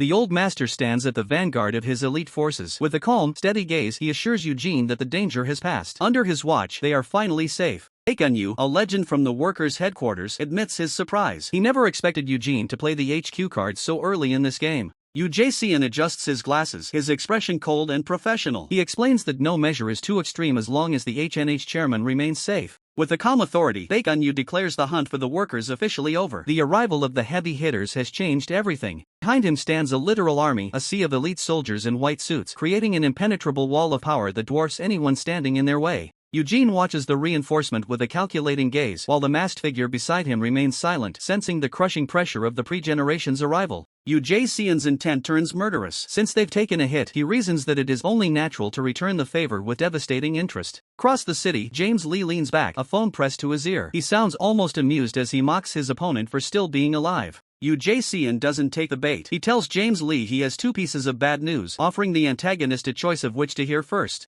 James Lee's smile doesn't waver as he invites the report, unaware that the tide of the entire conflict has just shifted against him. First blow, Yu Jae-seon reveals that the workers' headquarters has officially made contact and combined forces with him. But the second piece of news is the killing blow. As James Lee turns around, three massive silhouettes emerge from the light. They've already found him. Leading the charge is Teo Jang, a monster from the pre-generation. His presence radiates a level of threat that even a legend like James Lee cannot ignore. Beside him stands Myongo Choi. These are the titans who once fought alongside Gapreon Kim, and they are here to ensure James Lee's reign ends tonight. A veteran of the pre-generation stands firm at the headquarters, his presence a silent warning of the violence to come. Meanwhile, the target remains dangerously calm, answering a call that officially marks the start of the hunt. With a cold, dismissive tone, the target questions the resolve of his opponent, asking if they are actually serious about this suicidal provocation. Outside, the sheer scale of the operation is revealed, a literal army gathered to witness the fall of a legend. Into the fray steps a powerhouse boxer. He ignores the strikes raining down on him. To a man of his caliber, these attacks are mere annoyances. He reflects on the chains of the past, the defeats and the cruel fate that once dictated his life. Tells his exhausted allies to stand down. The boxer is taking the lead, and he isn't planning on moving an inch. One of the attackers screams in sheer desperation, realizing that even with their numbers, they are hopelessly outmatched. Doubt begins to consume the enemy. He looks into the boxer's eyes and sees a void where his confidence used to be. The boxer doesn't hesitate. He launches a massive straight punch, the impact generating a shockwave that rattles the entire hallway. His movements are a masterclass in efficiency, weaving through a flurry of desperate strikes without breaking a sweat. Another heavy blow connects. This isn't a brawl, it's a systematic dismantling of the opposition. The opponent is left paralyzed by the gap in their power. Every ounce of effort he ever put in feels insignificant now. He remembers the grueling training, the blood spilled just to reach this level of strength. But looking at the monster before him, he can only wonder what kind of training could produce such a result. Fighter lands a finishing blow, the sheer force of the impact ending the conversation once and for all. His footwork is flawless, a blur of speed as he pivots into the next engagement. A counterkick is intercepted with ease. The boxer's body has become a fortress that no ordinary man can breach. Even the most experienced fighters are left in shock, unable to comprehend the level of evolution achieved. He unleashes a relentless barrage of punches, each one carrying the weight of a journey defined by suffering and resolve. The voice of a mentor rings out. I hope they don't compare their efforts to his strength. Because the fighter didn't just work hard, he pushed himself beyond the limits of human endurance. While others were sleeping, he was moving mountains, literally carving his own path through the rock of destiny. As he walks away, his presence is burned into the memory of every witness. This isn't his peak. He is a man destined to climb higher than any of his peers. His ascent isn't fueled by limitless potential, but by a limitless motivation that refuses to accept anything less than victory. Even now, the fighter analyzes his form, perfecting the very technique that will one day place him at the center of the world. The enforcer stands like a monolith, his presence alone enough to stifle the air in the room. He remains unmoving, a silent observer to the carnage unfolding before him. He watches the chaos with a calculating gaze, unimpressed by the display of power. To him, this isn't just a brawl, it's a data set waiting to be analyzed. A sharp crack echoes as a high kick connects, sending shockwaves through the opponent's guard. The speed is blinding, a testament to the elite level of the combatants. The exchange is a blur of high-speed strikes. Every movement is executed with lethal precision, leaving no room for error in this high-stakes dance of death. With a devastating overhead strike, the momentum shifts violently. The impact is absolute, driving the target into the concrete with bone-shattering force. Enforcer admits that while the first generation was home to legends, he never expected to cross paths with one of the rumored elite in a place like this. A cold smirk plays on his lips. The thrill of the hunt is finally beginning to surface, fueling a hunger for combat that only a true challenge can satisfy. The enforcer prepares to step in, noting that even the strongest are starting to buckle under the pressure. The tide of battle is turning, and he intends to be the one to break it. His eyes lock onto the target with predatory focus. The time for observation is over. The time for intervention has arrived. Kuroda Ryuhei stands battered, his white suit stained crimson, yet his spirit remains unbroken. He demands to know why his opponent is hesitating to finish the job. The enforcer offers no verbal response, only a brutal counter. He has no interest in dialogue, only in the efficient neutralization of his target. The assault is relentless. Kuroda Ryuhei is forced into a desperate defensive, his body screaming in protest as he is systematically dismantled. Blood drips from his brow, but Kuroda Ryuhei's eyes remain fixed on the man trying to end his life. He asks why the opponent is so eager for his death. With a roar of walking corpse, the attacker lunges forward, aiming for a decisive finish. The air whistles with the speed of the incoming fist. Ground shatters under the weight of the assault. It's a display of raw, unbridled power meant to erase anything in its path.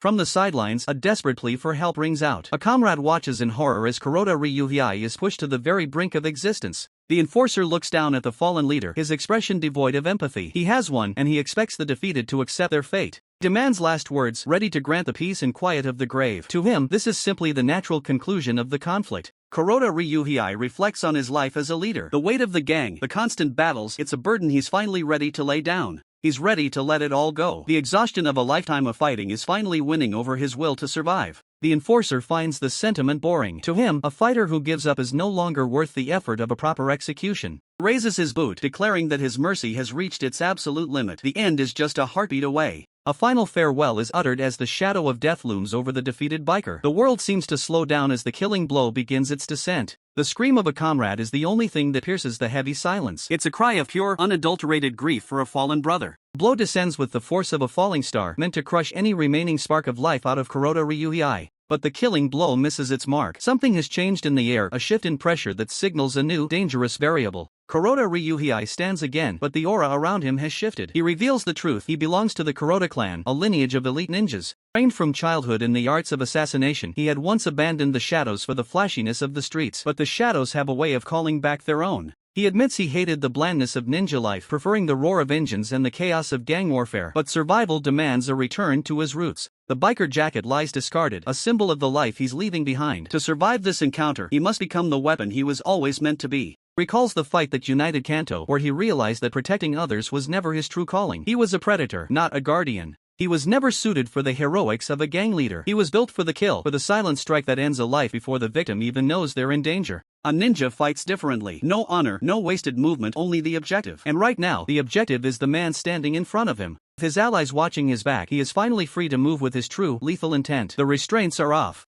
The enforcer charges, calling him crazy, but he's walking right into a masterfully set trap. The speed of the ninja is on a different level entirely. Kuroda Ryuhei grips a broken piece of wood, his fingers finding the familiar balance of a blade. In his hands, even a splinter becomes a lethal weapon. In a flash of speed that defies the eye, Kuroda Ryuhei closes the distance. He is a shadow in the light, moving with a fluid grace that is as beautiful as it is deadly. The enforcer's eyes widen as he realizes too late that the predator has become the prey. A single, precise strike sends the giant crashing to the floor. The battle flipped in an instant. The enforcer's eyes widen as he realizes the tables have turned. A single, precise strike sends the giant crashing to the floor. Kuroda Ryuhei, in a blood-splattered white suit, stands amidst the chaos. A chilling prompt appears: fight to kill. Onlookers are left stunned by his speed. I couldn't even see his move. Sharp impact echoes as Kuroda Ryuhei takes a blow, blood splattering across his neck. The fight's intensity is palpable, leaving no room for hesitation. Amidst the violence, a woman in a white suit with long black hair races through a hallway, her expression one of urgent desperation. A man in a white tracksuit stands alert, his eyes wide with alarm as he calls out Mitsuki, signaling his deep concern for her. The woman in white and the man in the tracksuit move in unison with grim expressions, suggesting they are either fleeing danger or rushing toward it together. In a chaotic flashback, Kuroda Ryuhei is shown embracing the woman and protecting her as shattered weapons and blood fly around them. It is a moment of desperate protection amidst a brutal melee. The man in the black tracksuit smirks confidently, taunting his opponent. You can't even come close to me. He adds with cold dominance, don't be too resentful. Kuroda Ryuhei, his face streaked with blood, retorts with a defiant sneer. A blonde punk stealing another man's woman? He clearly enjoys the provocation. The woman in white looks on with wide, shocked eyes, met with a firm denial. Nope, you are wrong. Her expression suggests a deeper, unspoken truth. Kuroda Ryuhei and the woman lie entwined on the blood-soaked ground, a stark image of their shared ordeal and the brutal cost of their connection. The man in the black tracksuit reflects on his bond with Kuroda Ryuhei. I liked having you in front of me, Ryuhei. He adds playfully, we're totally soulmates, smooch. His expression shifts to calm relief as he acknowledges the second affiliate's safety, then sighs with a personal longing. God, I miss Mira. The scene shifts to a vast outdoor gathering of men in suits near an ambulance. The narrator declares the tide has turned, signaling a major shift in the situation. Old Master, with his distinctive long white hair and beard, observes the crowd. He acknowledges Eugene and notes, there are a lot of eyes here, highlighting the high stakes. UJCN walks away from the gathering, musing to himself, I haven't been to school in a long time, hinting at his hidden past. Man with glasses looks utterly surprised, attempting to give instructions. Everyone, make sure the chairman's comfortable on his. He stops abruptly, bewildered. HUH? A man in a cap forcefully pulls the man with glasses by the arm. The man with glasses cries out in confusion, Hyung? The surprised man with glasses questions his companion. What are you doing, Yuziang Hyung? What's wrong with you, all of a sudden? Man in the cap, sweating and distressed, tries to deflect. Do you need to go to the bathroom? Hold it in just a little longer. The man in the cap drags the man with glasses toward an ambulance. Realizing their destination, the man with glasses asks, the ambulance? Why are you taking me there?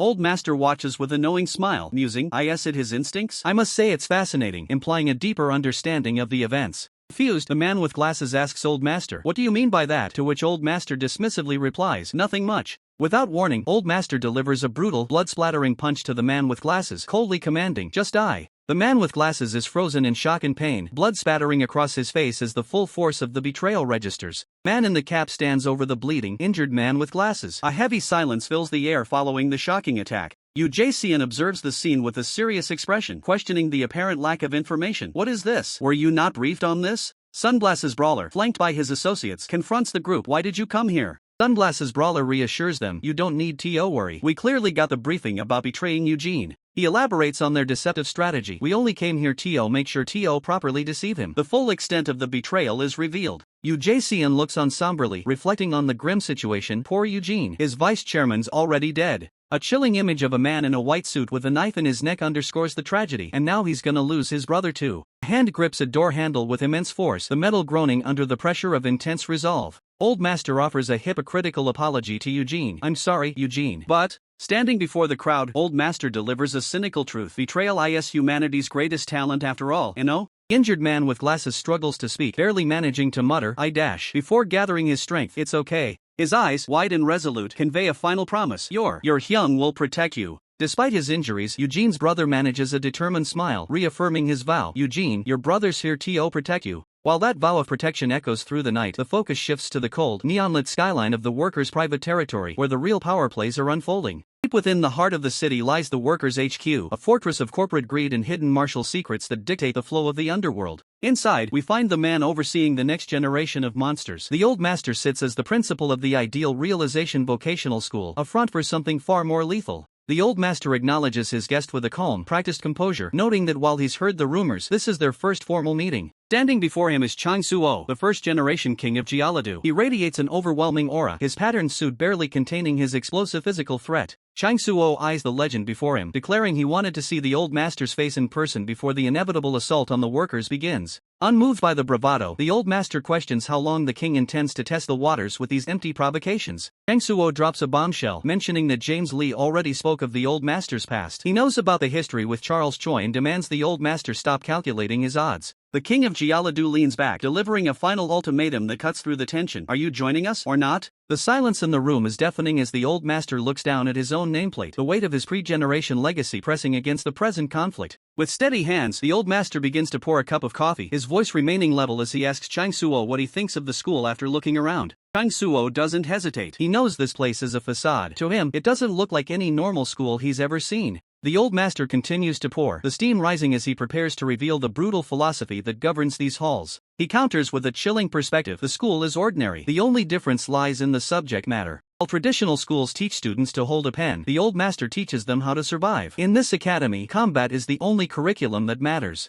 Chang Suo grips his cup, the realization sinking in. He has his answer, but now he must ask the question that will determine the fate of the first generation. The steam from the cup rises, mirroring the mounting tension in the room. Chang Suo leans back, his gaze piercing as he breaks the silence, questioning if they were truly the ones who raised Eugene. Response is immediate and chillingly cold. A pair of dark, unwavering eyes meets his, denying any form of mentorship. They didn't build Eugene, they simply existed in his shadow. Chang Suo takes a slow, deliberate sip. The truth is far more terrifying than any lie. It was Eugene who nurtured them, molding the very power dynamics they now operate within. His eyes narrow behind his glasses, reflecting a deep-seated calculation. The fear isn't of Eugene's current status, but of a true worth that remains hidden from the rest of the world. Setting the cup down, the conversation shifts from past reflections to the brutal reality of the present. He demands to know what the next move will be in this high-stakes game. Question is a direct challenge to loyalty. He asks point-blank if the betrayal of Eugene is truly on the horizon, or if this is just another layer of deception. A faint, knowing smile plays on his lips. In their world, words carry no weight without proof. He needs a demonstration of power, a sign that they are truly committed.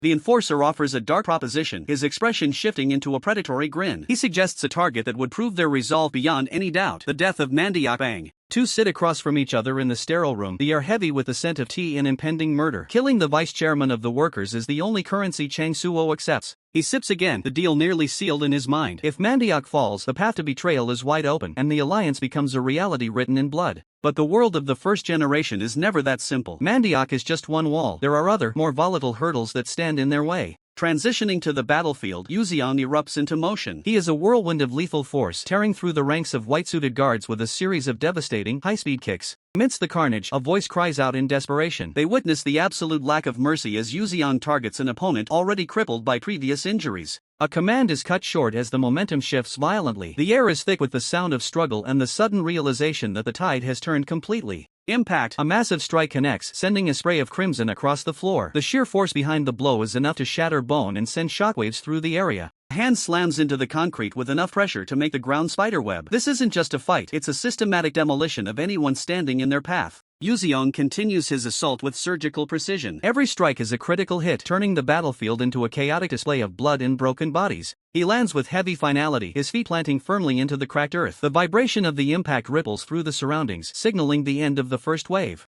Total annihilation. Yuzeon moves like a blur of lethal intent, clearing the path with a series of high-velocity strikes that defy any attempt at a reaction. An overhead kick descends like a guillotine. The raw energy of the strike is so immense, the environment itself struggles to contain it. The dust begins to settle as another hand finds the earth. The message is clear, the hurdles are being cleared, and the fate of the first generation is being rewritten in real time. Shock on the faces of the onlookers says it all. These students were trained for war, but nothing in their curriculum prepared them for the sheer level of violence unfolding. This isn't a sparring match, it's a slaughter. The fighter moves like a shadow, a silhouette of pure lethality. He doesn't just fight, he dismantles. To the witnesses, he is no longer a man, he is a monster that has reached the gates of their reality. A single, high-velocity strike cuts through the air with the sound of a whip cracking. The speed is so immense that the human eye can barely register the movement, only the devastating intent behind it. Impact! The force of the blow erupts in a spray of crimson, sending shockwaves through the pavement. The power is absolute, leaving no room for defense or recovery. A heavy, scarred fist clenches, drawing the eye to the raw power contained within. A voice cuts through the chaos with terrifyingly calm disapproval, a warning that the true master has seen enough.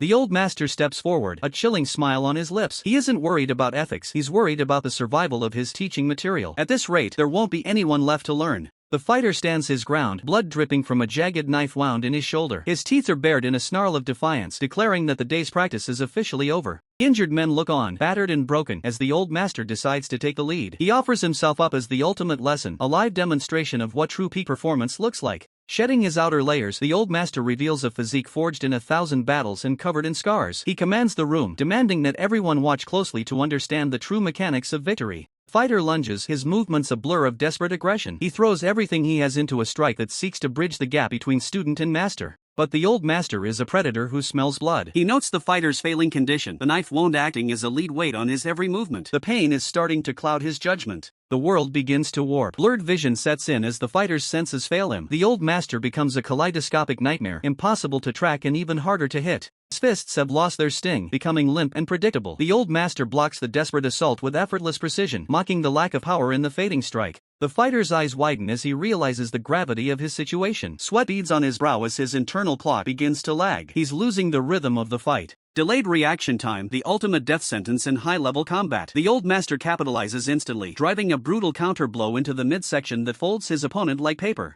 Crowd of students roars in a mix of terror and awe. The old master lectures them through action, proving that the opening of a fight dictates the ending. There are no second chances. He presses the advantage with ruthless efficiency. In this world, there is no such thing as cowardice, only those who survive and those who fall. He drives the opponent back with a relentless barrage. A sickening thud echoes as a punch connects squarely with the jaw. The old master's philosophy is simple. To win, you must be willing to destroy everything in your path. The final lesson is delivered with a bone-shattering kick. As the fighter reels from the impact, the old master's words hang in the air like a death knell. You must do whatever it takes, or you will die trying. The impact is immediate and visceral. The younger fighter takes the brunt of the force, his body becoming a living testament to a brutal philosophy of survival. Blood sprays across the air as he roars in defiance. He isn't just enduring the pain, he's using it to prove a point that transcends mere martial arts technique. Nearby, a companion's composure completely shatters. He screams into the chaos, the heavy weight of his past fueling a desperate, last-ditch effort to intervene. But the master does not relent. He lunges forward, his massive fist cutting through the atmosphere like a falling mountain, determined to end this struggle once and for all. In the eye of this storm, the fighter's vision narrows to a single point. Every muscle fiber screams in agony, yet his focus remains locked onto the incoming threat. A strange metaphor flickers through his mind, the peculiar nature of meerkats. Small and fragile, yet they never flee when cornered by their natural predators. This isn't just a fleeting thought, it's a core memory, a lesson in raw survival etched into his soul since childhood.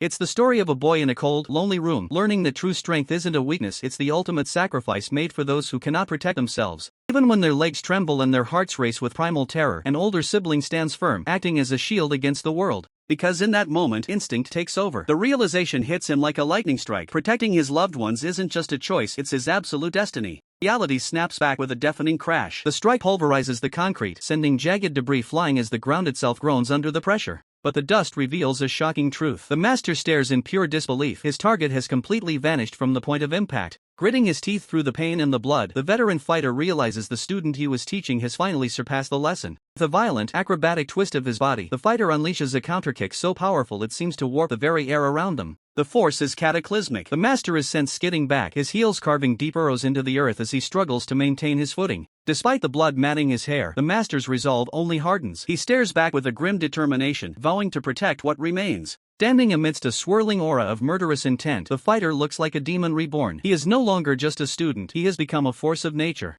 A terrifying, blood-soaked grin spreads across his face. He shouts a promise of protection that borders on absolute madness. The master gazes into those eyes, wondering if this is the final desperate flailing of a dying man or the birth of something far more dangerous. Before he can find the answer, the fighter takes to the skies again, his silhouette a dark omen of the final strike yet to come. The air crackles with tension as Muziak Jang braces himself, his muscles bulging with a primal fury. He lets out a defiant roar, questioning if anyone truly has the power to bring him down. In a blur of motion, Ujcian vanishes from sight, reappearing behind the king of Pohon with a speed that defies logic. Muziak Jang's eyes widen in shock as he realizes he's lost track of his opponent. Muziak Jang can feel the shift in the atmosphere. This isn't the same man he was fighting moments ago. Ujcian isn't just surviving the onslaught, he's undergoing a violent awakening. Thunderous impact echoes through the arena as Ujcian connects with a devastating strike. The sheer force of the blow sends shockwaves rippling through Muziak Jang's massive frame. Ujcian realizes the grim reality of the situation. He isn't just fighting, he's being used as nourishment, his own strength fueling Muziak Jang's monstrous evolution.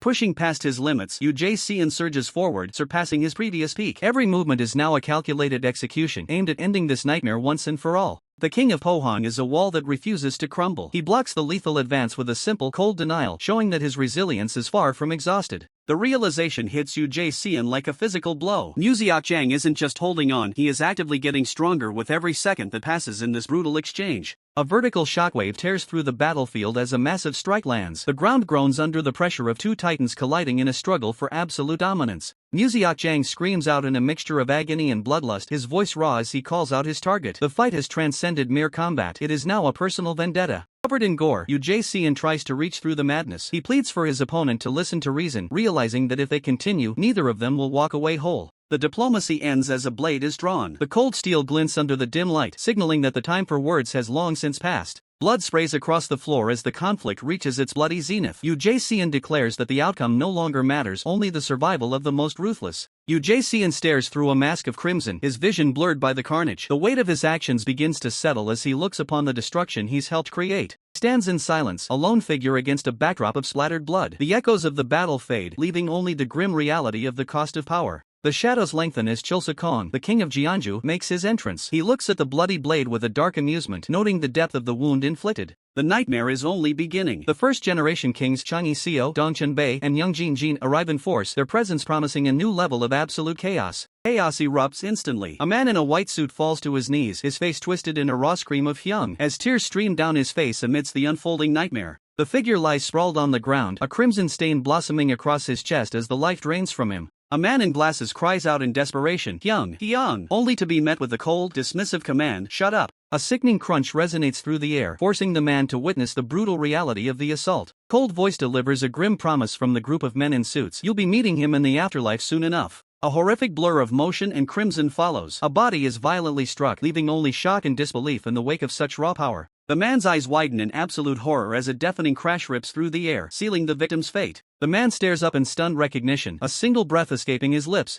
Amidst the carnage, a companion carries the wounded man, urging him, don't give up. This doesn't suit you. Blood gushes from the victim's face as a grim voice confirms he's bleeding out. Another reassures he's already in the ambulance, they can save him. Two unsettling figures emerge. One with a chilling grin and a beanie, the other in sunglasses, declares, I'll take the lead. A wary voice questions, who is this guy? Stepping from a luxury vehicle, a commanding presence is revealed. His arrival is met with a mix of shock and recognition. Is that him? Another figure is seen from behind, bearing a distinctive star logo on his shirt, identified as the group's leader. Dark-haired man dismisses the threat, asking, "So what? Is that group really that important?" His companion adds, "We can just take him out anyway, right?" A man with streaked hair warns, "Don't underestimate him. You know the entire city was recently unified, right?" Brutal combat ignites as powerful strikes connect and bodies clash in a whirlwind of fists and fury. It reveals a crucial detail: the survivors who made it out said that one of the legendary overseas masters practically lost to him. A chilling realization dawns: he's likely already walking that path. The observers' faces contort in shock as they understand the gravity of the situation.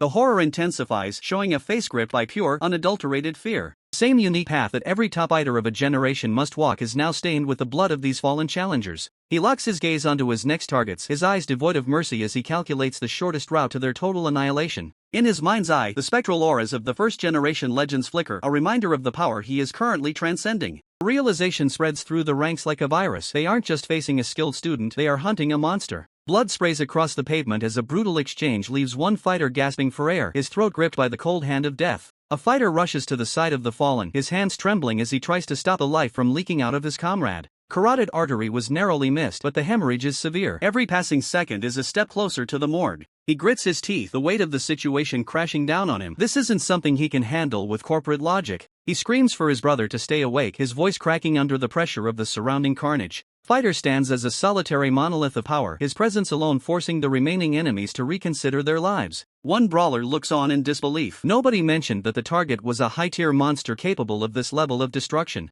The leader in the dragon suit remains unfazed, dismissively offering to pay the extra blood price for this breach of contract. He notes that while the kid is a monster, he's a new one. That means there are still weak spots waiting to be exploited. Powerhouse suggests a tactical probe first. They need to gauge his combat power before committing to a full-scale assault. But the boy isn't interested in their games. He steps forward, the air pressure shifting as he prepares to ignite the fuse. With a sharp motion, he adjusts his cap. The time for observation is over. The time for execution has begun. Kicking off with explosive force, he delivers a devastating gut punch that sends shockwaves through his opponent's entire frame. Mocks the so-called kings, telling them that their strategy is useless against the raw power he's about to unleash. His eye narrows, focusing on the kill shot. He's finishing this right now, and no amount of strategy will save them. The impact lands with a sickening thud, a critical hit that bypasses all defenses and leaves the enemy gasping for a life they're about to lose. The fighter absorbs the blow, his core like iron as the fist sinks into his abdomen without breaking his resolve. He doesn't flinch, using his own body as a tether to keep the enemy within striking distance. The air screams as the opponent unleashes a flurry of strikes, the speed blurring the very fabric of the fight. It's a high-octane exchange where a single millisecond determines who stays standing.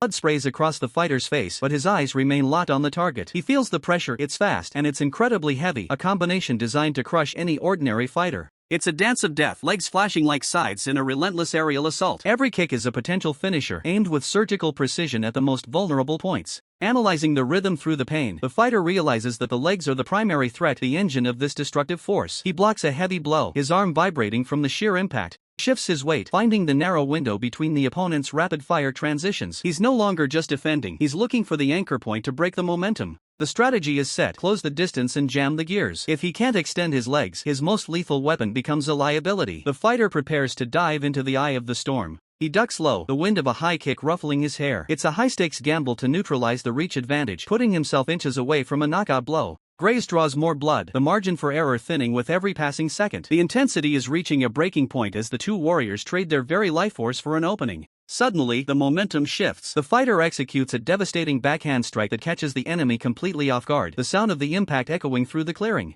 Realization dawns on the opponent: every previous move was a calculated lure. He was being led into a trap from the very first exchange, and now, the predator has become the prey. Follow-up strike connects with bone-shattering force, sending shockwaves through the opponent's frame. The fighter is no longer just fighting, he's dismantling his opponent piece by piece. From the sidelines, a man in sunglasses watches in disbelief. He recognizes the fluid, rhythmic motions. This isn't just street fighting, it's a master-level martial art, executed with terrifying proficiency. The man with the cigarette narrows his eyes, identifying the technique as the specialty of elite warriors. The question hangs heavy in the air: how does a kid like this know how to copy such high-level arts? Talent to copy is an amazing gift, a shortcut to mastery that allows him to steal the essence of any fighter he encounters. But a copy is rarely as deep as the original. With a fluid, rhythmic motion, the fighter upends his foe, the influence of the martial style manifesting in a perfect, high-impact throw that sends the enemy crashing into the dirt. Yet, it's a borrowed strength, a flawless imitation that lacks the soul of a path forged through decades of personal struggle. He's walking a path that isn't truly his own. The observer notes the chilling truth: the fighter is arrogant enough to hold back. He's playing with his food, testing out new toys instead of ending the fight with his true power. Standing tall, the fighter prepares for the final exchange. His fist is clenched, his gaze cold. The time for mimicry is over. It's time to show them what lies beneath the surface. A heavy boot slams down, shattering the concrete beneath it. Despite the direct hit he took moments ago, the momentum hasn't shifted an inch. The enforcer stands firm, his silhouette imposing against the debris. He isn't just a fighter, he's a force of nature ready to unleash hell.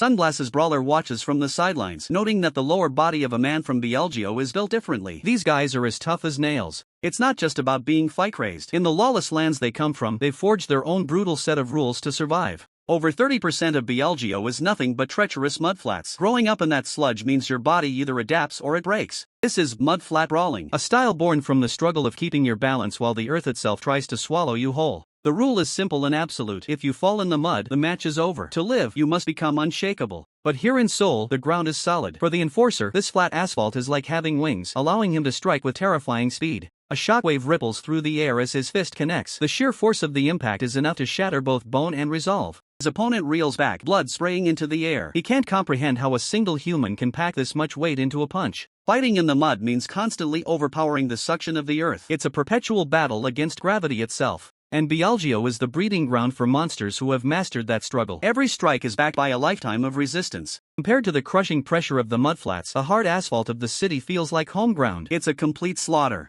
The enforcer lunges forward, his movement a blur of pure aggression. He isn't just winning, he's dominating the entire space. That legendary core and leg strength forged in the depths of the mud is exactly what earned him his reputation as the king of Bielgio. He activates the strength attribute. A crimson aura flares around his fist, signaling the end of the line for his enemy. His boots glow with power as he anchors himself to the earth. The final exchange isn't a gamble, it's a foregone conclusion. He triggers his unique skill. The air grows heavy with the scent of iron as the killing blow is prepared with clinical precision. Mud pounding, the enforcer unleashes a barrage of strikes, each one landing with the weight of a falling mountain. With a bloodied smirk he looks at his fallen foe. He admits that it was actually pretty fun, his voice dripping with cold satisfaction. His gaze narrows, a predatory glint in his eyes. The fight is over, but the hunt for those who killed Yeonwa Kim has only just begun. Fighter delivers a brutal, bone-jarring punch straight into his opponent's face, the impact visibly distorting his features. He unleashes a devastating kick, a whirlwind of motion that blurs the lines between attack and defense. He follows through with a relentless barrage of strikes, each landing with concussive force and pulverizing his opponent. The final blow connects with precision, the opponent's face collapsing under the sheer power of the impact. Fighter stands victorious over his vanquished foe, the finishing move having left the opponent broken.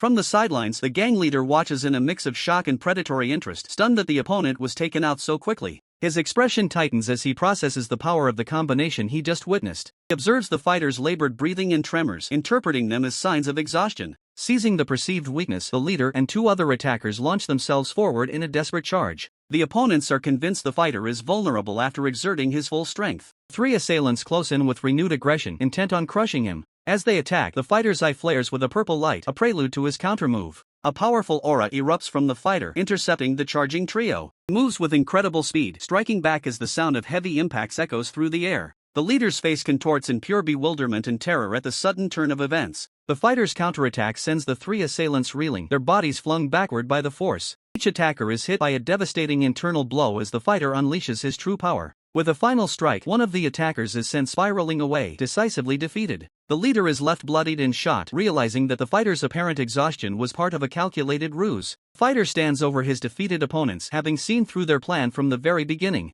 He had been waiting for this exact opening, a momentary lapse in the chaos to finally turn the tide. But the weight of the battle finally crashes down, forcing him to his knees as the ground cracks beneath his palms. Blood drips from his nose as he realizes that even with all his training, taking on multiple elite monsters at once was a suicidal gamble. Suddenly, a man looms over the battlefield, his pattern suit pristine as he declares he has saved just enough strength for this finale. A wall of suited guards stands ready, their eyes scanning the wreckage for the man who dared to challenge their hierarchy. With a thunderous roar, the man slams his hands down, the sheer force of the impact pulverizing the concrete and pinning his prey. The man leans in, his face splattered with crimson, asking the boy if he truly understands the magnitude of his mistake. He mocks the effort, noting that the fighter wiped out regional kings, men who had never tasted defeat until today. The sound of tearing flesh echoes as a rusted rebar is driven straight through the fighter's hand, anchoring him to the floor in a spray of gore. The man admits his confusion, wondering why a ruthless superior would ever order him to leave such a threat alive. Through gritted teeth, the fighter snarls back, questioning if the superior is being blackmailed or if there's a deeper game afoot. The man dismisses the thought, stating that regardless of his own curiosity, he will follow the orders of the one at the top.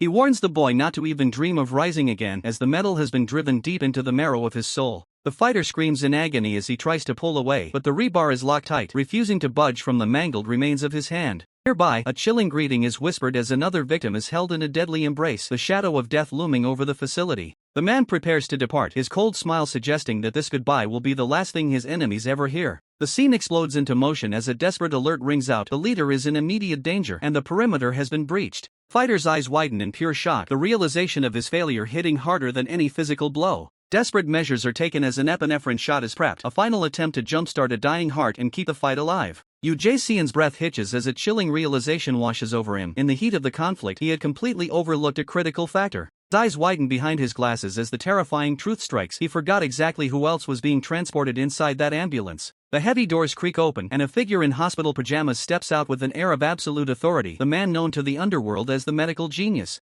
Across from him, Oh Chang-soo sits amidst the wreckage, casually lighting a cigarette while acknowledging that the situation has just become far more complicated. Jin Young Park doesn't waste time on pleasantries, stepping into the light to demand if James Lee was the one who ordered this hit. Oh Chang-soo exhales a slow cloud of smoke, his gaze cold as he admits that while the target should have stayed unconscious, he is indeed here to finish the job. Nearby, the enforcer watches the exchange in stunned silence, his face battered and bloodied as he's mocked for being a mere kid picking a fight with an elder. Chang-soo's eyes narrow with pure disdain, scoffing at the copy abilities he's seen from lesser fighters, finding the very idea of imitation laughable. But Jin Young Park is no ordinary combatant. He is a titan of the 0th generation and the legendary action captain of Kim Gapryong's Fist Gang. He questions if his own transcendent copy talent could ever be compared to the shallow imitations used by the brats of the new generation. The shadows of the Fist Gang's legends loom behind him, a grim reminder of the overwhelming power that the medical genius still holds in his hands. Yu Jae-seon rushes to support the blood-soaked Jin Young Park, his voice trembling with concern as he asks if the legend is even in a condition to fight. Despite the severe trauma, Jin Young Park stands tall, dismissing the worry and declaring that his dizziness has finally faded. His gaze locks onto Oh Chang-soo, a sharp, predatory glint returning to his eyes as he notes that his old acquaintance is surprisingly still among the living.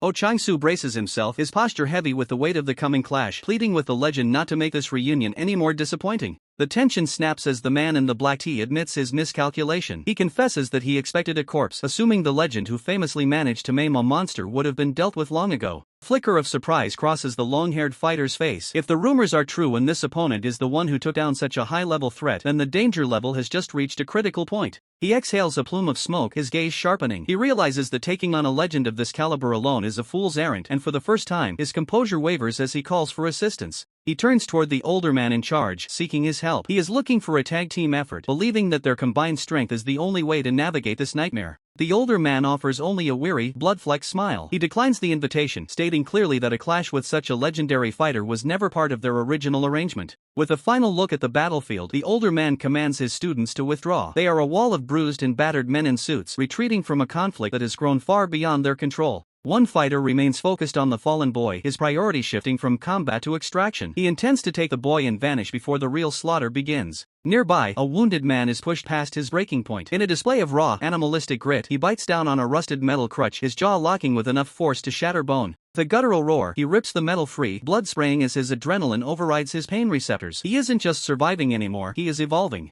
The older man watches in grim fascination. He recognizes the shift in the air. The fighter's stamina is surging back, a hallmark of his elite martial arts style. The wounded man enters a low, lethal stance, wielding the crutches as extensions of his own limbs. He adopts a desperate yet precise style born from the brink of defeat, vowing that no one touches the boy. The long-haired fighter looks on, his face falling as he realizes his opponent has fully awakened. The power balance has shifted, and the advantage they once held is evaporating. Man in the pajama pants grits his teeth. The plan is in tatters, the variables have spiraled out of control, and the legend before them is far more resilient than they ever imagined. Realizing that backup isn't coming and his subordinates are outclassed, the long-haired leader prepares to step in. The time for games is over. He will have to settle this with his own hands. Kuroda Ryuhei stares down the enforcer with a look of pure disdain. He scoffs, asking if a weakling really thinks he can stand against a legend of his caliber. The enforcer doesn't flinch. He raises his blade cold and steady, retorting that while he might be outclassed in status, his knife has plenty to say about the outcome. The air screams as the first exchange ignites. A brutal strike connects, sending a spray of crimson across the battlefield as the pace instantly hits a boiling point. Blood spatters the ground, a visceral reminder that this isn't a sparring match, it's a fight for survival where every drop of sweat is paid for in gore.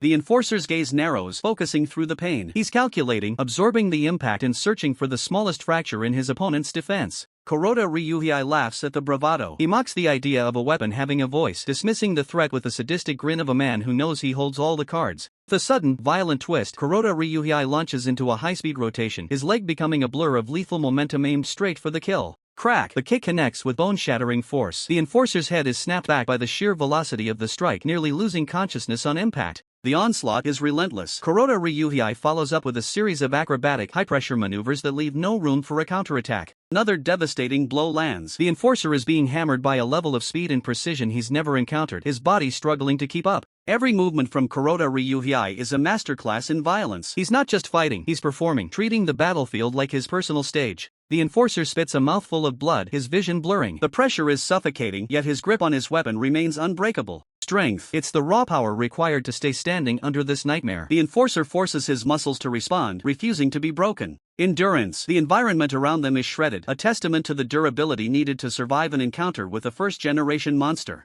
Technique. It's the final piece of the puzzle. The enforcer tightens his grip, centering his breathing as he prepares for one final desperate gambit. In a burst of white feathers and blinding speed, the enforcer closes the gap. The time for defense is over. The counterattack begins now. The enforcer becomes a whirlwind of calculated violence. His batons are a blur of motion, striking with lethal precision as he carves through the crowd, leaving nothing but broken bodies in his wake. Suddenly, a mountain of a man intercepts the momentum. A heavy, muscular fist crashes against the enforcer's guard, the sheer force of the impact vibrating through the concrete beneath him. The old master adjusts his glasses, his face weathered by countless battles. He admits that the rumors of the young man's prowess weren't just talk, he's the real deal. Wiping blood from his chin, the enforcer remains silent as the old master makes an unexpected proposal. He invites him to study at his school, a place where power is refined into something absolute. But the lesson begins before the invitation is even accepted. The old master lunges forward, defying his age with a strike that carries the weight of a collapsing building. Preaches about achieving dreams while his knuckles find their mark. The enforcer is forced into a desperate defensive maneuver as the air pressure from the blow threatens to shatter his ribs. Surrounded and outmatched in experience, the enforcer doesn't falter. He pivots, his strikes echoing like gunshots as he keeps the encroaching horde at bay, refusing to be buried by numbers.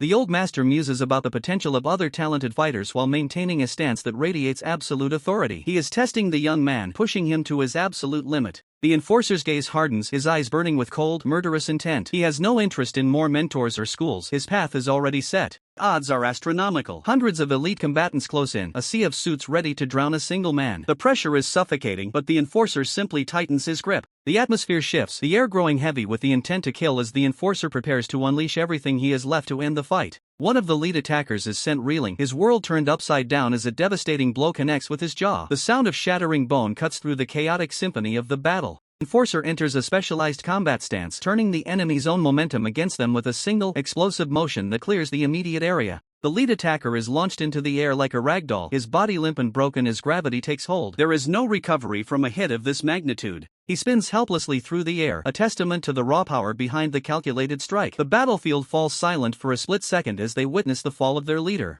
In his final moments of consciousness, the enemy's eyes widen in pure terror. He finally understands the gap between a mere fighter and a true professional. He adjusts his glasses, his gaze piercing through the lens with a chilling indifference that speaks volumes of his calculated nature. He lunges forward, his fist connecting with a thunderous impact that sends his opponent reeling back, the sheer force of the blow echoing through the room. Standing amidst the carnage, he calmly notes that the outcome was decided long before the first punch was even thrown. The opponent's face is a mask of blood and desperation, realizing that sheer intimidation is a useless currency against a true professional. Suddenly, a hand clamps onto a neck like a steel vise, seizing control of the rhythm before the enemy can even process the threat. He steps into the light, his strike landing with a sickening crunch that confirms the brutal reality of the power gap. The impact ripples through the air, a display of raw, overwhelming power that leaves the spectators in a state of paralyzed shock. But the assault is far from over. The momentum shifts, accelerating into a blur of violent efficiency that offers no quarter. Every desperate attempt at a counter is swatted away, the speed of the attack leaving only trails of motion in its wake. Grabbing his target by the hair, he delivers a final, crushing message. The era of these old dogs has officially come to an end.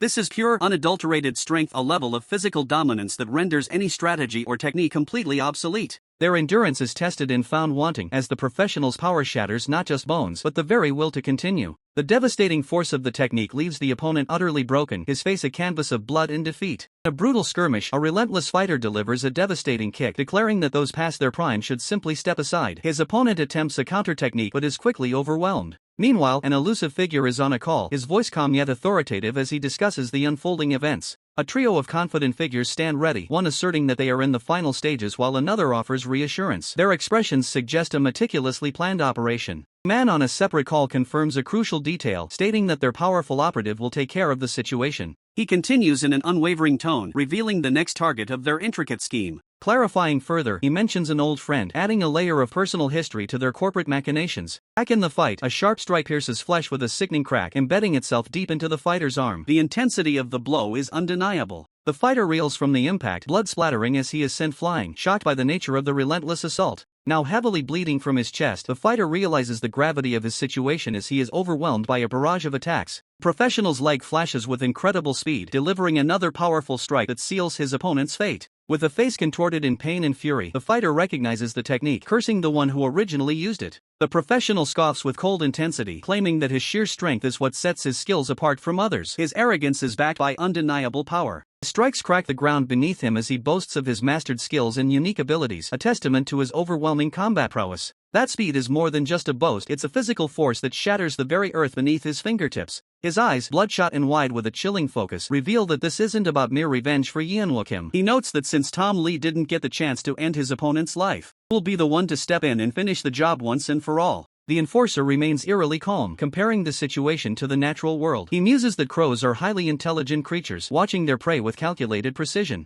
They are smart enough to manipulate their environment, even playing with toys to test their limits and solve complex problems. Compared to any other bird, their intellect exists on a completely different level, much like the strategic mind of a master fighter. The realization hits the enforcer like a physical blow. He wonders if his opponent just read through Tom Lee's unique skill, the very endurance move he had perfectly copied. Zhang, battered and bloodied, shows no fear. He reminds everyone that he was the one who sliced off Tom Lee's arm, standing tall with a raw display of strength. The enforcer admits he spent a very long time studying Tom Lee's every move, dissecting the legend's combat style to find any possible opening. His eyes narrow with murderous intent as he reveals his secret weapon. He has created a specific counter, the fourth variation, designed specifically to take down a monster like Tom Lee. The counter is unleashed with devastating force, sending limbs flying as the sheer power of the strike connects with lethal precision. The impact is absolute, a bone-shattering collision signaling a shift in the very nature of the battle. He leans in, his voice a cold whisper as he addresses his opponent, telling him not to be too upset about what is coming next. With a predatory glint in his eyes, he reveals that he was specifically waiting for the moment his opponent tried to copy that technique. "A shame," he mutters as a horizontal strike tears through the air, catching his opponent off guard and sending a spray of crimson across the white void. Standing tall amidst the carnage, he explains that since this technique was forged to counter such a style, it is a catastrophic matchup for him. His expression remains unreadable as he grants a rare piece of respect, stating that from this moment on, he will consider his opponent on his level.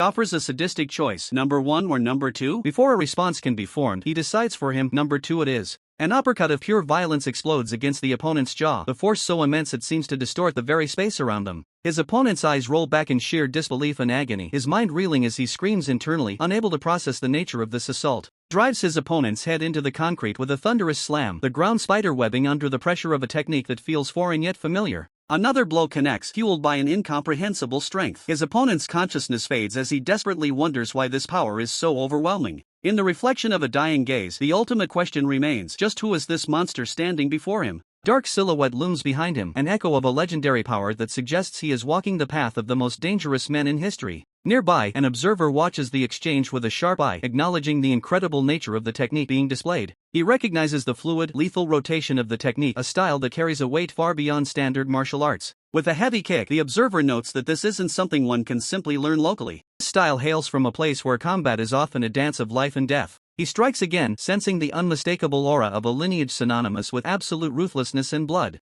The observer admits his own limitations, confessing that while he is confident in nurturing talent, even he cannot teach a style this precise. However, his attention shifts back to the boy, realizing the true depth of the potential hidden within him. He delivers a final, crushing blow, warning his opponent one last time, never look down on him again. An adversary, battered and bleeding, screams in agony. Despite his current state, a flicker of pride remains as he acknowledges the raw power of his opponent, noting that even a veteran who has faced legendary clans struggles against such might. Another brutal impact sends blood splattering, yet the opponent's thoughts persist. He is a survivor of countless battles, but this relentless assault is pushing him to his absolute limit. The attacker's strikes are precise, each blow a testament to mastery forged in the crucible of experience. The opponent realizes this isn't just brute force, it's a perfected art of combat. A close-up reveals the opponent's bloodied, grimacing face, his eyes wide with a mix of pain and grudging respect. He understands now, his opponent knows his own strengths perfectly, having refined them over time. Shifting scenes, a seasoned man stands resolute, a calm facade masking his tension. He firmly states his position to an unseen visitor. His answer remains unchanged, no matter how many times he is asked.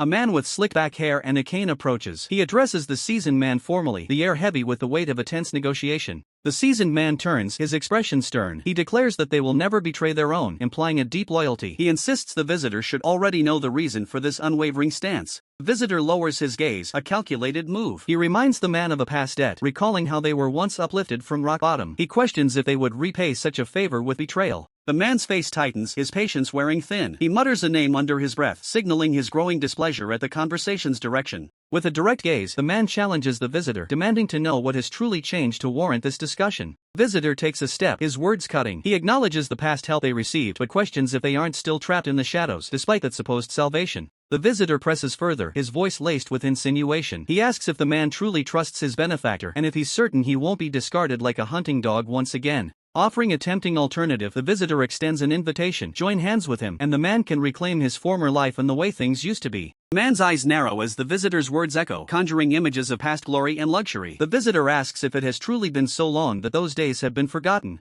A powerful vision erupts, showing a group of formidable men standing triumphant amidst a field of defeated foes. The narration emphasizes that through pure martial prowess alone, this man is recognized even by the most legendary fighters. The visitor's voice intensifies in a final, persuasive appeal. He urges the man to trust him, promising that his chance for resurgence will surely come again. Back in the brutal fight, a bloodied hand slips from a piece of bent metal, the weapon now useless, a stark visual of the opponent's overwhelming defeat. The attacker unleashes a devastating flurry, each blow a shockwave of raw power that sends his opponent reeling. The battle reaches its crescendo. The opponent's face contorts from the force of the impact, blood spraying as his body can no longer withstand the relentless assault. With a final thunderous strike, the attacker delivers the decisive blow, ending the fight. His opponent collapses, utterly defeated. Suddenly, an ambulance speeds past, its sirens wailing, a jarring shift in the narrative that hints at the wider consequences of the conflict. The seasoned man, now visibly distressed, stares with wide, shocked eyes. He reacts with confusion to an unforeseen event or revelation. Powerful fist slams into a red, textured surface, causing a burst of impact energy. The force behind the strike is immense.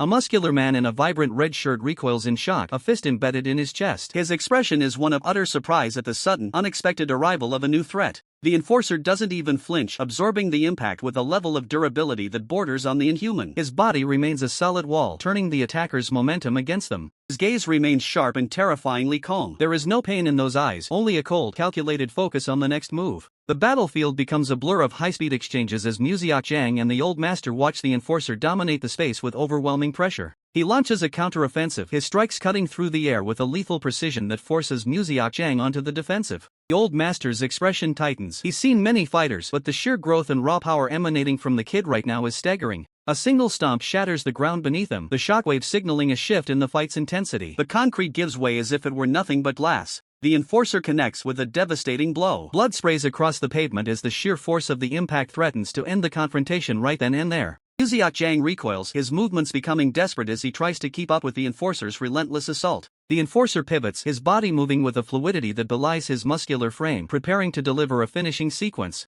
With a thunderous crash, Muziak Zhang is sent spiraling backward, slamming into the debris as the enforcer asserts his absolute dominance. Slow, controlled exhale escapes the enforcer's lips. He isn't even winded, he's just getting started. He resets his stance, the black crocodile spirit seemingly manifesting in his very posture as he prepares for the next phase of the slaughter. Muziak Zhang grips the blood-stained earth, his voice a low growl as he calls the enforcer an absolute nutcase for his suicidal fighting style. Struggling to his feet, Muziak Zhang warns that the boy has crossed a line he can never return from, his pride wounded more than his body. He begins to analyze, his mind recording every technique the enforcer used. He is determined to find a weakness, no matter what it takes. But as he looks closer, his confidence wavers. Something is fundamentally wrong with the scene before him. Pure shock washes over Muziak Zhang's face as he realizes the true nature of the threat he's facing. Meanwhile, in the back of a speeding ambulance, Yu Jae-seon sits in grim silence, the weight of the corporate war pressing down on him. Yu Jae-seon's eyes widen as he senses a disturbance, a sudden shift in the atmosphere that signals an impending disaster. A hatchet suddenly tears through the air, the cold steel biting into flesh and drawing a fresh spray of blood in a brutal surprise attack. The enforcer barely manages to twist his body away, the weapon narrowly missing a fatal mark as the chaos reaches a fever pitch. Both combatants are thrown into a violent tumble, the introduction of a weapon turning the tactical duel into a primitive struggle for survival.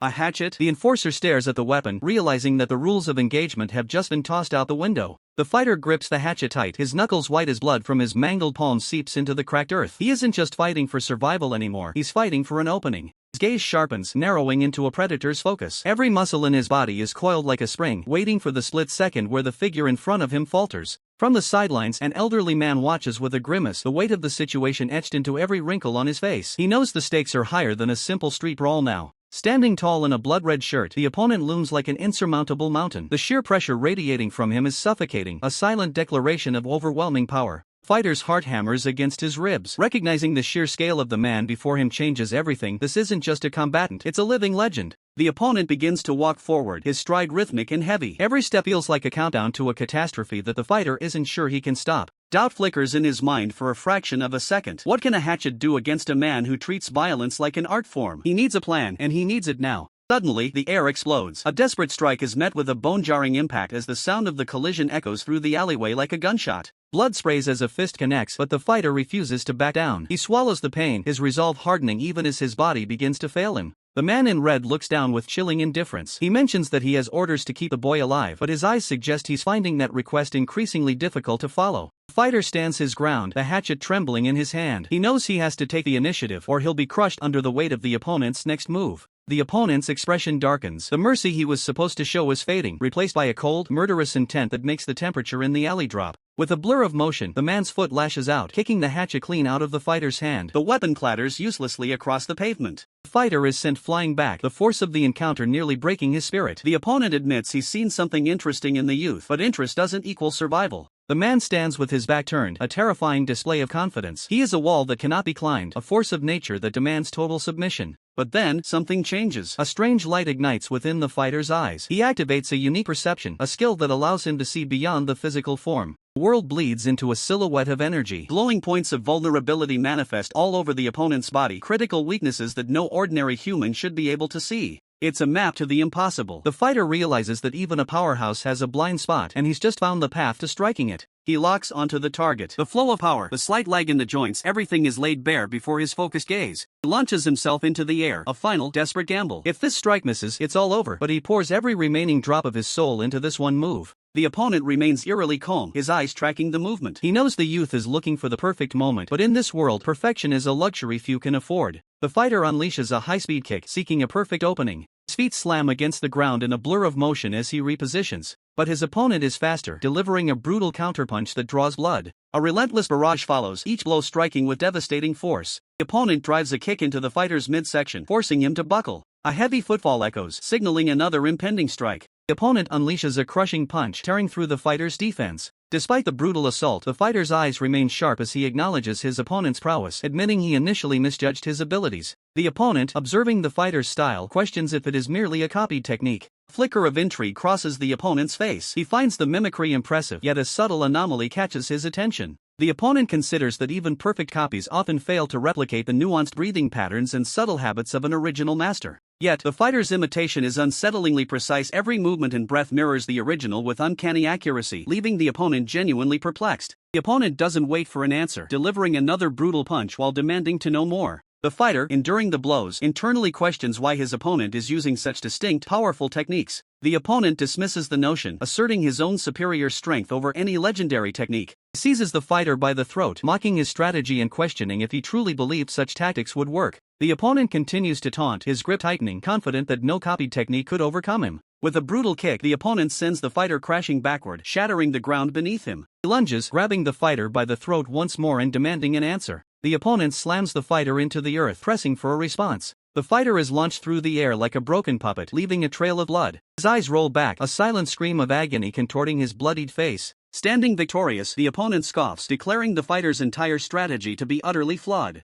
A sudden realization dawns on the opponent as he considers a new possibility. The fighter, battered but unbroken, slowly rises, revealing his true intent to force the opponent to drop his guard. The opponent's head snaps back, a faint spray of blood indicating a sudden, unexpected impact. The fighter explodes into motion, unleashing a devastating barrage of strikes, each a blur of precision and power. He culminates the assault with a powerful, charged blow that connects with explosive force. The fighter's eyes burn with fierce satisfaction, knowing every single strike landed true. His eye, wide and unwavering, reflects the calculated brutality of his attack. The opponent, now on the defensive, stares up at the fighter, bewildered by the sudden, overwhelming power. Chilling smile spreads across the opponent's face. This isn't just a copy, this is something new and impressively powerful. Meanwhile, in a stark, sterile room, a man in a prison uniform pauses from his meal as a strange premonition washes over him. A platter of food sits before him, but his appetite has vanished. A guard asks why he stopped. Guard, concerned, offers to bring something else if the meal isn't to his liking. The prisoner calmly declines, assuring the guard that the food is perfectly acceptable. He gazes out with a distant look in his eyes. A sudden, inexplicable urge to break free and step back into the world stirs within him. Back on the battlefield, the fighter continues his relentless assault as the opponent struggles to keep pace. A surge of exhilaration courses through the fighter. He feels the tide turning, knowing his final blow landed with critical impact.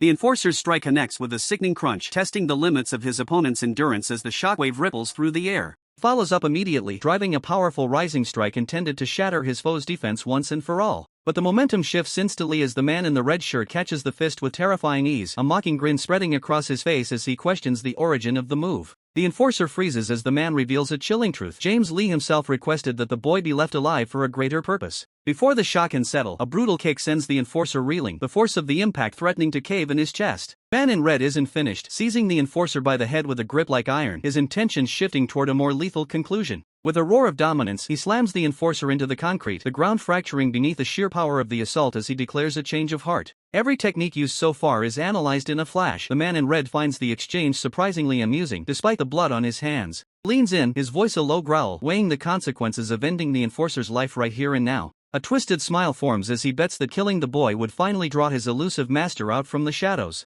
A heavy blow to the gut follows, knocking the very breath from the enforcer's lungs and leaving him gasping for air. A savage kick launches him upward, turning the battle into a one-sided display of pure, unadulterated carnage. Man in red demands to know the location of the master, his strikes becoming more relentless with every passing second. Bloodied and broken, the enforcer struggles to maintain consciousness as the world blurs into a haze of pain and crimson. Another impact rattles his skull, the man in red obsessed with uncovering the source of the techniques that shouldn't belong to a kid. In the depths of his fading mind, a vision of his mentor appears, reminding him of the weight and isolation of the path he chose to walk. He remembers the lessons learned and the strength required to stand as the one who finally took down the legends of the past. The mentor's words echo through the darkness, calling his current path of reading an opponent's deepest intentions a ridiculous and dangerous gamble. Great power always demands a heavy price, one that his current body might not yet be ready to wield. The warning is clear, he must keep pushing his limits, using his opponents as the very nourishment for his growth. Suddenly, the enforcer's eye ignites with a cold, ethereal light, his focus sharpening to a razor's edge amidst the blood.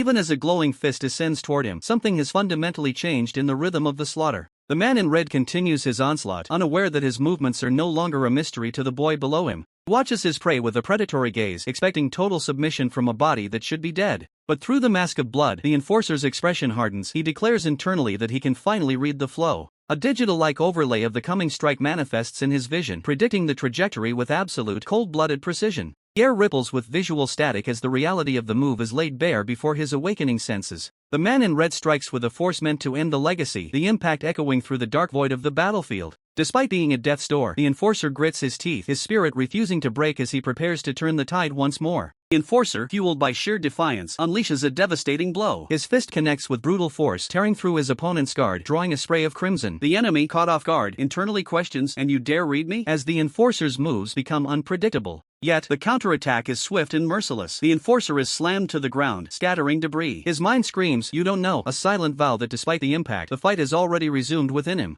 In a flash of introspection, the enforcer recalls past battles where he could perceive the light of his opponent's power. Now, facing an overwhelming force, he laments, "I can't even see the light like I did back then." The gap in power is stark. But surrender is not an option. The enforcer activates a powerful kick, aiming for a critical strike. He knows his opponent underestimates what I possess yet. This is not over, he declares internally, and kick connects, driving his opponent back. The enforcer observes the enemy's resilience, a flicker of curiosity mixed with frustration. He wonders, "I'm curious why my attacks aren't working on him." Another brutal slam sends the enforcer crashing down, his vision blurring. His opponent taunts, "What are you like when your condition isn't trash?" The enforcer struggles, his consciousness growing fuzzy, yet a spark of defiance remains. As his body screams in protest, the enforcer clenches his fist, a silent question burning in his mind, "Just go out without being able to do a thing?" His spirit rejects defeat. Reflects on the insurmountable challenge before him, the metaphorical wall of growth blocking your way. It's a moment of profound realization, a choice between breaking or breaking through. With renewed resolve, the enforcer's fist clenches tighter. A subtle surge of power begins to emanate from him, a silent declaration that he will not yield.